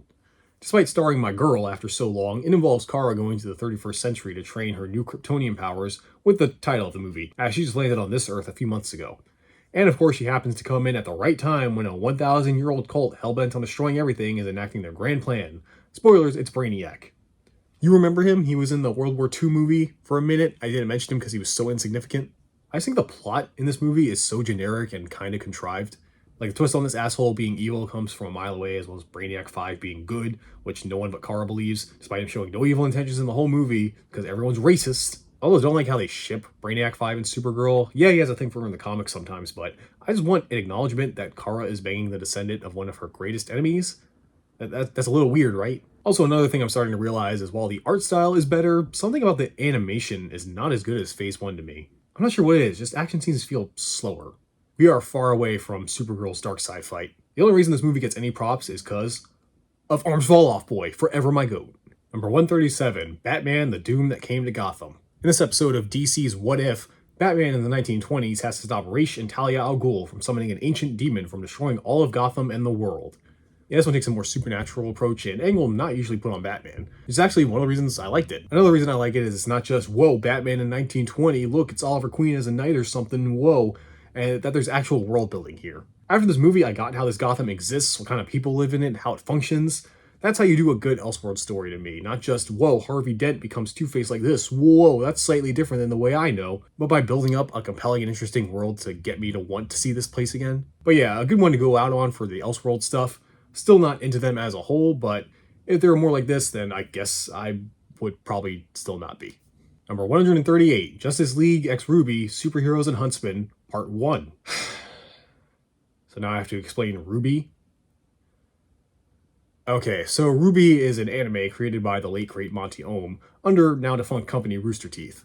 I'm not explaining what it's about because I don't watch the show. I stopped somewhere around season 2. I mostly got into the show for 3 reasons. Its character designs, its music, and Monty Ohm's sick-ass fight animation. I hated everything else. The acting, the writing, the story, the characters' personalities, the animation when not in a fight, it all turned me off of it. But try as I might, this franchise just seems to steep into other things I like. First was fighting games, now it's comic book movies. Well, hopefully some DC animation might make this. Oh no, it's the studio who do Ruby animating this. Well, hopefully the fight scenes are still good. Oh no, they look terrible. Well, animation's whatever. How's the plot? Kilgore, yes, Kilgore, that's the villain they went with, somehow got in contact with a mystery enemy from Ruby Land to trap the Justice League, Team Ruby, or whatever they're called, and some other guys in a virtual recreation of Ruby Land. Okay, that plot is basic and also kind of makes no sense.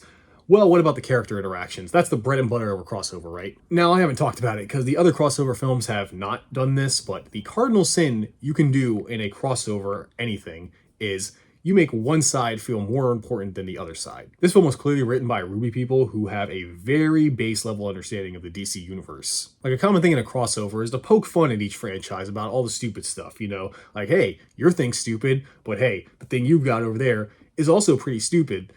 But they really only make jokes about DC, and they're not even good ones. It only extends to, wow, you guys are called Batman and Superman? That's pretty lame. Just call me Superman. Yeah, no.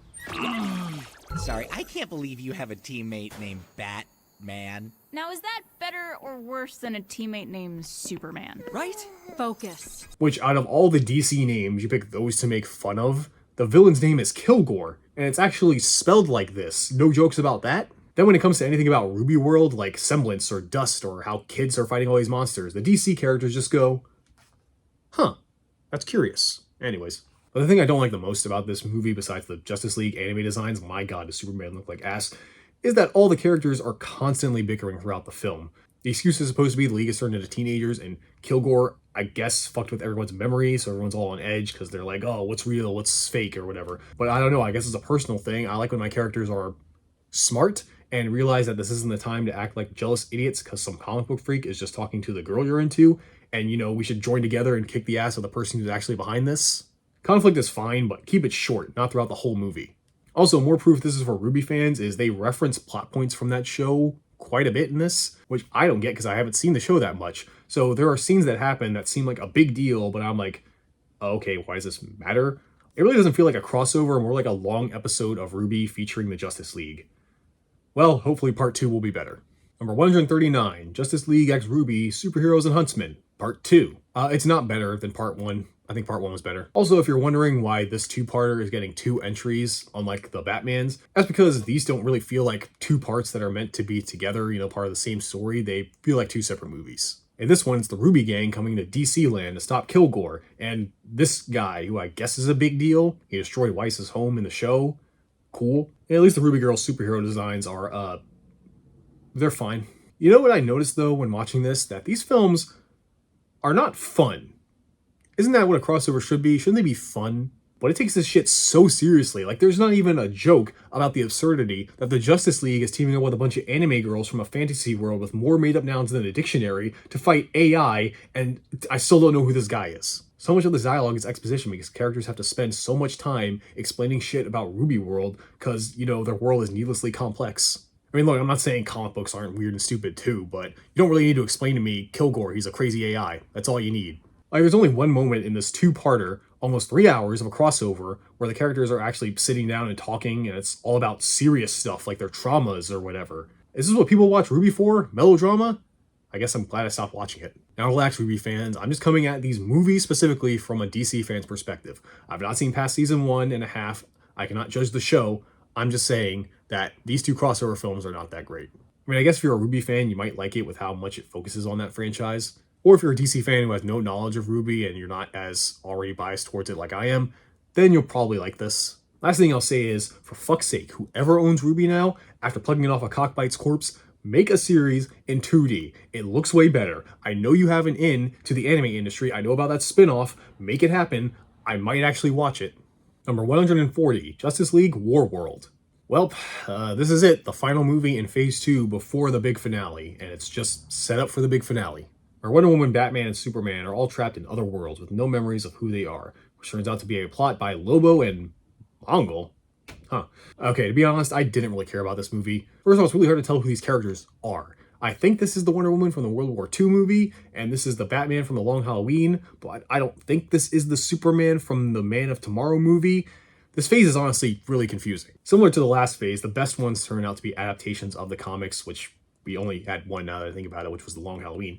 So honestly, after how poorly they handled this phase, we should probably just keep it that way. It just seems whoever is behind planning these animated movie verses is trying to do what made the DCEU fail, have movies based on one character, but then have it all set up like 50 other possible movies by introducing all these other characters and things, but never following up on any of it, leaving the movie they made a complete mess. This one is mainly just set up for Crisis on Infinite Earths, which is the big reset button, and frankly, it couldn't have come sooner. I'm over this animated universe already, because clearly the people behind it don't even seem to know what to do with it, so why would I want to watch it? Number 141, Scooby-Doo, and Crypto 2. Yep, another Scooby-Doo crossover, and I love Batman the Brave and the Bold one, but I like this one more. It's just fun, man. This is a good time of a Scoob movie, where the gang are called to Metropolis to solve why the Justice League disappeared and why Phantom is now haunting the Hall of Justice, with the help of Crypto the Superdog. And it kinda slaps. Seeing the DC universe and the super self-aware and kid-friendly Scooby-Doo universe is a joke in and of itself, the way sound effects and music cues happen. It's also legitimately funny. I laughed a lot at a lot of these jokes. Invisible tank? Yeah, right between her invisible plane and her lesser-known invisible trolley. And who is this? Yo, we haven't met. Like, what are you talking about? That's Velma! Ah, did not recognize you. Really? Well, yeah. Velma wears glasses, and where'd she go? See, Ruby? That's how you make fun of stupid shit in comic book world. It's really not that hard. I was even surprised that this movie has more continuity than the DC animated movie universe with how they reference they know Batman. A genuine Batman utility belt.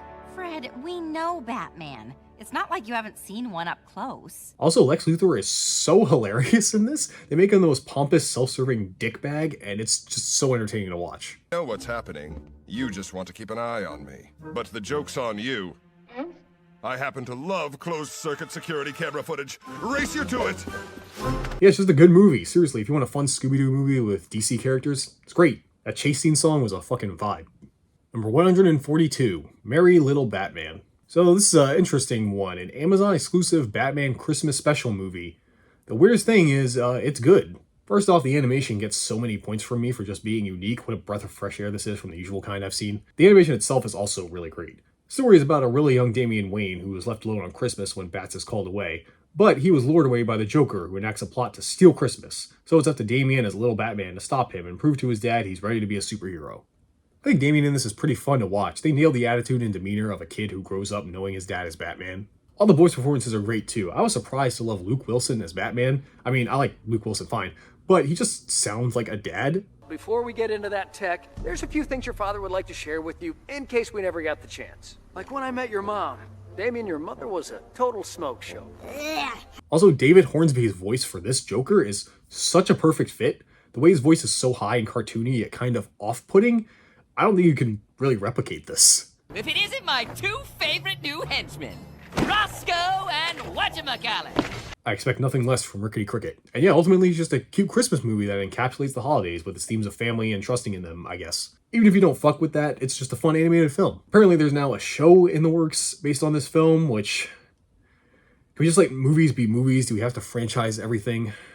I guess commercialism is in the Christmas spirit in a way.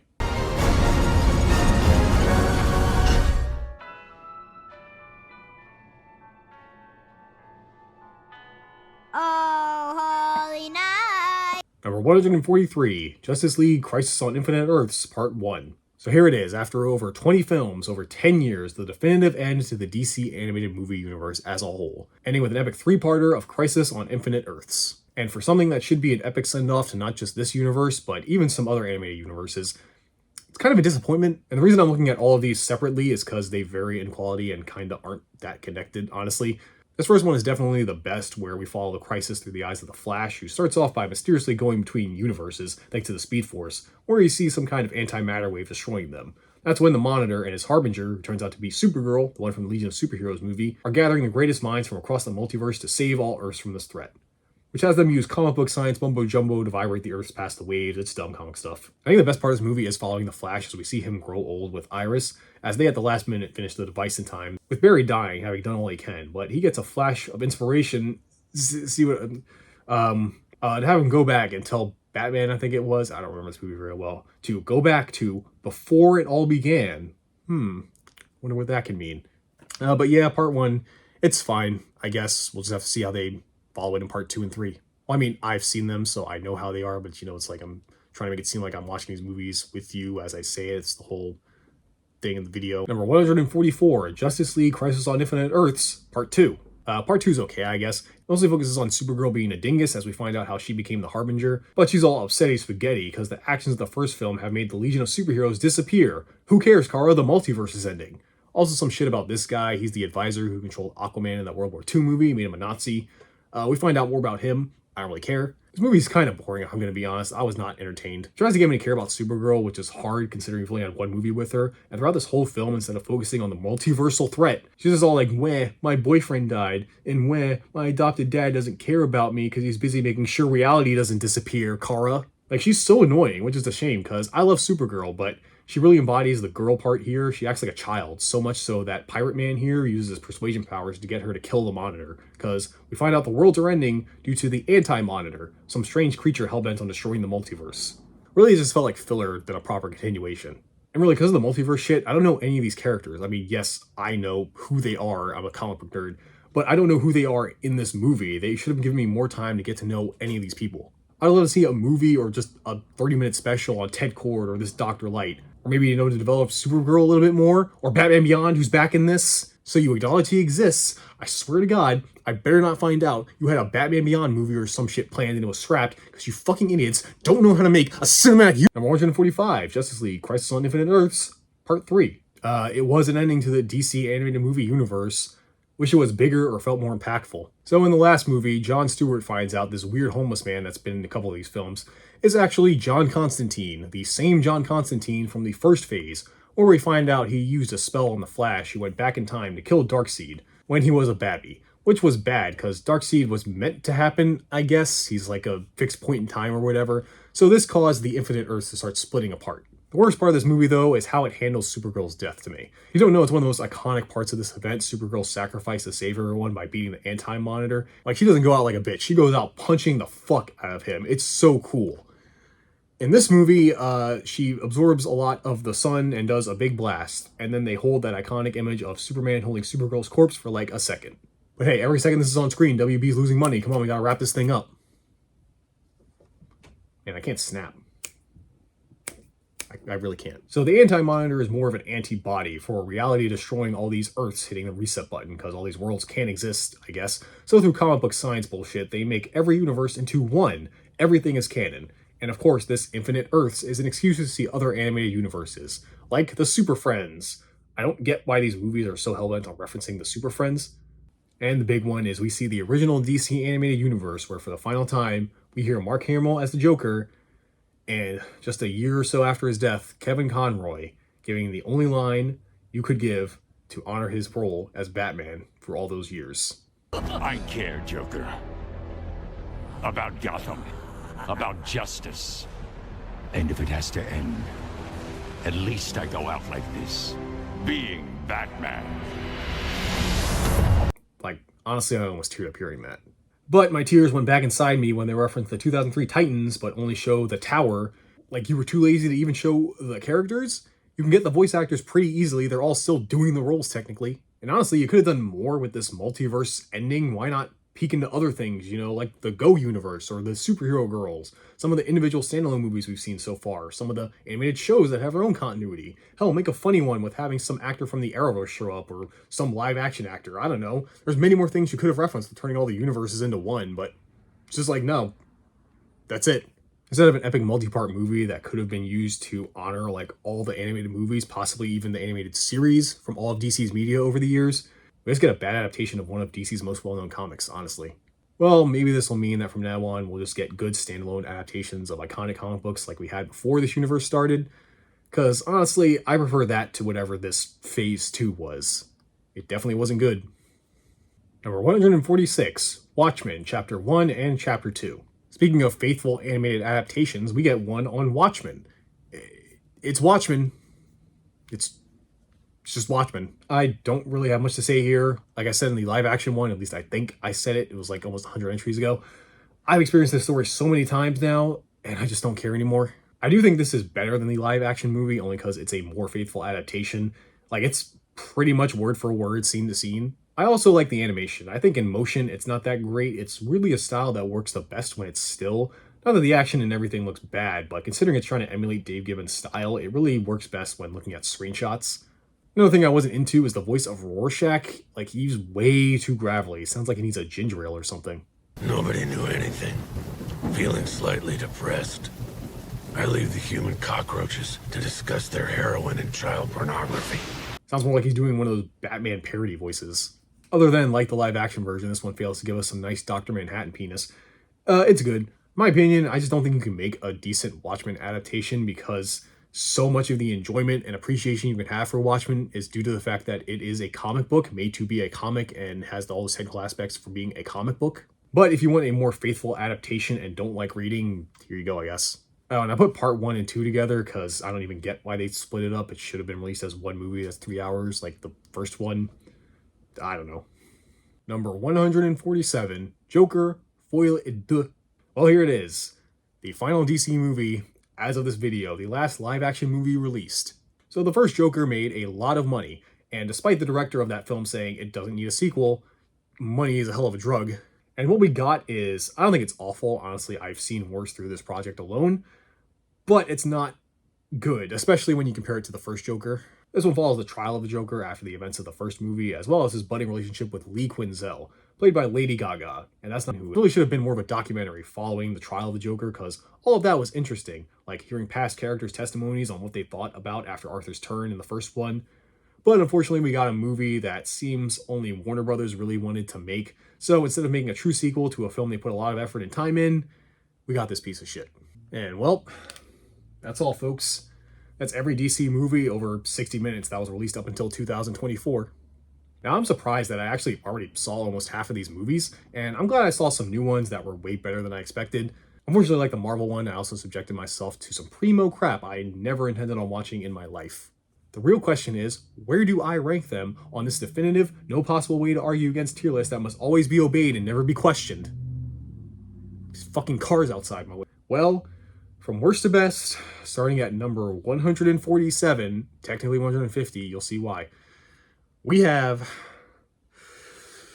Catwoman, Steel, The Return of Swamp Thing, Supergirl, Justice League of America, 1997, Wonder Woman, 1974, Tank Girl, Suicide Squad, 2016, Justice League, 2017, Superman Returns, The Spirit, 2008, Jonah Hex, Teen Titans Go, see Space Jam, Superman 3, Batman v Superman, Dawn of Justice, Batman and Harley Quinn, DC League of Super Pets, Green Lantern 2011, Wonder Woman 1984, 2020, Lego Batman the Movie, DC Superheroes Unite, Black Adam, The Losers, Swamp Thing 1982, Lego DC Comics Superheroes Justice League Cosmic Clash, Superman 4 The Quest for Peace, League of Extraordinary Gentlemen, The Flash, Lego DC Superhero Girls Brain Drain, Lego DC Superhero Girls Supervillain High, The Kitchen, Justice League Crisis on Infinite Earths Part 2, Justice League War World, Superman Doomsday, Lego DC Comics Superheroes The Flash,